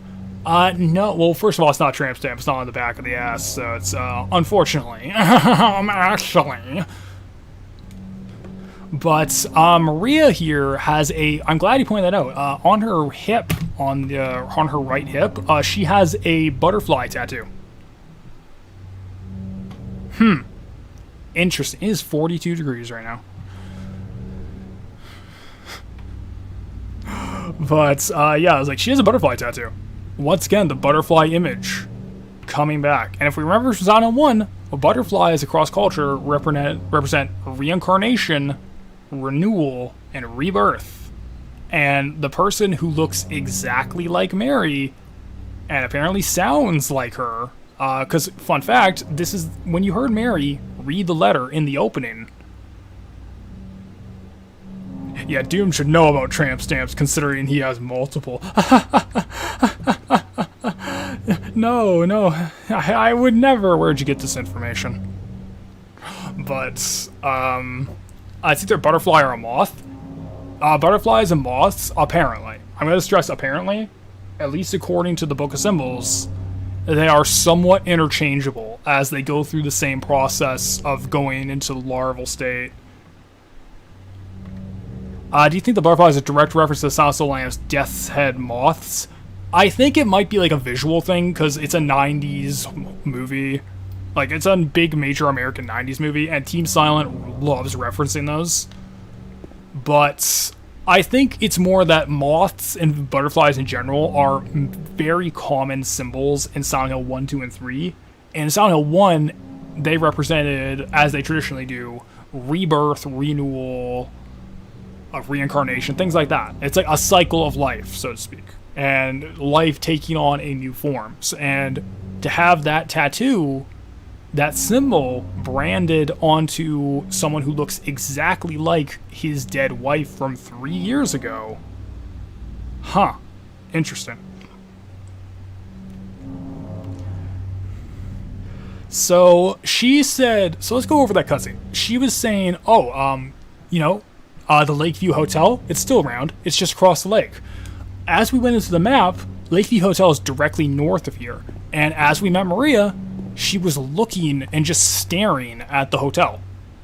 Like, just doing nothing, just staring at it. Yeah, considering Silent Hill 1 has a Buffalo Bill skins 5th on their newspapers, I wouldn't be surprised. Yeah, exactly. Like, they love referencing movies like that. That is 100% in their wheelhouse. I would not be surprised. So, that's interesting. All I'll say is, it's almost as if she is guiding James to the hotel. Like, she knows something he doesn't. Interesting. Nothing worth noting. I just want to point out, as a... Admittedly, I don't know if this is just writing, or if it's actually Guy Seehe's performance that is getting this across, or if he was directed to, who knows. But what's interesting is when it's like, oh, I'm here looking for my late wife. You know, he says like, oh, you look like my late wife. And he's like, oh, I'm here looking for her. Maria instantly responds, didn't you say she died? And Maria and James, after being provoked like that, he has to stop for a second, and he looks to the side and says, oh yeah, 3 years ago. Did you forget? Like, did James just forget his wife died 3 years ago? Weird. And A lot of things is we're also seeing something that dance. She's chilling, bro. She's just chilling. But another thing worth noting is we're starting to see elements of the Maria character go along. Like when Wes says like she's savage, yes, yeah, she absolutely is. But notice how she whiplashes. She starts off being maybe the town is really making him stupid, but just a bit. I'll talk about it later. I don't think that's the case. I don't. All I'm gonna say is I don't think I think James did forget something, but it's not something as important as his wife's death. I'll just leave it at that.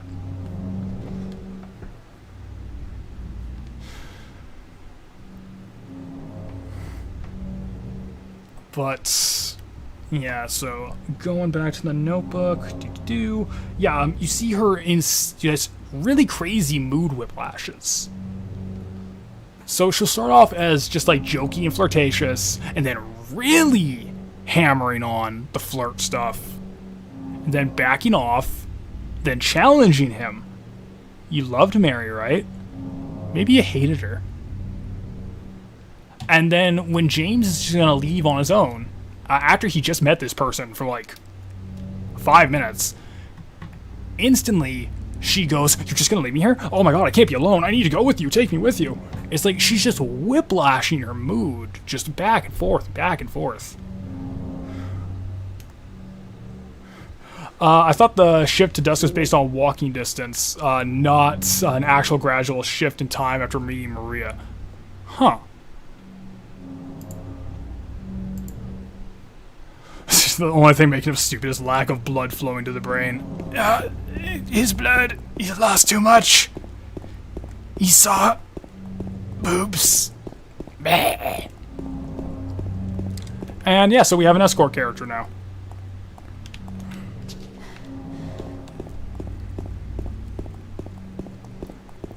Let us go. So, alright, so I have half a page written here. Holy shit. Alright, let's just get this out of the way first. Holy shit. Okay, so, oh god, this is the first of the Freud concepts we have to talk about. Okay, so Takayoshi Sato, in that, again, fantastic making of Silent Hill 2 featurette, which I will post later, if anyone's interested. I'll post it in the, whenever this is a finished video, I'll post it in the description. Sato had claimed that the ideas of sex and death were core to Silent Hill 2's entire creative direction. Like, everything goes back to being about sex and death. This is one of the two Freud concepts we're going to talk about, because Freud argued that people had two dominant drives behind their desires and behaviors. What he called the eros and the thanatos. The eros is like this quote-unquote life drive. It's survival instinct, it's hunger, pleasure, but most importantly for our conversations, it is sex. The thanatos, on the flip side, is the death drive, self-destruction, and violent and aggressive urges. With this in mind, it's very easy to see how Silent Hill 2 fits into this sex and death, eros and thanatos dichotomy, right? So you have the lion figure. We're going over enemies now.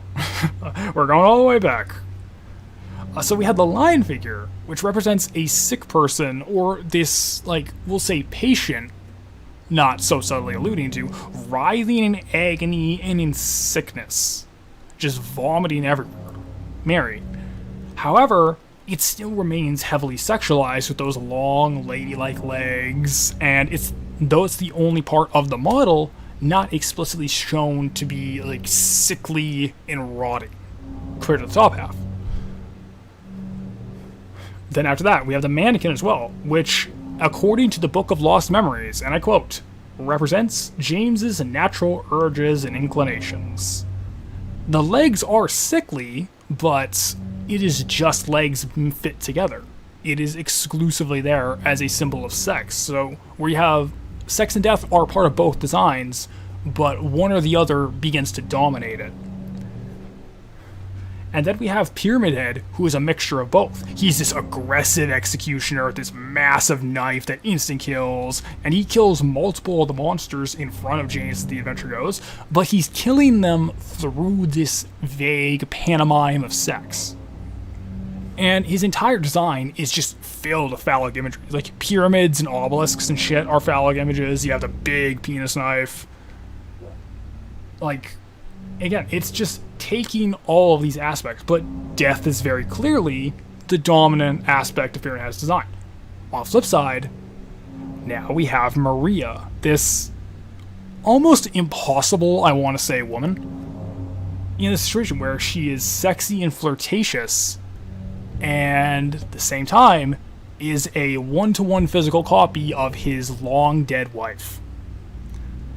On top of that, she has a butterfly and a moth tattoo, one or the other.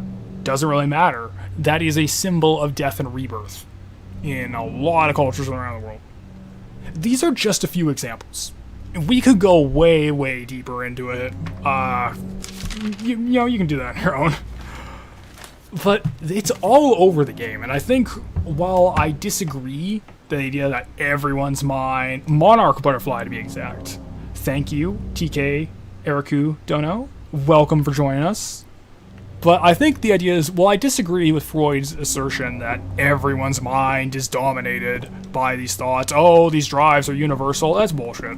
However, let's say for the sake of argument, James Sunderland, the man's mind is. I think that's a fair argument, and I think that we can use that to look at the sort of the things that James comes across from now on as sort of like this unifying idea. Got a health drink. Now, we don't have to do something. We can do a little sequence break, because I know where to go. So, let's go get an optional weapon that I'm never going to use, but we're going to put it in my inventory. Hell yeah. Ow. He was coming right for me. I had no choice. Alright, let's get the pipe. You can do the pipe. You can use the pipe to do some really silly stun locking. Personally speaking, I have never gotten the timing down. So, unfortunately, we're not going to be able to do the stun locks today for the pipe. May as well. Alright, so here we have a scene that gets memed and joked about a lot, but I'm actually going to talk about with a somewhat more sympathetic light. So, yeah. We're going to make it to Brookhaven, and honestly, I think that might be it today. I think Brookhaven is a really good cutoff. Yeah, James participates in No Fat November all year, and it's just going to his head. He can't stop seeing Lego monsters everywhere. It's like he kind of wants to bone, but he's got to break his streak. Oh, is that James's spear? What do you think is his spear? I think I know what his spear is, so we'll get to it probably tomorrow. No, actually tomorrow. I think we have to have a hard cutoff. I could go literally all night. We would never stop.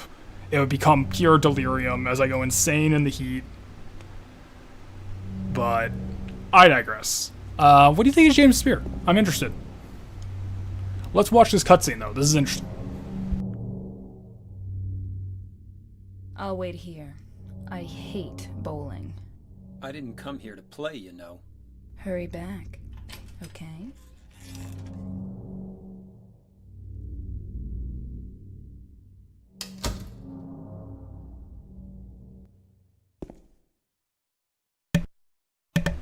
Okay, so right off the bat, that's kind of interesting. Let's go check the map. We are at Pete's Bowlerama. The pipe you pull from the car. Hate bowling, based. Pizza eating, also based. The pipe you pull from the car, it could be. It could be. This is one of those, like, it could be. The steel pipe was stabbed through the car hood. It could be. I don't think so, but if someone wants to make an argument that Pyramid Head now has the spear, because James has something akin to a spear, like, well, man, let's use the pipe. Let's use the pipe. How does James use the pipe? Let's see, where is it? There it is.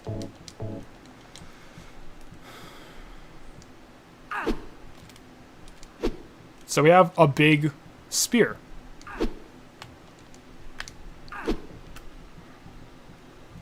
Men only want to bowl and eat pizza, and it's fucking disgusting. Yeah, hey, Baldwin? Love pizza? Simple as.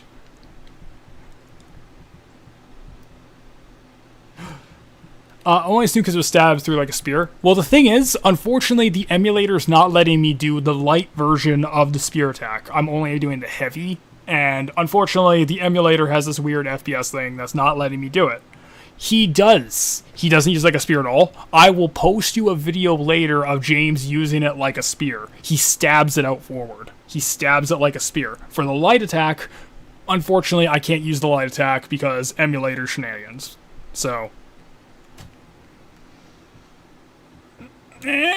I'll see if I can find a video of it later. He 100% stabs it like a spear.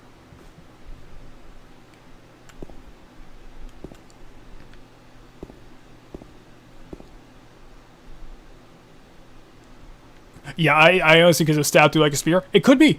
Straight up, it could be. Like, it could be Pyramid Head is now mimicking the inventory of James, and this is how he's mimicking it. Essentially, he does. I'll see if I can find it after the stream's done. Unfortunately, emulator shenanigans strike again. But... the thing there with Maria is interesting. First thing is, she refuses to go in here. Refuses. It's like, no, I hate bowling. I hate it. And... then she instantly goes back to being flirtatious. Like, come back over here, stud. Hurry back. Yeah. So, again, we're seeing more mood whiplash than Maria. But just keep in mind, she refuses to come in here. Keep that in mind.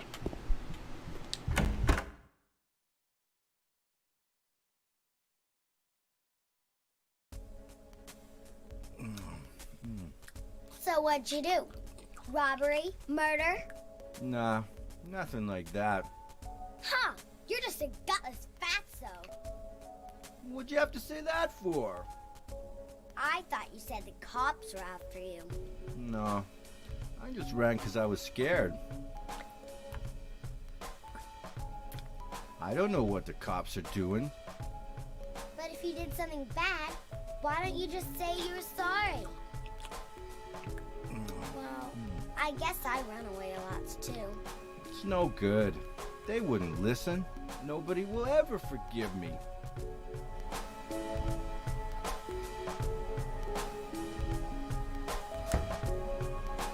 Did you find the lady you're looking for? What's her name? Mary?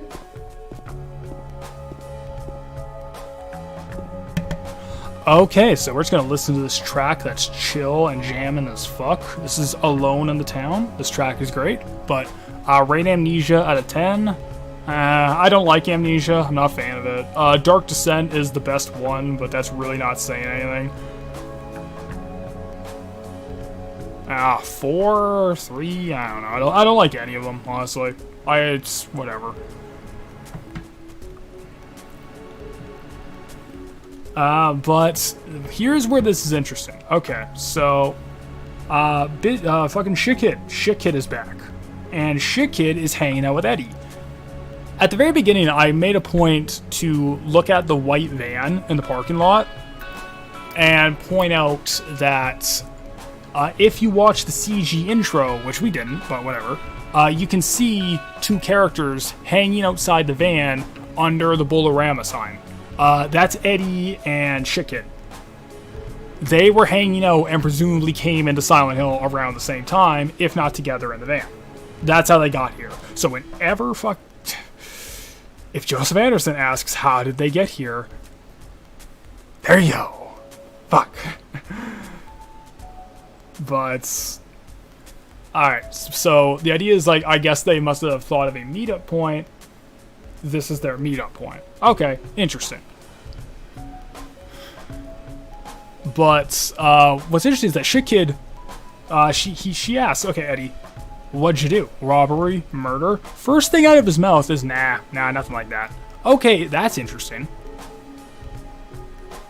Now, that's not as suspicious as when he was in the toilet throwing up and saying, it wasn't me, I didn't do it, That's just very casual, and it doesn't come across, like, I don't know, to me, it doesn't come across as if he's lying.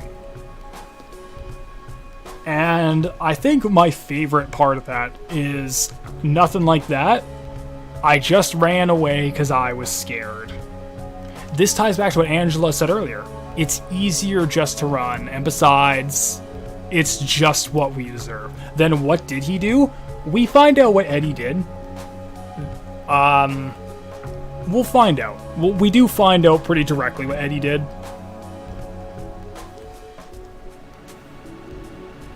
What did he do? The greatest crime of all time? Oh god, what was his crime? Tell me! Oh god! He pirated video games? No, he emulated! What fucking criminal? He demolished that pizza. Is Eddie more comfortable talking to the kid? Just ass-blowing here. I'm gonna be real. I don't think you're ass-blowing, I think you're on point. I talk about framing a lot. It's like how James, at the very beginning, in their first meeting, James is always shot as looking down on Eddie. Shit Kid is on Eddie's level. They're just hanging out. They're chilling. They're talking. And while she's kind of talking shit, it's clear that she doesn't mean it, right? I ordered a za. I'm going to order a za today, too, probably. It's too hot to cook. I just want to put out a solemn salute to our za makers around the Lower Mainland who are cooking pizza in this heat. Talking to someone less intimidating than him, I think, in my opinion, that scene with Eddie and Shit Kid is the closest we see to the real Eddie in the game. I think that's him, bullshit and pomp and circumstance removed. And the thing is, what does Eddie sound like? Fucking miserable.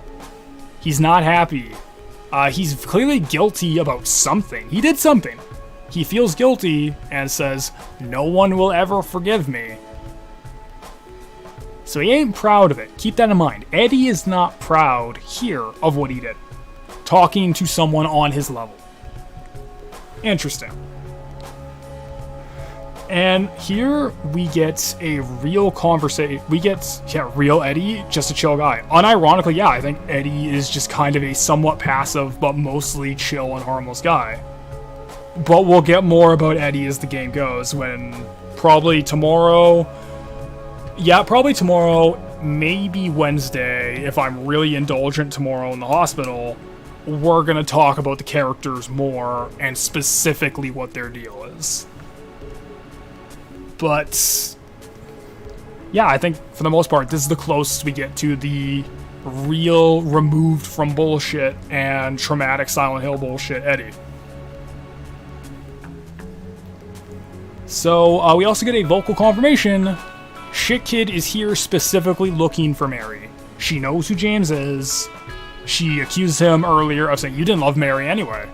And from Eddie, we get a confirmation. Shit Kid is here looking for Mary. Okay, there we go. Yeah, dick. And now we have the most infamous scene in the game.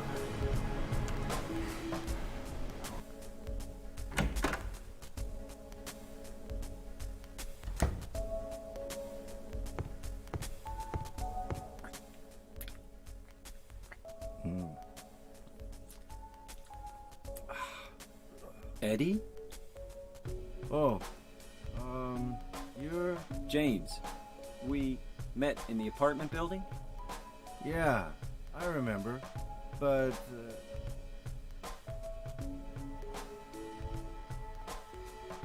Are you alone here, Eddie? No.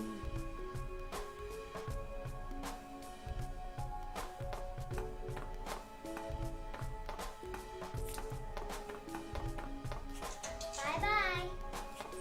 Wait! Come back! Eddie, let's go after her. Huh? Laura? But why? Laura. Is that her name? That's what she said. This town is full of monsters. How can you sit there and eat pizza? She said she was fine by herself. She said a fatso like me would just slow her down. Forget you. Is Eddie a real character, or is James just imagining him? Okay, so, I mean, you could look at it any way you want, but I do not at all agree with the readings of every character is imaginary. I don't buy that at all. I think there's a specific moment where if the character who James is talking to is someone who he is imagining, it would be some of the most disrespectful and terrible handling of subject matter Team Silent has ever done. And here's the thing. Okay, so Barrick does. MacCready does. That's fair. Because keep in mind, at the very beginning of the game, everything is James in the bathroom stall. Everything is about him staring into that mirror, self-reflection, moving out after that. So you could look at it and say, no one is real. And that could sort of be your beginning statement, saying like, the whole game is about James reflecting on himself. I don't personally agree with that, and there's a very specific reason why, because I think if that's the case, then an element of this game that I otherwise praise, I would say is in very bad taste. We'll get to it tomorrow. But, let's talk about that scene specifically. Yeah, I clapped when I heard the line. So once again, James is framed as being above Eddie. Also, we get a name for Shit Kid. Her name is Laura. Alright. So, James is framed as being above him. Taking his time with that one slice, isn't he? And the thing is, James kind of dismisses Eddie here. You know, like, how could you just sit there and eat pizza? Forget you. Ugh. So he's kind of like, not only is he framed as being above him and looking down on him, he is straight up dismissing Eddie now. Alright, so this is repeating that framing device. Okay, interesting. We'll wonder if that'll mean anything or change later. So, here's the thing. I've been talking a lot how Silent Hill likes to throw little weird bits of imagery to be spooky and weird and cruel. Like, we have James and the hole here, it's gone now. Dave had an interesting suggestion that the empty stroller in the pool is indicative of James and Mary to some degree. That's interesting. So Silent Hill specifically likes to take things and spawn at least an apparition of it in this nightmare scenario. And it likes to put it there specifically to fuck with someone. To tailor-made fuck with someone. Okay. People always say, where does he get the pizza? Where does it come from? Why is there a pizza? Well, first of all, where does any of this come from? Where do the monsters come from? You see what I mean, right? Like, at that point, you're just questioning the entire concept, and if you're questioning the concept, you haven't been paying attention to literally anything the game has shown you, or if I can be self-indulgent, anything I've been screaming about into the mic for the last 5 hours. So, clearly, the pizza is a product of the town, meant to fuck with Eddie.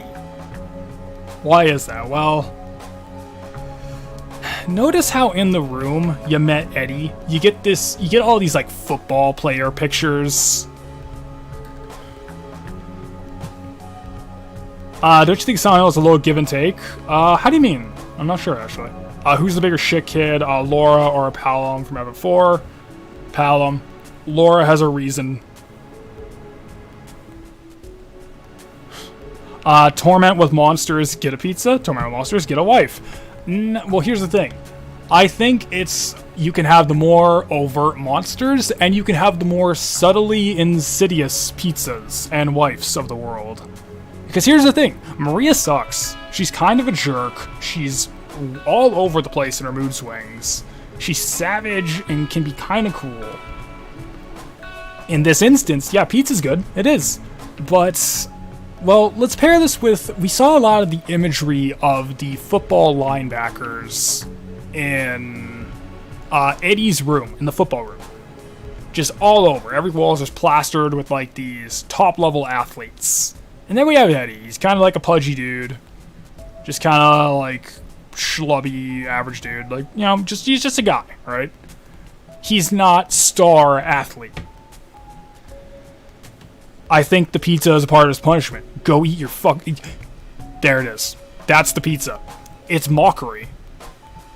It's, yeah. Oh, you're having a bad day? Having a bad fucking time, are you? Here's the pizza. Comfort yourself, you fucking fat ass. Having a real shit day, ain't ya? It's like, that's what's happening. It's mockery. It is backhanded. Yeah, you little baby. Here's your little baby boy pizza. Yeah, it's all you can do. You can't do anything. You can't go after the kid. You can't get the respect of this random man you're looking at. All you can do is sit there and have your goddamn emotional support pizza. And another thing is...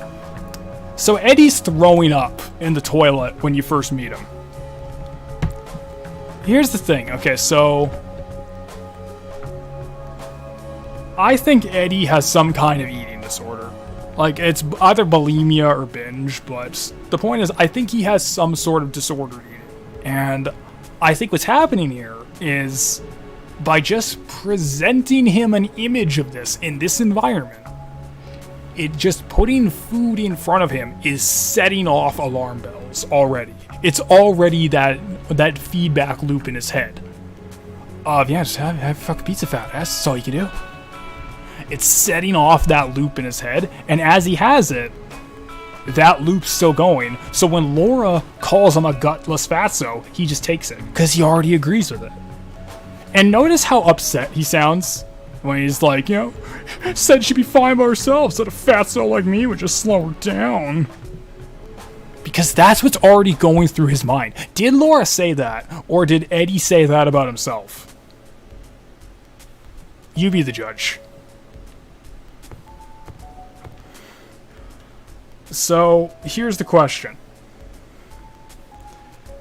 So Silent Hill is mean. It does weird shit like that to prey upon and mock you. Why? Put a pin in that. You're really liking this? Oh, thank you. Thank you. Like I said, I was kind of fretting over this. I didn't know how it was going to go.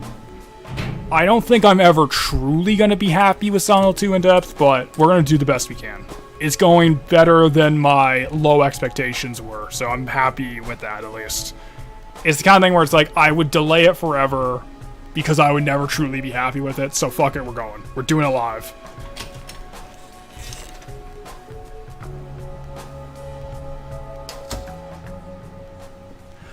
Walkthrough and storytelling could be better. Hey man, thanks for watching. Like, I'm really glad you guys are digging it.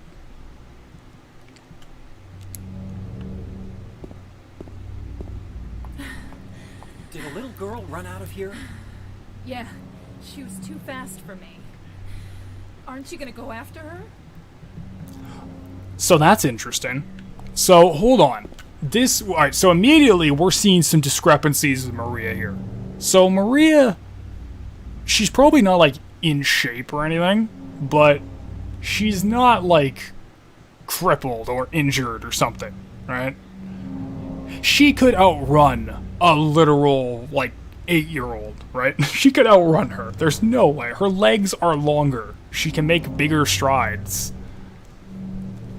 We're already seeing discrepancies where not only it's like, oh yeah, this kid totally outran me, haha. I couldn't get her at all. Aren't you gonna do it? On top of that, you're telling me that the person who looks exactly to the T like Mary, to the point where when James first sees her, the first thing is out of his lips are Mary. You're telling me the person looking for Mary wouldn't take one glimpse at Maria and say, there you are, I've been looking all over for you. No, she just ran past. Something's not adding up about Maria here.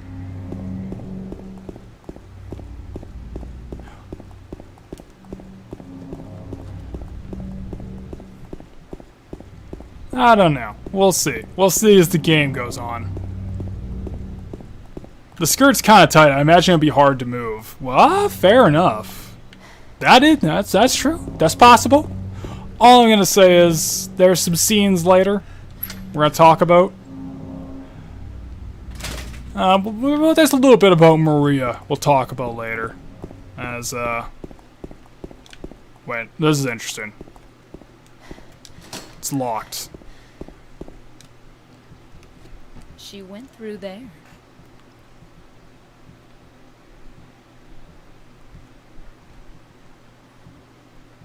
Is there any other way? Yeah, there is. Right through there.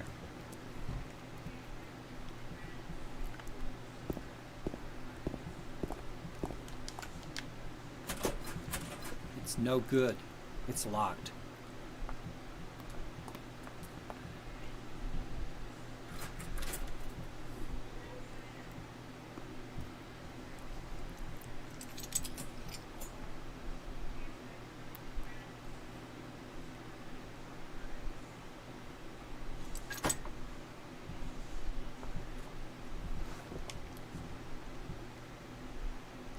And there we go. I noticed that's a statement. She wasn't asking. Yeah. She wasn't asking. It's like, oh, she totally outran me, haha, but she knows exactly where she went. These camera angles are amazing. The camera work in this game is so fucking good, dude. So good. But this is another interesting detail. So remember we were talking earlier about how James could not progress without Pyramid Head opening the door and deflooding the room? James now cannot progress without Maria somehow just spawning the key to this door and having it.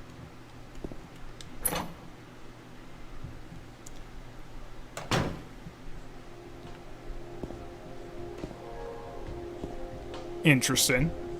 Also, this track, Heaven's Night. Perfection.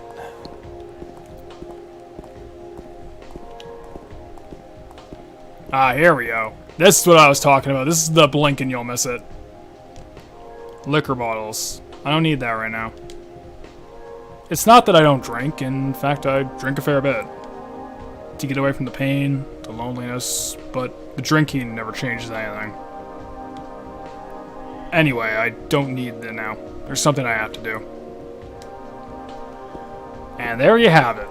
That's what I think the hole is. It is James trying to cover up with grief with alcohol, and that is the hole. That's why you find it in the bar. It was the hole that was there, but it's gone now. But it's not. It's never gone. It's a poor covering of a hole. That's just my take on it. There's a million ways you can read that line. That's just mine. Paradise. Heaven's Night. What I wouldn't... is there a... There we go. There it is. Would it be better if it was first person? No. No, hard no. This game's camera work and third person angles are fucking amazing. In first person, you would lose so much of, like, the shot framing, the way the camera dynamically can change and change the lighting like this shit. The way, like, you can... we'll see in a second. There's a scene where you leave. That's a good angle. But I would love to have a sign that's just Heaven's Night. I would love this. I love neon lighting signs. I gotta get that made one day. One day, man.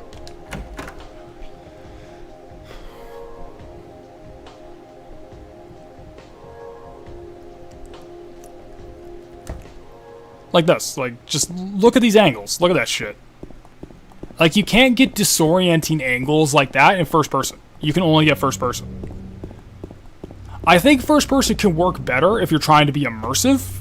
But the thing is, I don't think Silent Hill is trying to immerse you in atmosphere. It's not trying to immerse you in the role of James. James is very clearly his own defined protagonist. He's his own man with his own actions, his own objectives, his own personality. He's not like he's Gordon Freeman, right? Who's just a blank slate that you put yourself into. Or like, I don't know, like Doom Guy, or, you know, pick your poison for silent FPS protagonists.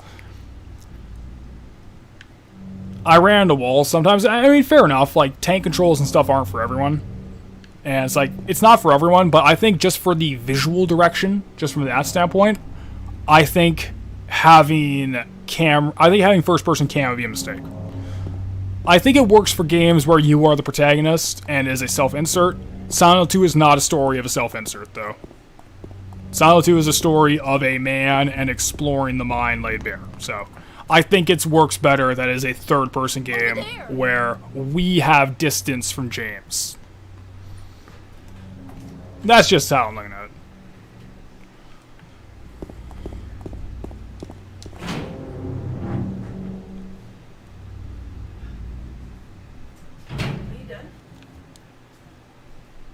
Alright, we will get the map here.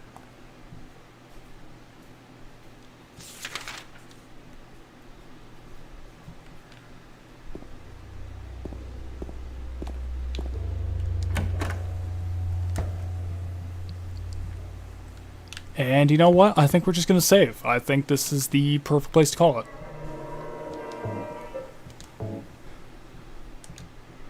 I think that, yeah, I think that is a lie. We have been doing this for nearly 5 hours, so that is an absolute lie. I think this is a good place to call it. My niece comes in here and wakes me up. What a cruel world. No snoozing. But you know what? I think we're gonna call it here today, everyone. Okay, you know what? Yeah, we'll put. Oh man, let's. Alright, I just do this chest. Let's say, bam. There we go. Added 50. Added 50 to the chest. Alright, any lemon boys here? Holy hell! I got donated 100 lemons. Holy shit! I didn't even notice that. I didn't even notice I got lemons. Alright. I put 50 in the chest. Put 50 in there, boys. Alright. If anyone wants lemons, this is the time. This is it. This is it! If anyone wants lemons, this is lemon time. I'm waiting. I'm gonna wait more. But yeah, let's try catching up on chat a little bit. Yeah, lemon. Lemon! Lemon! This is it. This is the lemon chat, lads.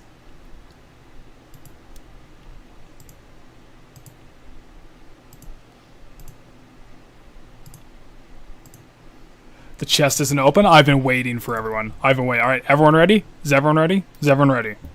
Everyone ready for it to be open? Give me the word. Give me the word. I will distribute. When's the next stream? Tomorrow, 12 noon Pacific Standard Time. I plan on doing it for the next 3 days for like around 4 or 5 hours. We'll probably be done. We might get very close to being done tomorrow and do a very relatively short stream on Wednesday, and it'll be done. All right, this is it. I'm distributing. Let's go, boys.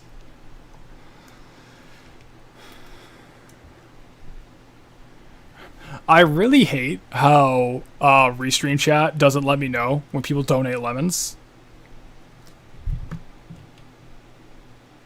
At no point have I not been ready.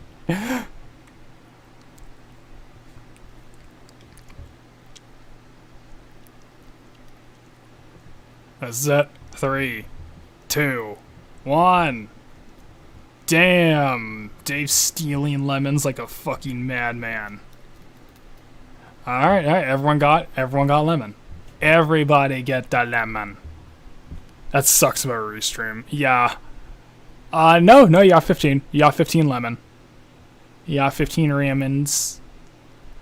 It told you nope? Nah, you got lemon. I see. Like, you got 15. It's good. It's fine. Alright, there we go. Everyone got a little lemon. I don't think it's a big deal to not have a notification. Hey, if Comfy came in here, gave me lemon, I'd be like, yo, man. Because I always said about 10 chat messages, this whole stream went for a run. It's all good. It's all good. This was long as fuck, and it's an extremely warm day. So everyone chill. Everyone stay chill. Everyone stay comfy. But yeah, it's like when Comfy donated 100 lemons. It's like, holy shit, that's really cool. I really like that. So, yeah. I think that's gonna call it for a day. Thank you, everyone, one and all, for coming out. We're gonna be starting again tomorrow. Well, wow, this I'm happy with how this is going. I'm happy that people are happy with it. You know, it's one of those things. We'll probably make good progress tomorrow, and it'll be a short stream on Wednesday to wrap it all up. I think this is good. I want to get to the hotel by tomorrow, and I think we do the hotel all in one day. Because the hotel is essentially going to be the most walk and most talk of the entire playthrough. It's a section that takes under an hour for casual play. It's going to take hours for us to get through, because there's so much to go over. I love it. I'm glad people are loving this. I'm glad people like this, you know? Like, it's the reason we do it. But, well, once again, thank you one and all for coming out. This is going to be it for tonight. I'm going to make the event for tomorrow's. Thanking you all for coming out. The hotel has a lot to talk about, because the hotel is essentially the reveal of everything. It is where all the symbolism comes to complete center stage. You cannot avoid it anymore. At least everyone's character arcs is like, either they have already completed their arcs, or they have reached the conclusion of their arc. I don't know, like, it's nice to see people enjoy gaming. Like, I mean, the thing about Silent Hill 2 is, like, it's my favorite. It's probably one of my favorite pieces of media ever. But Silent Hill 2 is extremely fucking flawed. I could 100% understand why people would look at Silent Hill 2 and say, "Fuck this game forever. It sucks." And I could say, yeah, I agree. But this is just me explaining, kind of like, this is how I think of it. Here's why I love it. You know. I'm never going to be fully happy with this, but, yeah, it's what it is. I'm glad people are coming out and enjoying it. I didn't know how this was going to go. I was daunted for years. Like, the years leading up to this, I was like, how the fuck? But it's going smoother than I thought. I've been talking for 5 hours straight. I need some drink. I need some water. I need some water to reclaim my throat. Take it easy.